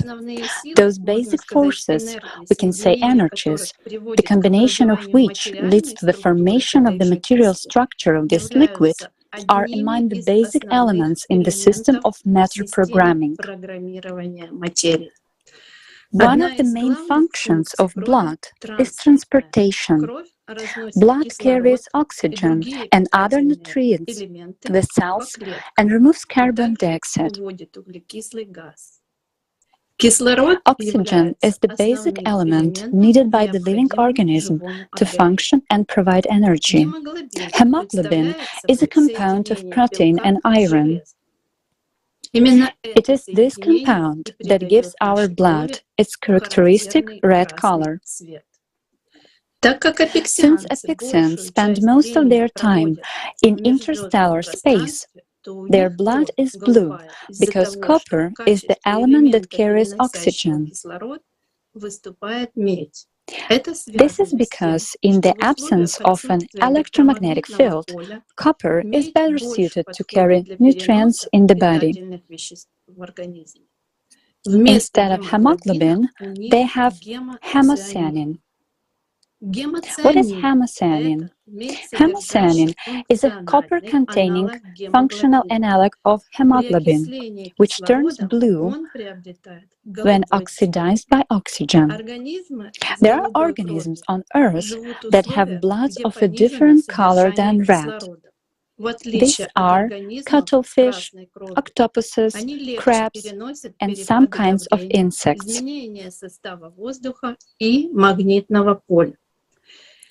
Organisms with blue blood live in an environment where there is less oxygen. Unlike organisms with red blood, they more easily tolerate pressure functions, changes in the composition of air and magnetic field. Interestingly, the structure of the hemocyanin molecule is shaped like a six-pointed star, similar to the Star of David.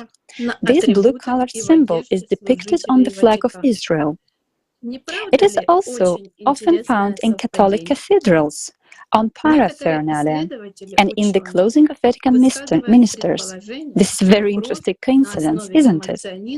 Some researchers, scientists have suggested that hemocyanin-based blood is more viscous in terrestrial conditions.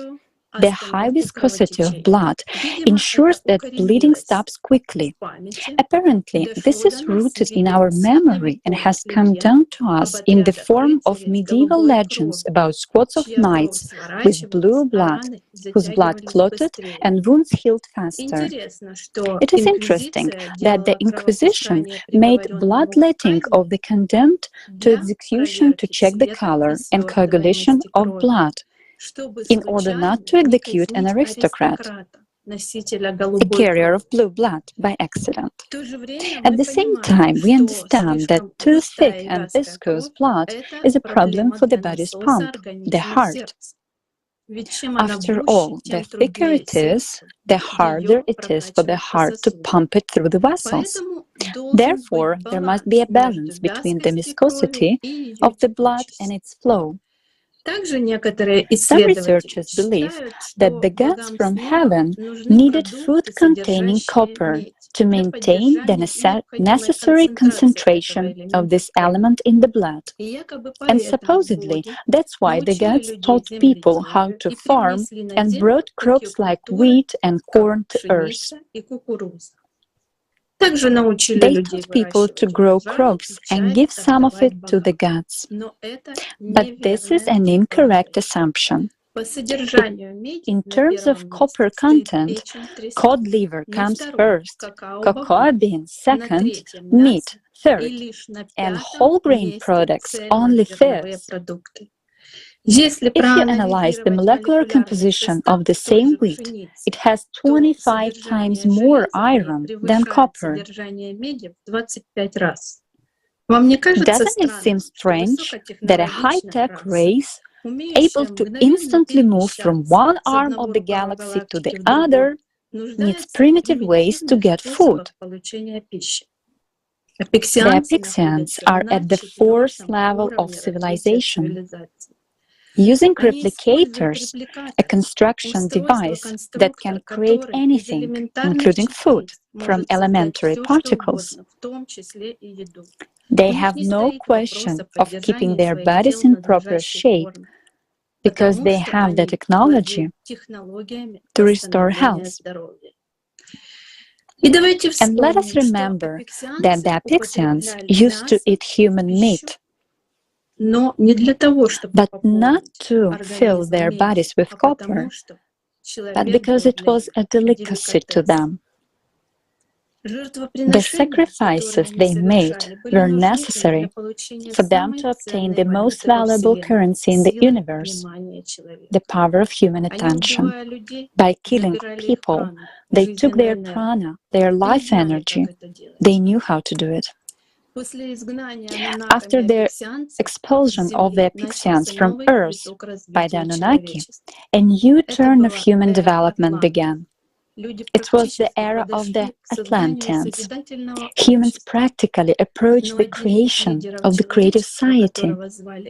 But one of the leaders of humanity, whose name was El, didn't want to give up power, and everything changed dramatically. The consumerist format began to dominate in society. The Atlanteans inherited from the Apexyans not only high technology, but also records that contain knowledge of how the Apexyans ruled human society, how to hold power over all of society with metaphysical abilities. The cult of priesthood and human sacrifice was restored.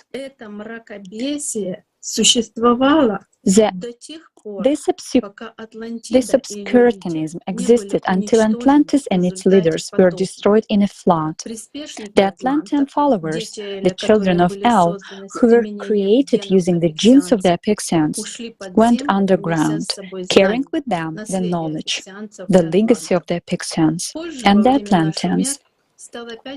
Later, in the time of Sumer, the consumerist format began to dominate again, and there was a resurgence of the cult of priesthood and human sacrifice imposed by the blue bloods. We can see echoes of this in our recent history. Let's look at the picture on the screen. On the left is the icon of the God's providence, with the all-seeing eye, now in a private collection in Poland. It shows the Masonic symbol of the all-seeing eye and a fish that swallows a child.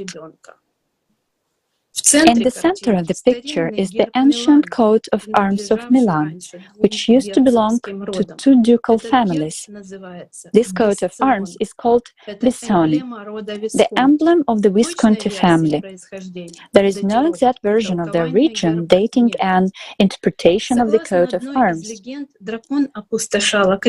According to one of the legends, the dragon devastated the surroundings of Milan, ate children, poisoned the water in the lake with its breath, until it was killed by Umberto, the ancestor of the Visconti Sforza family. I wonder why the representatives of the Visconti family didn't take the form of Umberto, the symbol of the one who defeats the serpent, but left on the coat of arms the one who symbolizes the demonic forces, the blue serpent eating a child. Today, this coat of arms is used on the logo of the car company Alfa Romeo, created in Milan. Knowing the truth about our real history, it becomes clear what these coats of arms symbolize. The eating of a child by the blue serpent. And we know that the aristocracy of the Ninth Circle practices in their occult societies the ritual killing of children in order to gain additional power, to keep their power over us. Speaking of the symbolism of blue blood, one is reminded of the Sumerian poem about the creation of man, Enuma Elish, which states that man was created from the divine blood of king. King is consonant with the English word king. From his blood, he, Ea, created mankind, on whom he imposed the service of the gods, and set the gods free, after the wise Ea had created mankind. This is where the allegory that kings and aristocrats have blue blood came from. Some blue bloods use their skills and capabilities to help people, while others are followers of the inhumane traditions of the Abksyans and Atlanteans. Thank you for your attention. I give the floor to Anna. Thank you. The brutal customs of the Atlanteans, followers of the Abksyans, have survived to this day. Thanks to the knowledge, they can control many things, including regulating the number of peoples. There are many reasons for this, one of them being the purification of the gene pool. In doing so, the population is deliberately shrinking. This effect is called bottlenecking. Camila will tell us about this. But first, let's watch an excerpt of the video Code of the Abksyans with the participation of Igor Mikhailovich Danilov.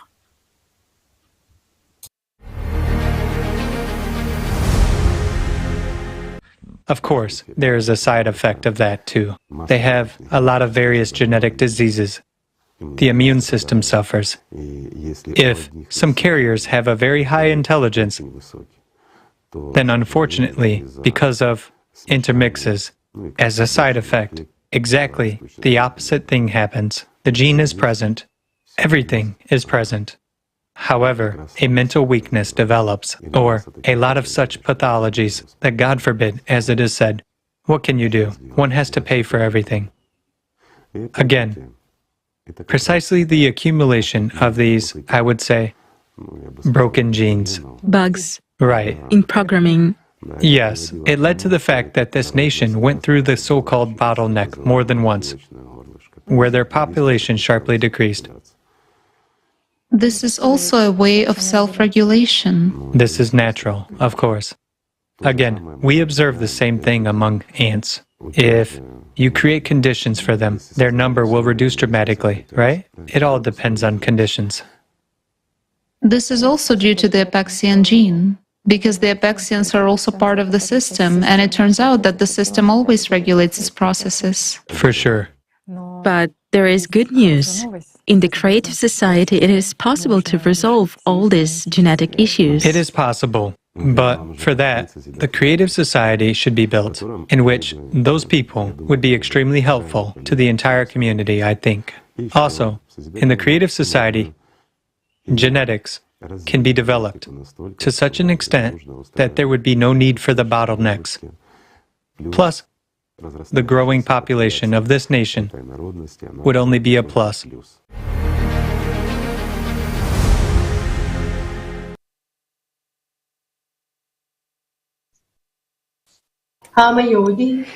Jewish people have more than one pass through what is known as the population bottleneck, a drastic reduction in the genetic diversity of the population due to a critical decrease in its numbers. Some researchers have suggested an evolutionary link between the development of recessive inherited diseases and increased intelligence among Ashkenazi Jews. It has been estimated that 25% of Ashkenazi Jews are carriers of certain genetic diseases that can be passed on to their children.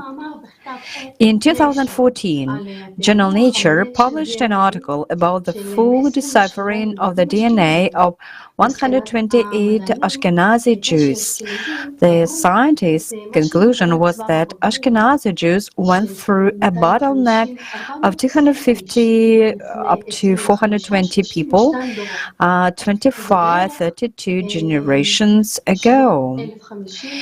That's about 1050-1026 AD, just about the time of the First Crusades. According to the estimates by a group of scientists led by Dr. Doron Bahar of the Rambam Medical Center in Haifa, during the Jewish pogroms in Germany during the Crusades, a relatively small group of Jewish survivors migrated to Poland, increasing their numbers to 10 million by the beginning of World War II.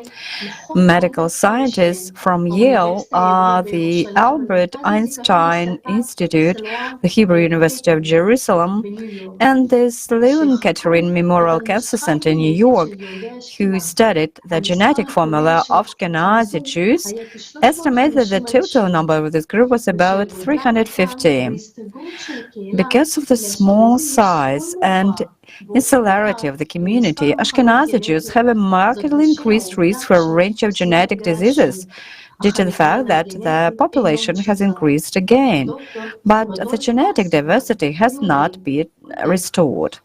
In the 1909 Journal of Social Science, Dr. Rudolf Wasserman, Jew, writes the following: "We have extensive statistical material which shows that Jews are especially susceptible to brain diseases." In his Venice Clinical Review for 1910, a famous Venice psychiatrist, Dr. Alexander Pilz, writes the following: "Cases of acute psychosis leading to idiocy and insanity are particularly frequent among the Jews." The predisposition of Jews to psychosis as a result of hereditary degeneration is so great that it is entirely out of all proportion. Gene mutations that increase the risk of breast and ovarian cancer are also common among Ashkenazi Jews. Abnormalities in the BRCA1 and BRCA2 genes also increase the risk of breast and prostate cancer in men. It has been observed that when the number of Jewish people increases significantly, at the same time genetic changes accumulate that lead to a large number of people with obvious physical and mental disabilities. Their number is so enormous that it becomes very noticeable against the general background, and what is interesting is that during these periods, as a rule, all sorts of wars and revolutions take place, in which the genocide of the Jewish people is carried out. We have seen this more than once throughout the history of mankind. As a rule, in such purges, a huge number of Jews are eliminated, both those with broken genes and the very intelligent representatives of these people. Do you think this is a coincidence? It begs the question, who needs it? And who actually periodically arranges the genocide of the Jewish people? Who provoked and committed these bottlenecks? And most importantly, why? What for? Let us turn to historical and religious sources. Second Book of Kings, in chapter 24, you can find the story of 70,000 people dying within 3 days as punishment, not even for their mistakes, but for God Yahweh's wrong action of King David. So the Lord sent a pestilence on Israel from the morning until the appointed time, and there died of the people from Dan to Beersheba 70,000 men.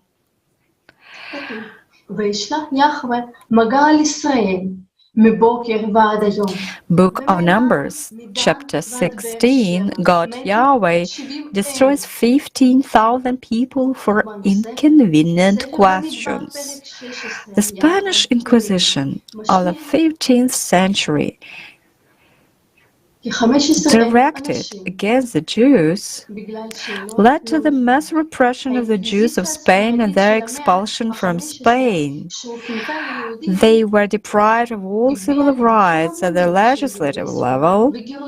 The action was under the guise of converting Jews to the Catholic faith. But the real reason was not religious, but political.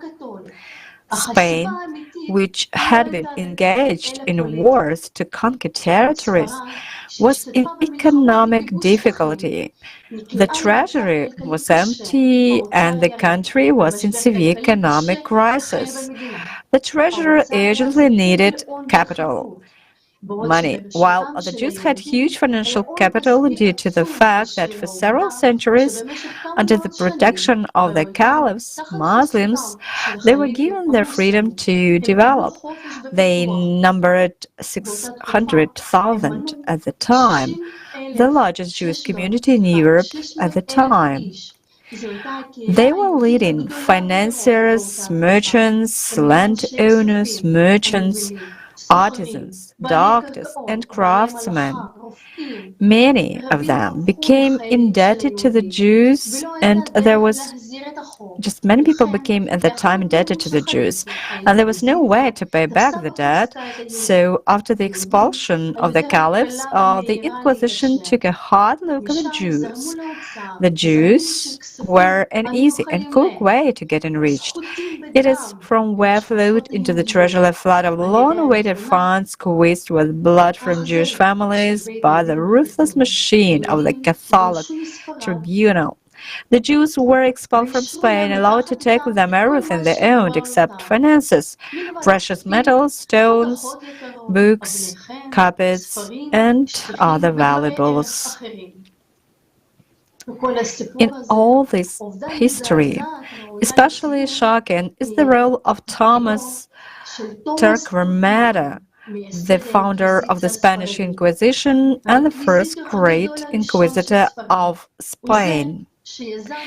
It was he who initiated the brutal persecution of the Jews. It is a shocking fact that he was from a Jewish family that converted to Catholicism. His cruelty toward his brethren knew no bounds. At the time, the Jewish community in Spain attempted to prevent the mass expulsion by appealing to the authority of Don Isaac Abravanel, a renowned statesman, treasurer of Spain, Jewish rabbi and philosopher who was well acquainted with the royal court. Seeking an audience with King Ferdinand, Don Abravanel offered a ransom of 300,000 ducats on behalf of the entire community. It was an enormous sum of money offered in conditions of economic crisis, of which the chief treasurer was well aware. Torquemada reacted very aggressively, forbidding the transaction and thus deciding the fate of the Jews of Spain. Imagine a Jew destroying the Jews. Doesn't it remind you of the story of the God Yahweh? The Muslims showed a completely different side on themselves in this situation. They accepted the Jews and gave them shelter and protection. This information is in the public domain and everyone can see it for himself. It can be clearly seen how a bottleneck for the Jews was organized artificially in Nazi Germany. After the defeat of the Third Reich in the war, and to this day, Jewishness is a victim of Nazism in the mass consciousness of people. Moreover, the tragedy of the Jews was turned into a kind of brand, profiting from it, receiving financial and political dividends. I would like to point out that 6 million people died in the massacre of the Jews in World War II, while 30 million people of the Slavic race did. In reality, the Jews are not all alike. Some Jews were exterminated and persecuted, while other Jews financed Hitler themselves. The world community prefers to remain silent about the contribution of influential Jews of the time to the establishment of the Third Reich and to Hitler's growing influence. And people who raise this issue are immediately accused of revisionism, fascism, anti-Semitism, etc. The Jews and Hitler are one of the most closed topics in the world media. Although it is no secret that the Führer and the NSDAP were sponsored by influential Jewish industrialists such as Reinhold Gessner and Fritz Mandel. Significant aid to Hitler was provided by the famous Warburg banking dynasty and personally by Max Warburg, director of the Hamburg Bank Warburg and Corporation. Among other Jewish bankers who did not spare money for the NSDAP, it is necessary to highlight the Berliners Oskar Wassermann, one of the managers of Deutsche Bank, and Hans Previn. Some researchers believe that the Rothschilds were involved in financing Nazism. They needed Hitler to implement a project to create a Jewish state in Palestine. Persecution of Jews in Europe forced them to look for a new homeland, and the Zionists, supporters of unification and revival of the Jewish people in the historic homeland, helped to organize the establishment of settlements in the Palestinian territories. In addition, the problem of the assimilation of Jews in Europe was being solved. Persecution forced them to remember their origins and to unite. A mobilization of Jewish consciousness was taking place. In addition, we should know the fact that the top leadership of the Third Reich itself consisted largely of Jews or people with Jewish roots. These facts are set out in Dietrich Bronder's work before Hitler came. Based on 288 sources, he was General Secretary of the Association of Non-Religious Communities in Germany. Henning Kattels, Adolf Hitler, the founder of Israel. During the war, he was Lieutenant Colonel and Knight Commander of the Iron Cross. Many facts about Jews in the Third Reich can be found in the works Himmler by Willy Freischauer, The Bormann Brotherhood by William Stevenson, Eichmann by John Donovan, and Canaris by Charles Whiting, etc. Thanks to Hitler personally, a category of over 150 honorary Aryans emerged, comprised mostly of major Jewish industrialists. They carried out the personal orders of the leader to sponsor certain political events. The Nazis divided the Jews into the rich and everyone else, and the rich had benefits. Thus, we see that through the efforts of the Western media, official historians and politicians, many interesting pages were just cut from the history of World War II and its prehistory. Jews funded the establishment of the Third Reich. Hitler personally, were in the leadership of Germany, participated in solving the Jewish question and the destruction of the countrymen, and fought in the German armed forces. And after the collapse of the Reich, the German people were blamed for the genocide of the Jewish people and forced to pay the contribution. To this day, Germany and the Germans are considered the main culprits for the outbreak of World War II, although the organizers of this massacre remain unpunished. As we can see, the Jewish people had to go through the bottleneck many times, artificially, while creating for himself the smartest nation to achieve his ambitious goals. Yahweh did not consider the flip side of this gene. While winning in intelligence of some Jews, this gene brought in side effects that were reflected negatively, both on physical and intellectual level of other Jews. After all, the Jews themselves say that their people are either very smart or very stupid. These extremes are the result of this gene.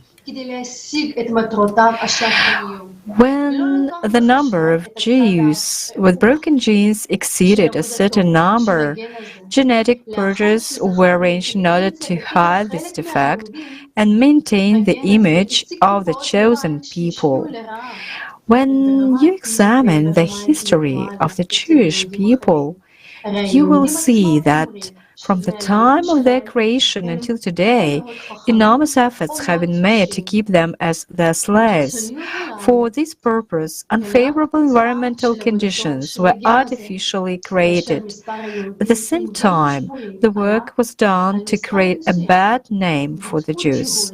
They were thereby isolated from society. The Jews were forbidden to mix with other nations so their population would not expand and their intellectual gene would not serve others. The Jews were not allowed to engage in science. By setting up these bottlenecks for their people, the Jewish priests know that a significant reduction in their population and then the subsequent outgrowth will lead to the formation of severe genetic diseases, both physical and mental. But man is not simply a biomachine that can be programmed at will. The basic element of the human being is the soul and personality. Sharp mind and strong analytical thinking, together with high moral human qualities, can be of great benefit both to a person and to the society. And if a person of high intellect decides to engage in his spiritual development, he can achieve great success in this and understand what the true meaning of life is. He is able to uncover deception very quickly. Such people are very difficult to control. They do not need an intermediary leader because they themselves are excellent organizers and leaders.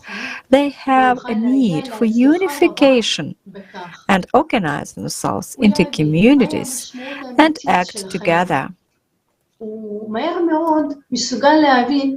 Did you know that it has been several years since the Overton window principle was launched in preparation for the next Jewish bottleneck?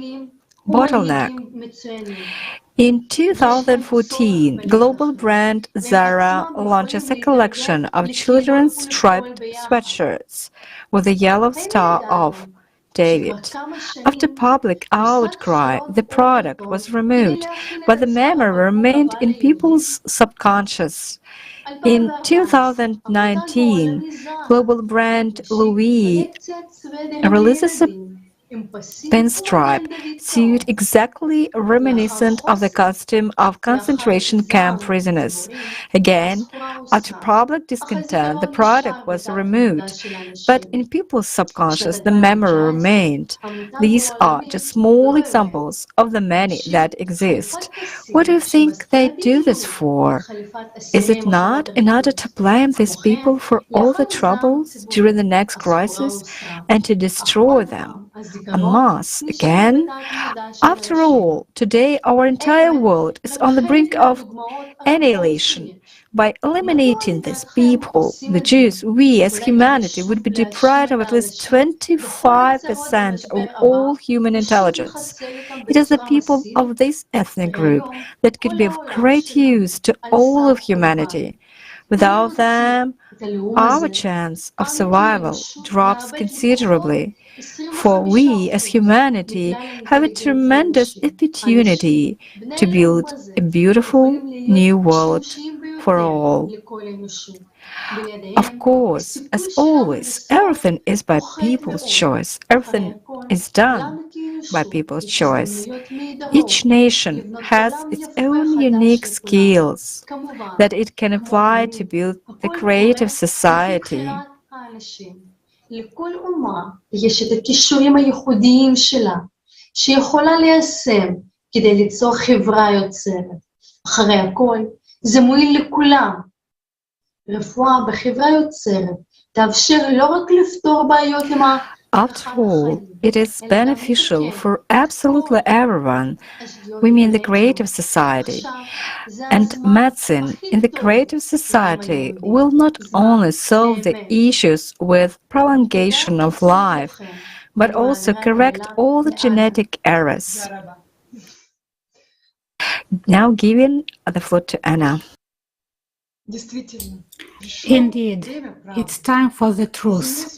There are many religions on earth. Oksana will tell us how long ago they were formed.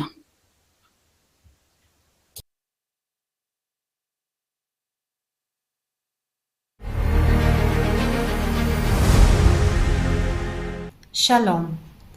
We live in a world where 7 billion people consider themselves followers of any religion or denomination. Many of them speak of lofty ideals of love, kindness, and mutual respect. But today's reality is that we live in a dark world. What is wrong with us? What is wrong with religions? How have religions formed that pay lip service to unity, but in fact divide and pit people against each other? Have you ever thought why our common history begins with the ancient cities of Mesopotamia and Egypt in the 4th and 3rd millennium BC? And after that, ancient India, China, and Hellas, ancient Greece, are mentioned. And why, according to the Jewish religion, the creation of the world took place exactly 5,782 years ago. What kind of world creation are we talking about? It was during this period that the Sumerians appeared and our world began to change. The Sumerians brought in consumerist worldview, aligned to universal human principles, which began to spread and impose throughout the earth by force and ideology. How did they manage to change the world in this way? Let's try to figure it out. According to Judaic mythology, Abraham, the legendary ancestor of the Jews, came from Ur, one of the largest cities of Sumer. In 1932, Leipzig University professor Alfred Jeremias, in his work Der Kosmos von Sumer, claimed that Abraham was not a Babylonian of Semitic origin. The Sumerian name of Ram means father's favorite. The name of Abraham's father, Farah, Terah, comes from the Sumerian name epithet Tirhu, which was the name of priests, soothsayers, who observed celestial signs or received prophecies from the gods. The name of Abraham's mother, according to the Book of Jubilees, is Edna, akin to the Sumerian name Edina. Finally, the biblical Hebrew is identified with the Sumerian Ni-Ibri, that is, native of Nippur. Nippur was the main religious center of Sumer. The name of the Sumerian king Gudea is a bit like the name Jehuda. The Sumerians in Hebrew pronounced Shomrim, which in Hebrew means keepers, guardians. The priests of Yahweh imposed a consumerist format of society on the Sumerians. They are the founding fathers of the scriptures, where they would later so carefully prescribe who gave birth to whom, immortalizing themselves in the millennia and calling themselves the God-chosen people. They are the descendants of those who, as we have already discovered, were created by one of El's sons, Yahweh, who used the genes of the Abeksyans to create his people. The smartest people, endowed with the talent for leadership and organization, He said to implement a consumerist divide and conquer format of society. They kept this form of society for 6,000 years and existed in an organized way underground in this format. That is why, once gotten outside, they started creating and building what they knew, what they believed in, because it was the only life format they knew. Omitting further historical details, let's fast forward to the first millennium BC, in particular from the 10th to the 7th century BC, when certain events took place which later influenced the change in the worldview not only of the nations of the East, but also of the West, and reflected in the worldview of modern people. It was during these times when literature describing the way of else life and its elite has been formed and became popular. This includes the popular Babylonian epic poem Enuma Elish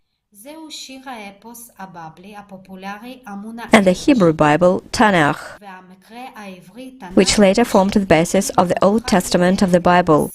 The epic poem Iliad and Odyssey by Homer were composed. It is also interesting that the first edition of the epic poem Mahabharata, telling about the great war and strife, was made in the same 7th century BC, reaching events initiated by the followers of El. And history repeats itself. Just as in the story with the mysterious Homer, the processing of the text is attributed to one author, the legendary mysterious sage, who edited the famous ancient Indian epic Mahabharata, as well as the Vedas, Puranas, and other Indian philosophical texts. He is referred to as the sage Vyasa. This name is translated from Sanskrit as fractionality, division, scattering, dispersion. He is also called Shashwata, that is, immortal, eternal. And as early as 586 BC, the Babylonians captured the Jewish priests who were extremely literate, and in this regard they were allowed into the ancient Babylonian libraries, where they were not only engaged in the census, but also wrote history for future generations, the kind of history that would benefit them, the kind of history that would allow them to rule over all nations. And from there, the Jewish priests came out with their well-formed teachings based on the ancient knowledge. In his book, The Enduring Jews, Max Diamond says that the captives were the best of the Judean aristocracy and intelligentsia, the Jews of the first diaspora exiled during their exile in Babylon. Diamond states, in Babylonian libraries, Jewish intellectuals discovered a whole world of new ideas. Within 5 decades, the exiled Jews found themselves at the top of the Babylonian society, in business, in the world of science and culture. They became leaders in commerce, scholars, and advisors to rulers. So they became the ones who formed the public worldview. This is a key point, because one's worldview determines one's choices. And the Jewish priests knew perfectly that everything starts with the person and his choice. Forming a worldview, they left a few grains of truth, which people knew from ancient times, addressing them in a mass of tears and substitutions. It was a working scheme where a doctrine was taken, carefully studied, and then processed and altered so as to fix human consciousness on the material and to impose a consumerist format of thinking. We have been observing this scheme for the past 6,000 years. It is especially evident during those periods when prophets came and brought true knowledge. Many believers today are convinced that religions were created by prophets, The truth that no prophet created religions, wrote scriptures. That was done by men who were intelligent and educated. And prophets brought knowledge and passed it on orally. Prophets told people about the true nature of a human, that human is spirit, that each person can communicate directly with God without intermediaries. They told people that the true purpose of human's existence is to gain eternal life. They told us about the quickest and shortest way to God through the cultivation of inner love.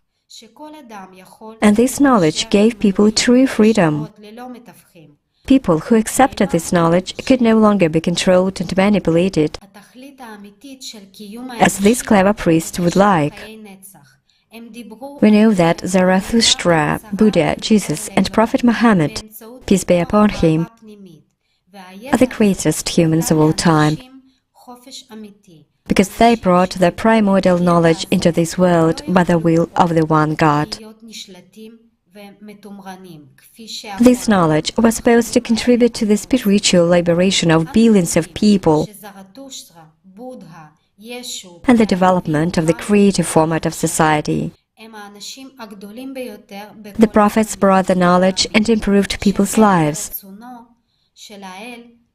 People became free, happy, and understood that only God was above them. However, in spite of this, even in the period of the Prophet's lifetime, knowledge began to be distorted and substituted.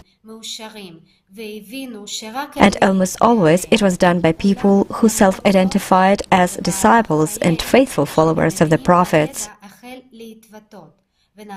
There are many stories preserved in the scriptures themselves of who these so-called faithful disciples really were, and their mentors were the Jewish priests, whose recommendations and instructions they followed. After the prophets left, knowledge was transformed into a tool to manipulate the masses, into religion. Substitutions and distortions were inserted. Inner work on oneself was replaced by outer rites and rituals. Love for God was replaced by fear and piety, the desire for eternal life in the spiritual world by promises of eternal life in a material body, or the acquisition of life after death. Some teachings removed God, as in Buddhism.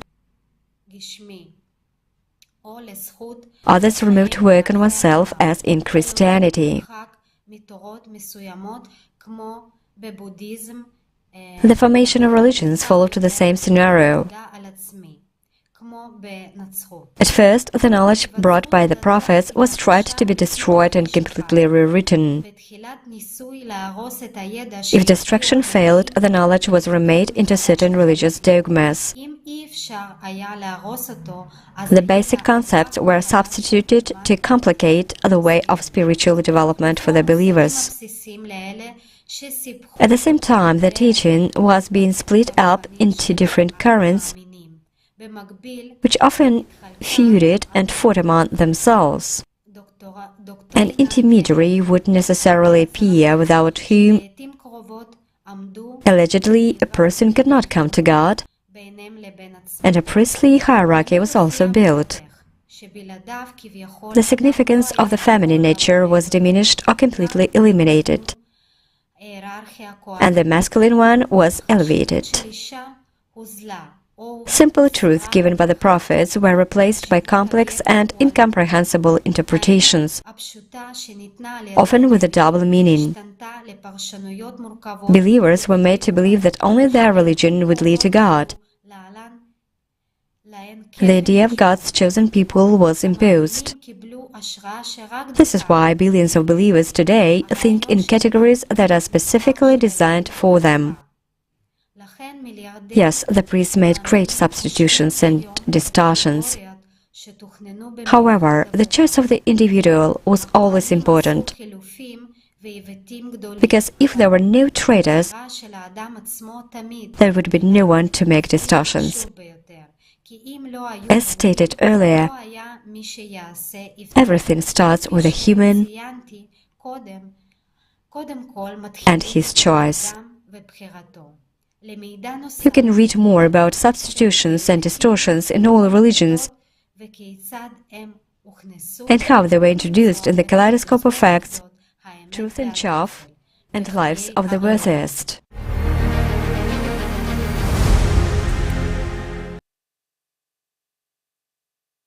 Thank you, Oksana. Yes, indeed, the purpose of the Apeksean religion is to enslave man, not to give freedom. This is hidden slavery. But as we have heard, man was also enslaved in the literal sense. How this happened, we can find out in the video with Jana.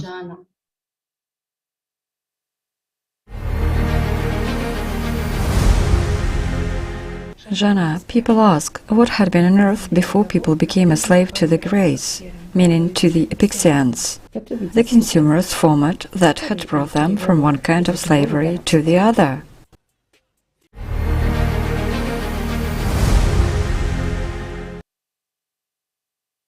Thank you, Jana.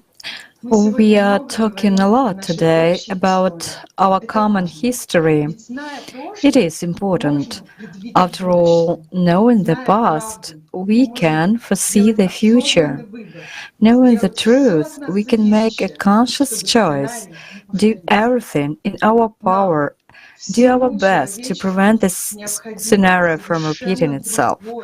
We, all humanity, need a completely different format of society, the creative society. Carriers of the intelligence gene can play an important role in building a new format of society. Let us watch an excerpt of the video Code of the Apekseans with the participation of Igor Mikhailovich Danilov.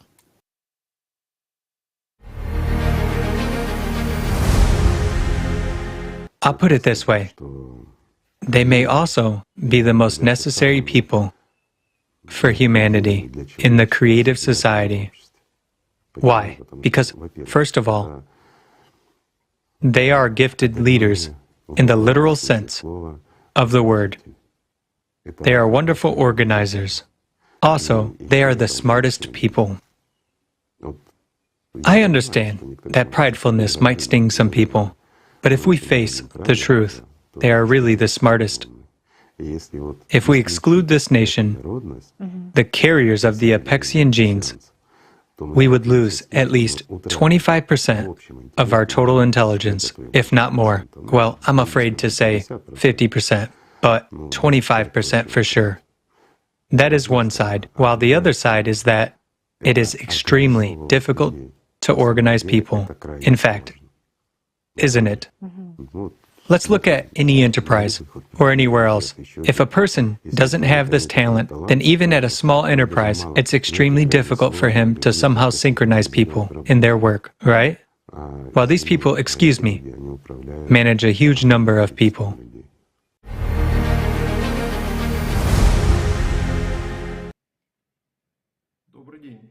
Greetings.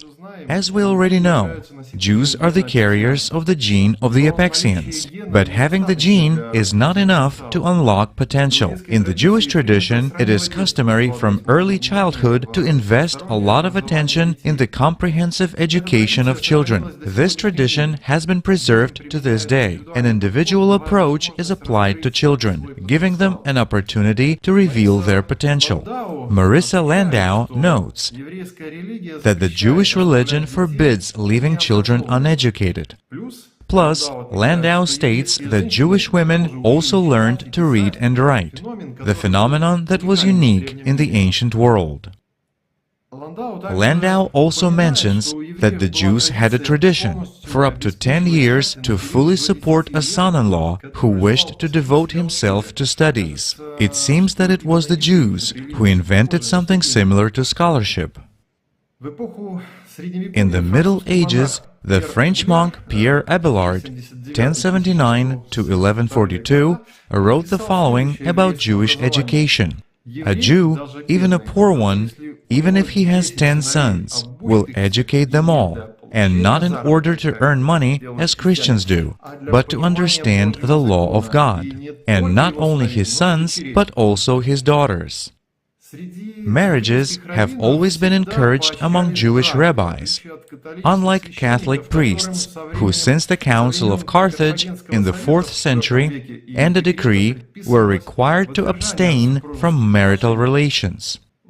During the Middle Ages, the result was a big drop in IQ among Catholics, because their smartest and most gifted boys were locked up in seminaries, and the gene pool greatly suffered. At the same time, wise, trained Jewish rabbis married smart women and created big, smart families. This phenomenon is described in 3 works: Anarchy, State and Utopia by Robert Novick, Jewish Mystery Power by Ernst Vandenberg, and A History of the Jews by Paul Johnson. Comfort and support in the family, plus high hopes. Success breeds success on a neurological level. Jewish children are generally aware that they are capable of achieving many things. They are encouraged to develop their skills in order to contribute to humanity. Jews do not approve of abusive behavior. Strong family ties, constant encouragement, and great attention to work are the keys to success.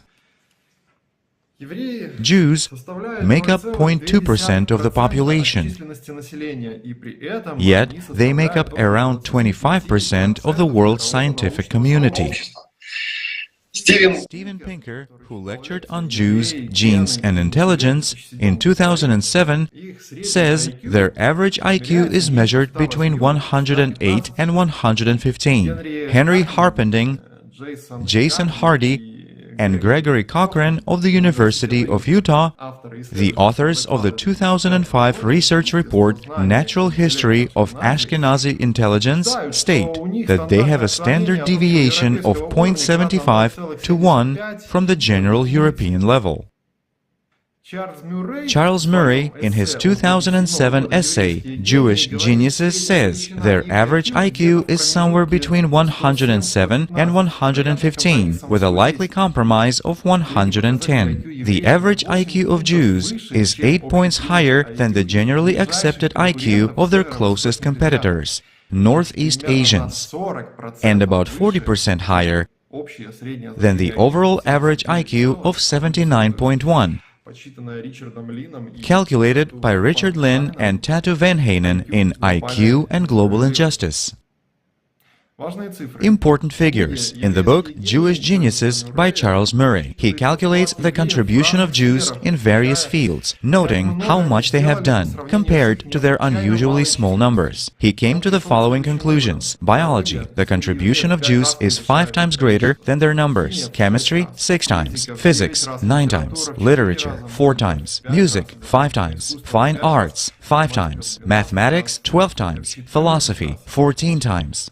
USA Today. Ashkenazi Jews constitute 2.2% of the population, but represent 30% of all elite college professors, 21% of Ivy League students, and 25% of Turing Award winners. In addition, Jews make up 50% of the 200 intellectuals, 40% of the partners in the leading law firms of New York and Washington, D.C., 59% of the directors, writers, and producers of the 50 most brilliant films.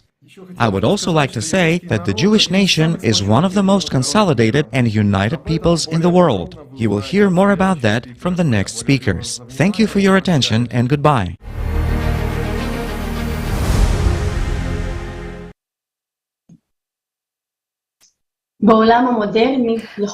Communication is very well developed in today's world. It allows all of us to get to know the customs and culture of different peoples and to take the best of them. The tradition of the Jewish people's intellectual development, their diligence and perseverance are worth their respect. We all have a lot to learn from each other to create a beautiful and safe world for all people. Let us watch a fragment of the video with the participation of Mikhail Danilov god of the Apeksyans. אני מציעה לצפות בקטע מהתוכנית עם איגור מיכאילוביץ' דנילו, קוד אפקסיאנים.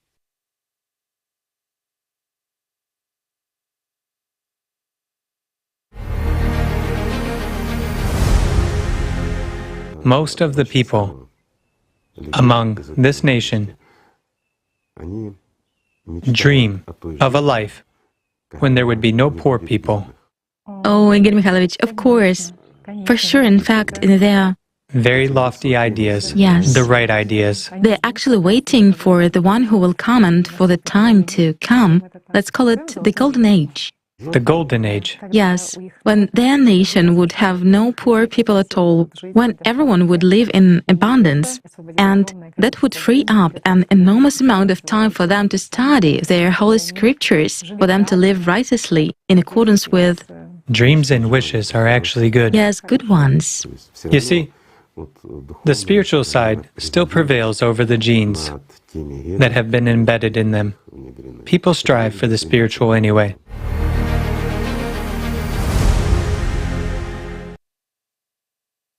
All religions wait for the coming of the Messiah. In Judaism, they wait for the Messiah. All God will tell us about the signs of his coming.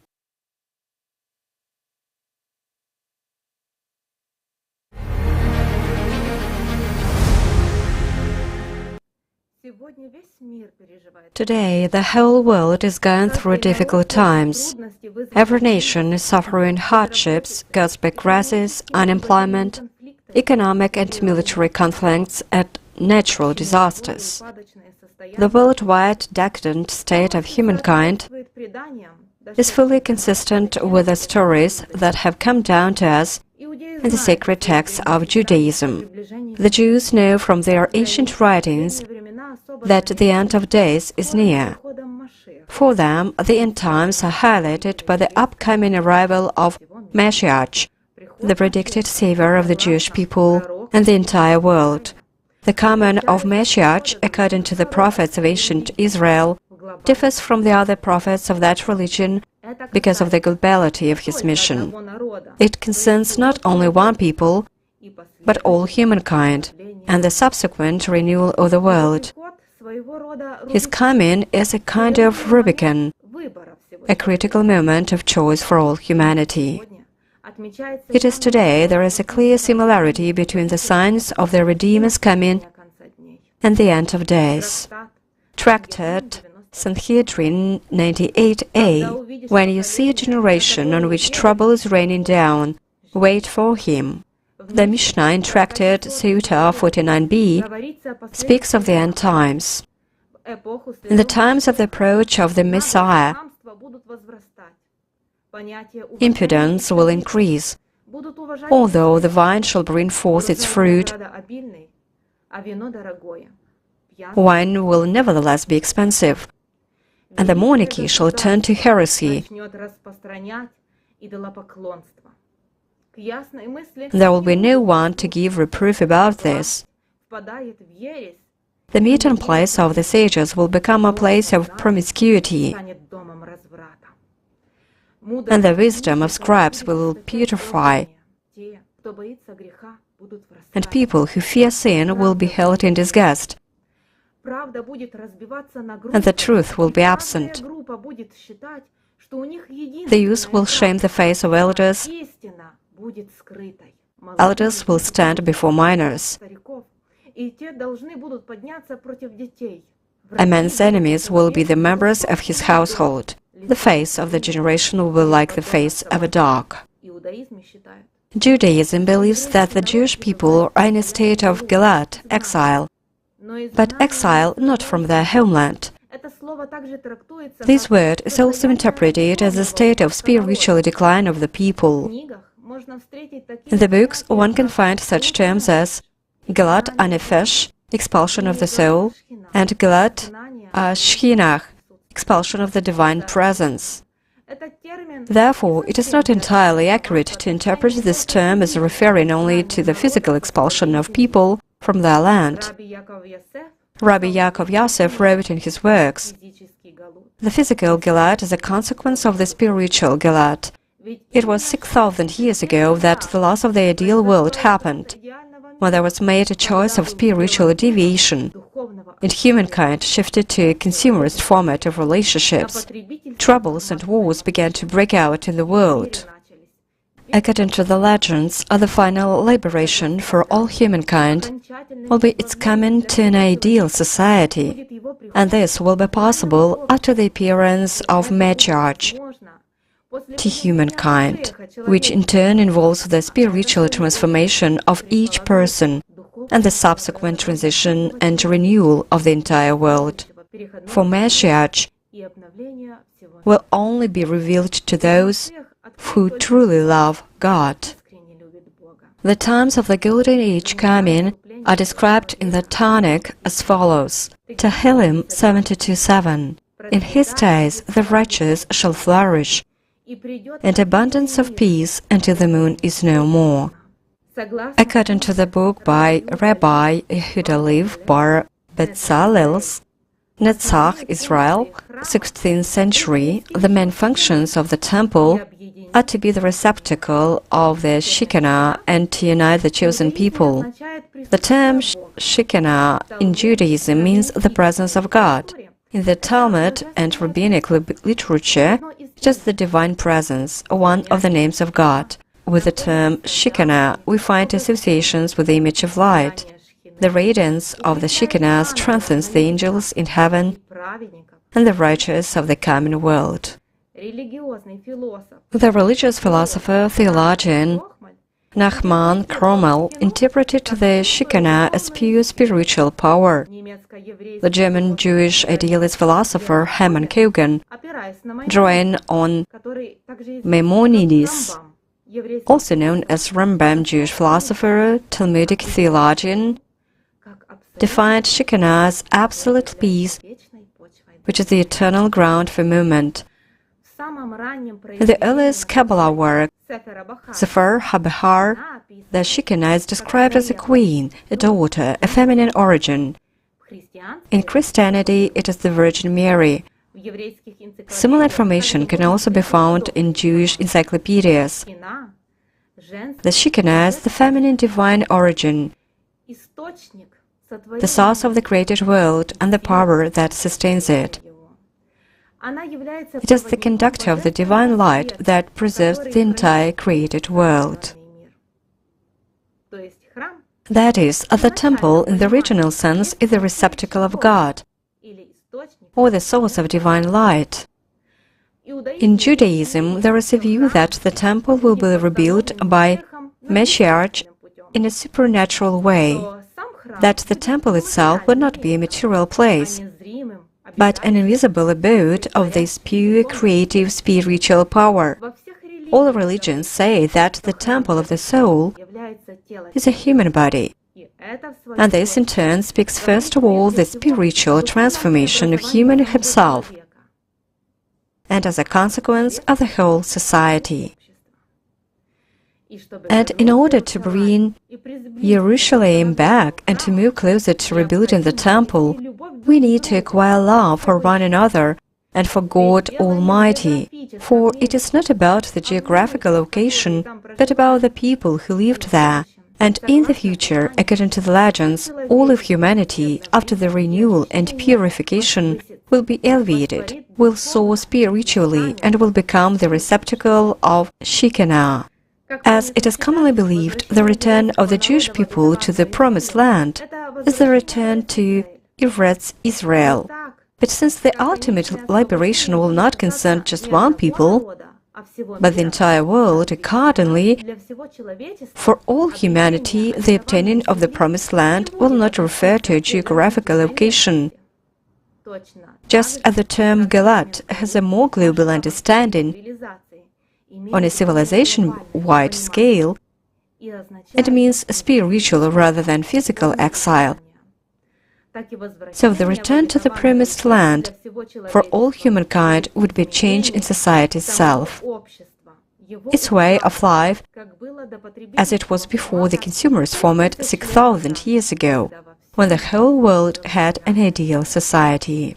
The Tanakh says that God is the God of all nations, and that Meshach will come to all people. Isaiah 2:4. He shall judge between the nations, and shall decide disputes for many peoples, and they shall beat their swords into plowshares, and their spears into pruning hooks. Nation shall not lift up sword against nation, neither shall they learn war any more. Tehillim 72:17. May his name endure forever, his fame continue as long as the sun. May people be blessed in him, all nations call him blessed. In the Tanakh and Talmud legends, it is said that the problems of all nations of the whole world will be solved. Everyone knows that people are enslaved in a consumerist format. The power of the few over the majority is everywhere. Human life is devalued everywhere. The coming of Mashiach will mark the time of choice for people. In this time, people will have to decide for themselves what kind of world they want to live in a world of lies, violence and consumption, or in a world of brotherhood, love and creativity. The ancient Jewish scriptures say that the Jewish people are chosen as the increased responsibility before God to unite for themselves and to help other nations by their example. And now I invite you to watch an interview with the respected Rabbi Arbiv Roberto.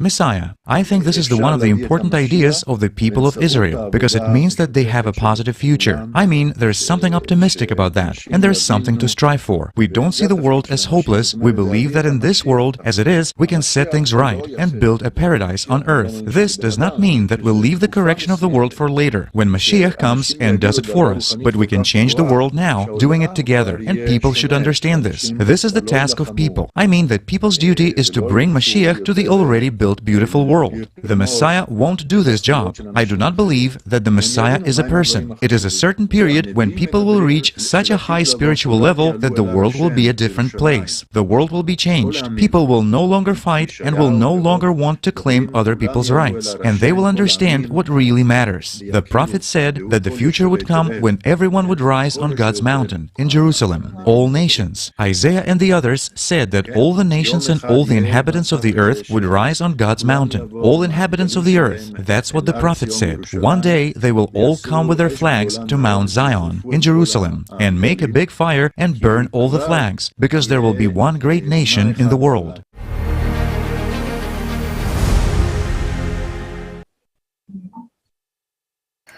Thank you, Roberto. The people of Israel have an important task before them. Our esteemed Rabbi Benjamin Minich will speak to us about its destiny.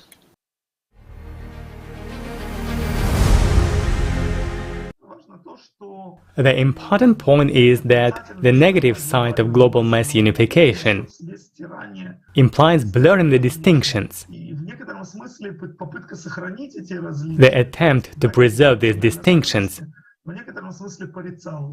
some national peculiarities in some sense, was condemned. But among Jews, it was not only condemned, it was even cultivated. Yes, the Jews have been able to live within large groups for centuries. On the one hand, living with them in relative peace, and on the other hand, maintaining their isolation, which today, in postmodern approach, can be called pluralism.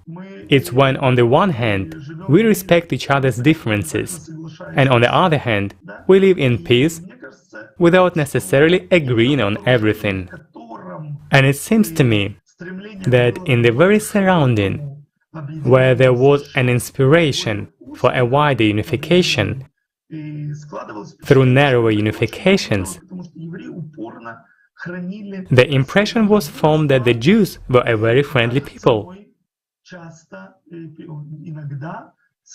And the Jews have persistently kept their unity, often at the expense of being separated from the wider society in different ways, either in terms of food, in terms of Sabbath rest, or in terms of clothing, and so on. So it seems to me that the answer to your question might be the following. Friendship of Jews, if it exists, is based on the desire to preserve their particular traits, rather than necessarily join the common melting pot.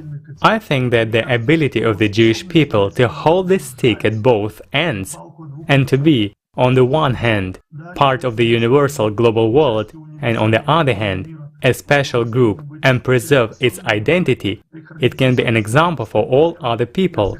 Thus, on the one hand, one can take care of the all human good, and on the other hand, not give up one's peculiarities, not assimilate into some all-human pot. I believe that what we should strive for is not the coming of the Messiah, but the coming of Messianic times, and the onset of the Messianic times depend entirely on each one of us, on our behavior, on the way we live our personal level, on how we behave with our loved ones and with not closed ones. That's the main thing.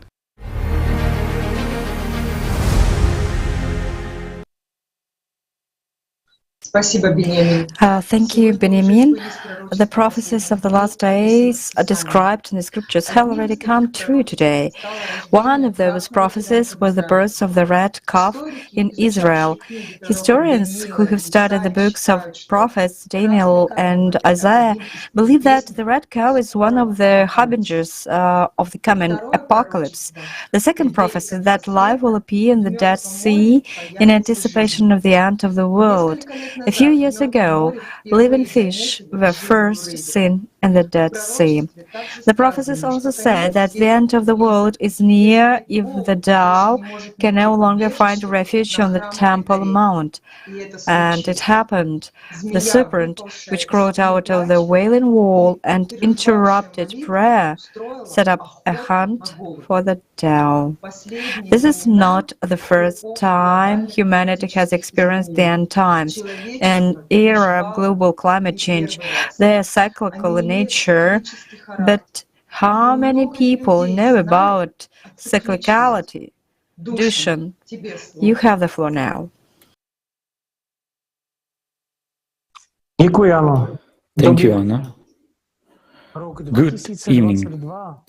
The year 2022 made even those who did not believe in or were skeptical about global climate change to think seriously and reconsider their views. More than 2,000 people in Europe died this summer from the sweltering heat. The record heat triggered the worst drought and raging wildfires in the region in 500 years.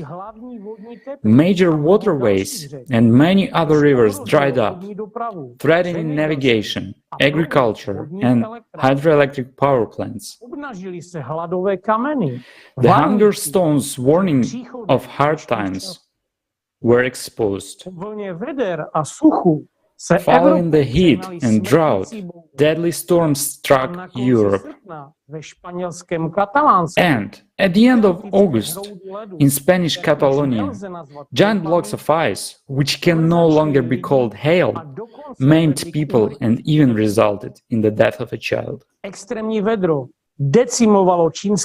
For more than 70 days in a row, extreme heat destroyed China's population, factories and fields.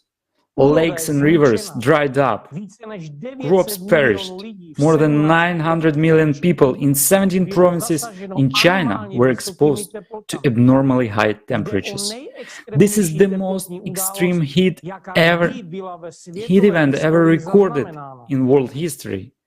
At the same time, China has been hit by a wave of historic floods since May 2022. Pakistanis also experienced an abnormal heat wave from March to May this year. And right now, more than 33 million Pakistanis are suffering the effects of a historic massive flood that has already covered one-third of the country. These are just a few examples. The list of climate disasters of 2022 is endless, and the year is not over yet. 2022 roku můžeme vyjmenovávat do nekonečna. Přitom rok There is no longer a single continent, or even almost no country, where a new record of natural disasters has not been set. Cataclysms are no longer just increasing in frequency, they are a progression. Back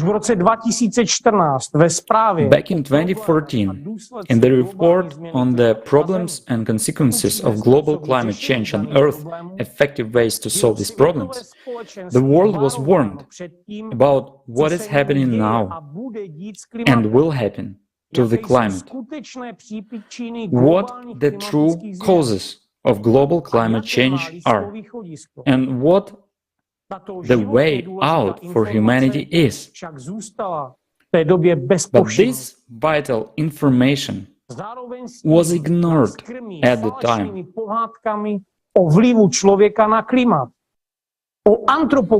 At the same time, we are fed false tales about human influence on the climate, anthropogenic CO2, or the opposite, that the climate is not changing as it happened before. But I have a question. Why do those who tell us these actively build underground bunkers? The fact that demand for their shelters went up by 500% 2 years ago indicates a boom in demand. How can this be explained? These storytellers just know and understand everything and hope to hole up in their bunkers while the planet experiences the peak of climatic cataclysms. But they are mistaken. They can't sit back and wait it out this time. Why? You're about to find out. The core of our planet plays a major role in climate change around the world. Its rotation shapes the electromagnetic field, gravity, atmospheric pressure, and many other processes on the Earth. But in the 1990s, there was a sharp destabilization of the core, and as a consequence, it affected many planetary processes.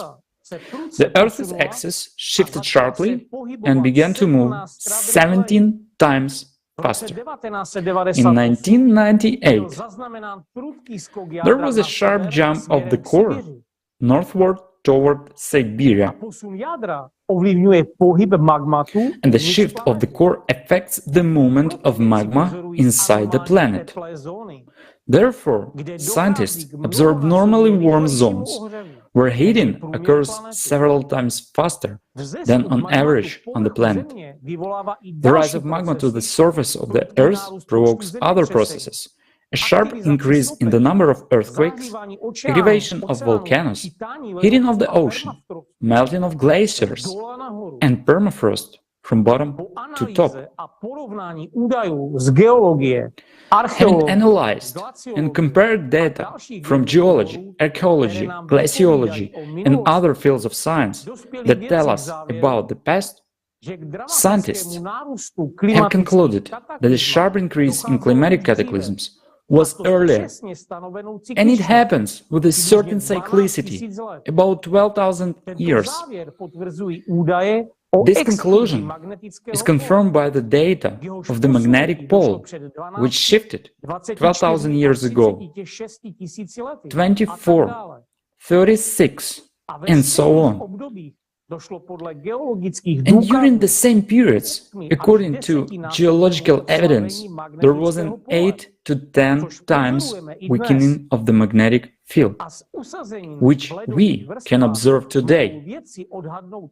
And by deposits in ice cores, scientists can judge about volcanic eruptions in the past, and here the anomalous increase in volcanic activity observed with the same frequency, 12,000 years.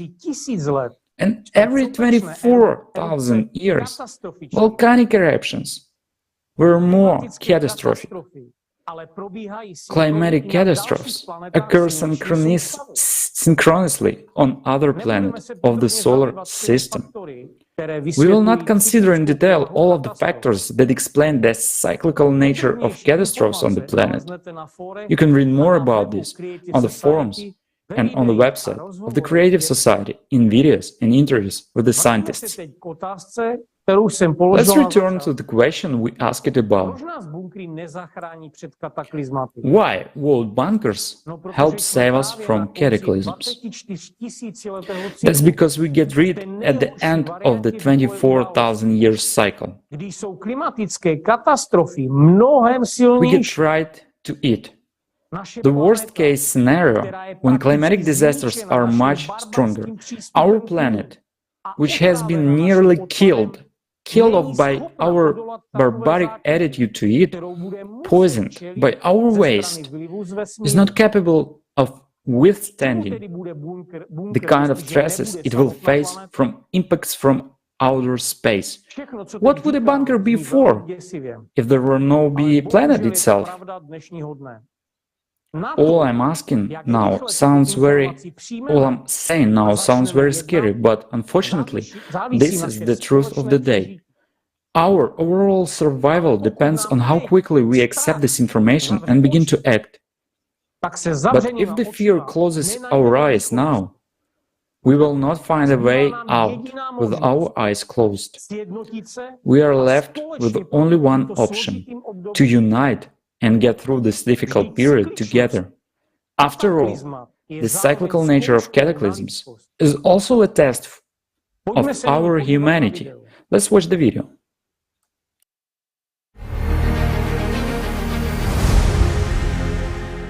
Jana, could you tell what the point of 12,000-year cycles for humanity is? After all, everything must make sense. So that people consciously choose life and become a united human civilization. Well, otherwise there will be a restart in order not to spawn parasites in the universe. That's the point.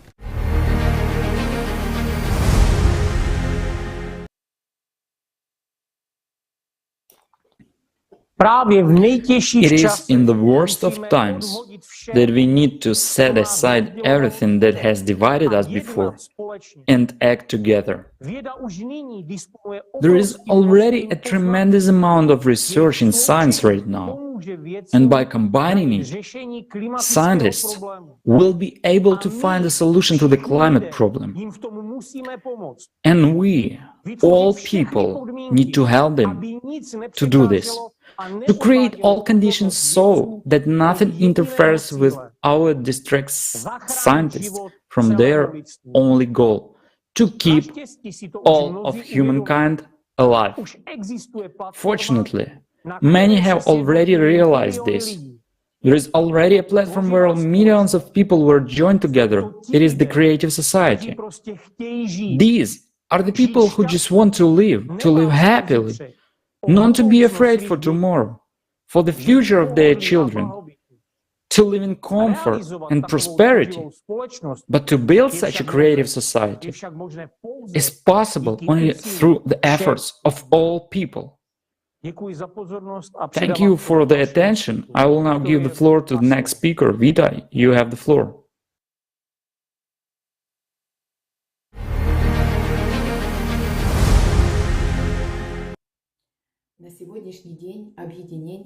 To date, the unification is the only chance for all of humanity to survive, and not just to survive, but to reach a new level of development and become a unified civilization. Only by becoming a unified civilization and building the creative society, we can solve all our global problems. To bring our dying planet back to life, solve the problem of global climate change, solve social problems and create a world without wars, a world of abundance and prosperity. And then humankind will open up the prospect of space exploration and the possibility of resettlement to other planets like our beautiful Earth, not lifeless Mars. But why do we doubt the reality of unification? Because we are used to inaction and shifting the responsibility for our lives and our problems to others. We are divided and unorganized. In any extreme situation, we don't know how to behave. We're so accustomed to the idea that someone will come and do everything for us and save us.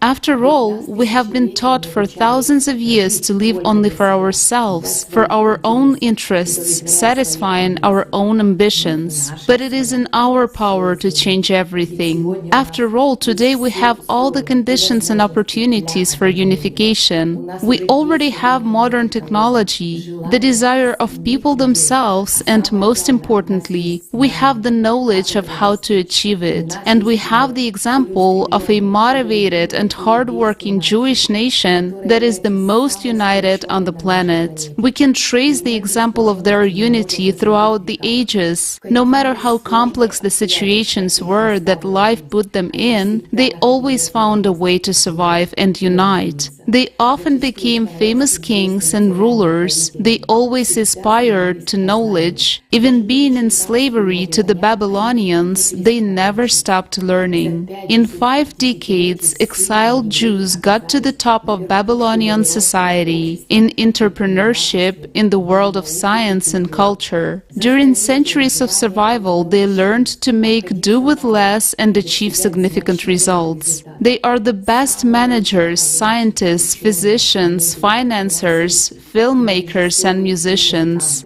Their total intelligence is 25% of intelligence of all humankind. In today's situation, it will be a crime not to channel the experience and knowledge of these people to help survive in such difficult conditions for all humanity. For such intellectual potential and managerial ability, it is a worthy challenge to do everything possible and impossible to survive. This is the kind of task that Jews have always been very successful at. But now it is important to do this not only for their own nation, but for all of humanity. There is a good example of this nation coming together. After World War II, despite difficult conditions and many problems, without developed technology, people managed to unite in a common goal. And in a short time, the desert was turned into a blooming garden of Eden, the beautiful country of Israel. This country was built by ordinary people. They literally took off their white coats, put aside their violin, rolled up their sleeves, and worked hard because community prevailed over personal ego. To this day, these people work hard and achieve great results. A nation is not an elite. A nation is humans who can love, strive for life without wars or hunger, who will not pass by someone in need. This nation strives to serve not only their nation, but also other nations. Friends, we invite you to see what these people really live by and what they really care about.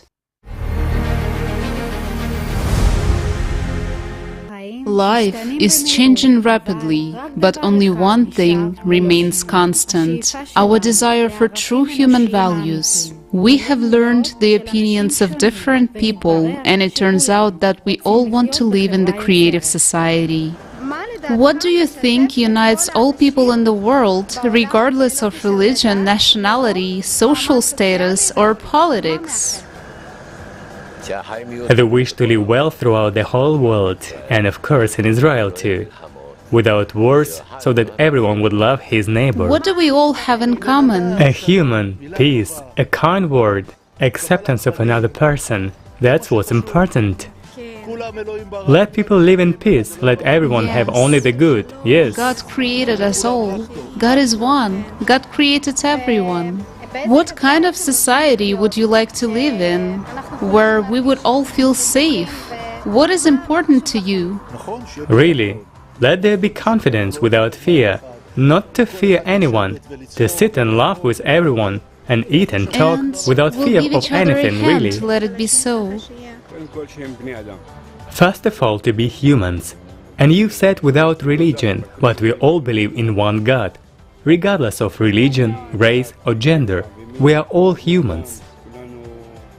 We all want to live. We all want to live in peace. I think all people in the world love their family, their closed ones. I mean people they know.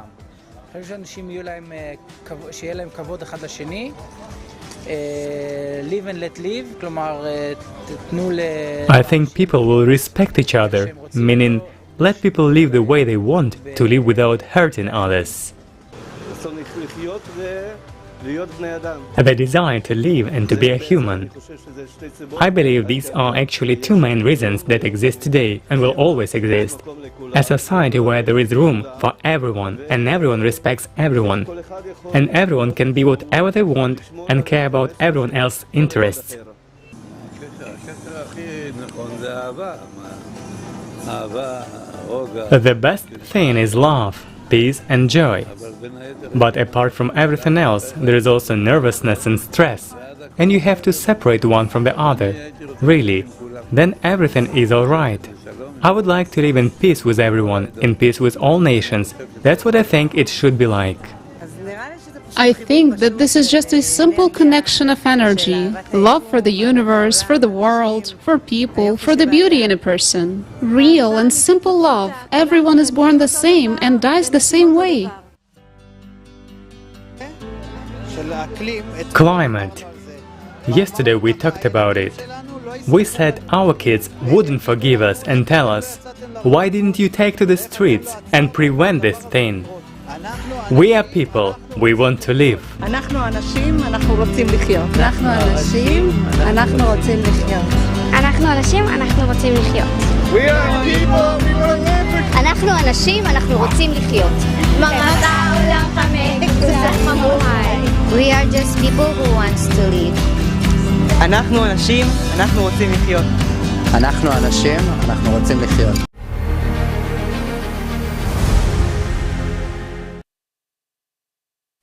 Wow. This is a very inspiring video. It shows how close we are to each other. If you want to live in a wonderful, safe, creative society, you can start acting now. Please tell everyone about the Creative Society project. Share the link to the kaleidoscope of facts. People have the right to know the truth.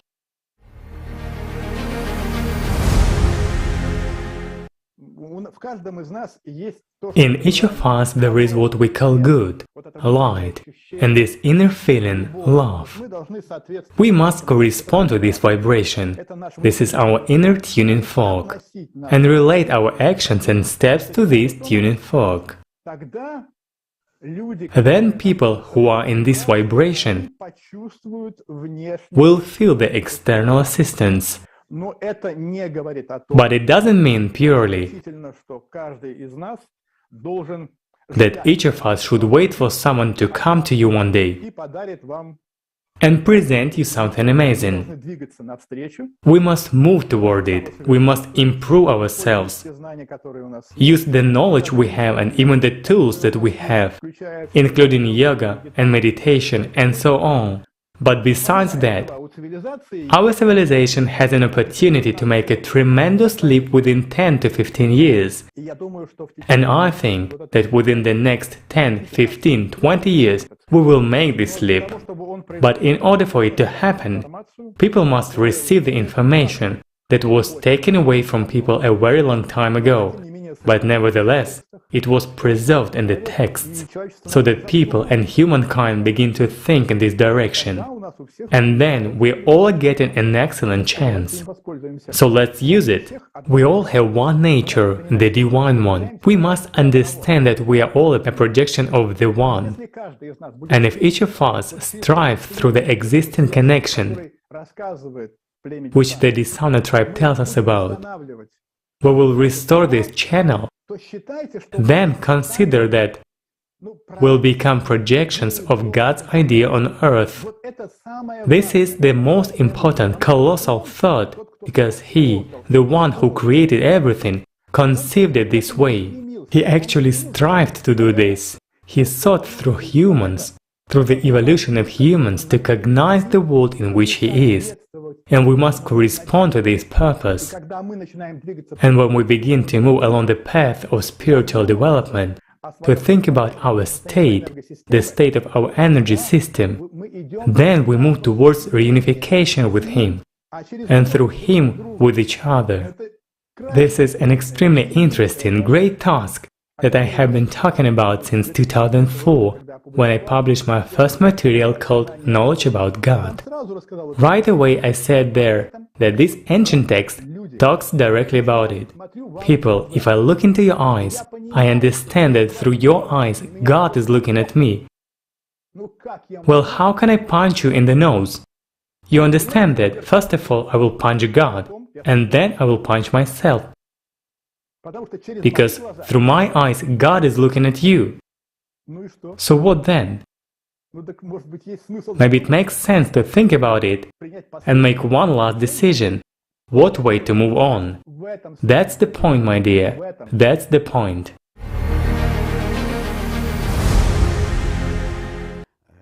Evolution is a much more complicated process than just a struggle for survival. To date, there are absolutely clear concepts that human evolution is based on love, kindness, and care for each other.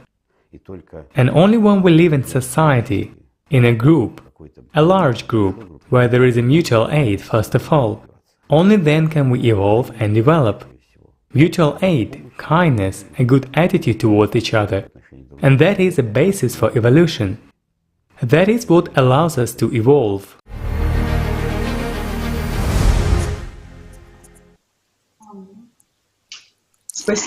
Thank you very much, dear Valery Mikhailovich and Konstantin Georgievich, for such sincere and kind words. Indeed, each of us is unique. We have different talents, traits of character, and features of appearance, with different ways of thinking. Today we talked a lot about differences in genetics. But this is something that applies to our bodies, something that can be changed or replaced. But it's all matter that will die anyway, because all matter is finite, and mind, no matter how advanced it is, it's still finite. And behind the external physical differences, inside there is something that unites us all. It is the soul, a particle from the spiritual world, the divine code. And all the religions of the world say that the spiritual world is one, which means we are one. In fact, all of us are very close relatives. But then why is there so much hatred, animosity, and suffering in the world? What are we arguing about all the time, and what are we trying to achieve? You might say, that's the way the world is. And you'd be partly right. It is the way the world is now because we built it that way. And there is no one to blame. We are the people who act and agree to live this way. That's why only we ourselves can change it. Don't you? Same like me, feel the need to love and be loved, to live happily in peace and friendship with the people around you. Of course you do.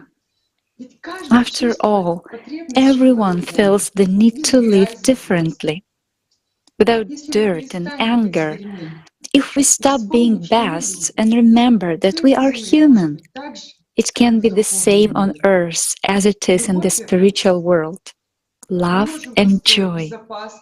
We can build a safe and prosperous society for ourselves and our children, a creative society in which each person could reveal his or her best human qualities, develop and cognize his or her true essence.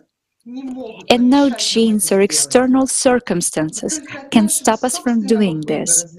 After all, only our own choice determines what kind of future awaits us. It is said that a mind without kindness is cunning, but a mind united with kindness is wisdom. When will we all find wisdom together, so that we don't trade eternity for the moment? After all, the soul within you is the portal to eternity, with which you can connect by choice and find true love, a life that will never end. Our talents could serve for the benefit of all society, when everyone directs their attention to making the world a beautiful and safe place. The world around us will change for the better very quickly. It is our nature to love and create. By joining together, we can do anything.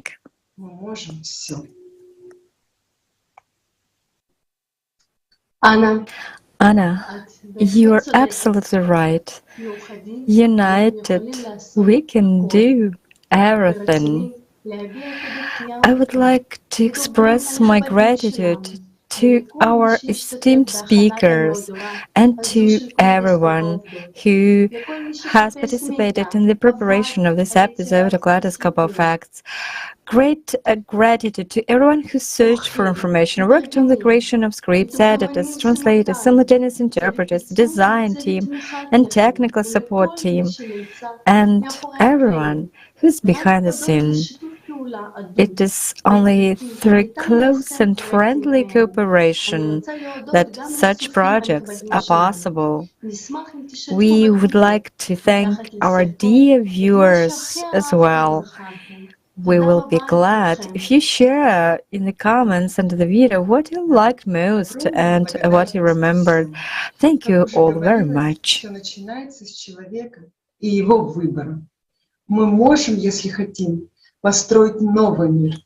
Yes, a huge thanks to everyone. And it was said before, it all starts with the individual and their choices. We can, if we want to build a new world, build the creative society, a society where every human is valuable. It doesn't matter what you look like, what race you belong to, or what religion you practice. But we have another side in us. Each and every one of us. Despite what our bodies are like, they are just bodies. This is merely reflected on the way our consciousness works and how we, as personality, perceive our consciousness, no more. But each one of us has that which is common to all. It is the soul. This divine code, let's put it so, unites us all. Friends, it is the best thing that can be, and each of us has a thirst and desire for unification, for creating a different world, a right, fair world, without lies, without malice, and without filth. The creative society, or even better, an ideal society, because we all long for the ideal society, you know, just in order to fractally repeat. Here, it should be like in the spiritual world, where a man is brother to a man, and not a beast, as it is now, unfortunately. And everyone has a need. Moreover, everyone is endowed with talents, and these talents, in fact, should not be something that separates us or be conditioned for our domination. Of course. But we should serve with these talents for the good of society, for the good of one egregore and each other. Right. If we all put all of our talents together, everything that makes us, let's say, human beings, into one money box, can you imagine what the world would be like? Isn't that so? It is. If we invest all of our attention in the prosperity of our world and in the spiritual development of everyone, well, spiritual development is for those who strive for God. At least, invest in the development of our world to make the world a better place, to make it safe, at least for our children. If not for ourselves. You know, consciousness interferes anyway, but we can do it, friends. Isn't that so? We can create those conditions, right? We can. Of course we can. What is actually required for that? Just a little. To stop being animals. To stop separating someone and accusing someone of something. To stop looking for someone to blame for why our world is like that. and to face the truth. Our world is like that because we are like that, my friends. Isn't that so? If we change, everything will change. But that's if each of us changes. And sees a human being in another person first and foremost. And values one's attention, values and directs it where necessary towards a common goal, consolidation, to really create this world, and not on all the above mentioned quarrels, conflicts, And divisions, and all that. So we have to value attention, my friends. Right? Yes. And take care of each other. That's the main thing. If we don't take care of each other, it will be the same as always. There will be that which is happening now, when we don't listen to each other, when we don't take care of each other. That's how the world is sliding into what we are all standing on the threshold of. But we can prevent it all. And to do that, as Jana said, we should invest our attention where necessary. Let's invest our attention in love for each other, in mutual respect, right? Right. And in the prosperity of our world. So friends, let's just start at least loving each other. Thank you for being with us today. Thank you. Thank you very much. Thank you, Jana. Thank you very much. Thank you for the fact that we still have a chance. Thank you.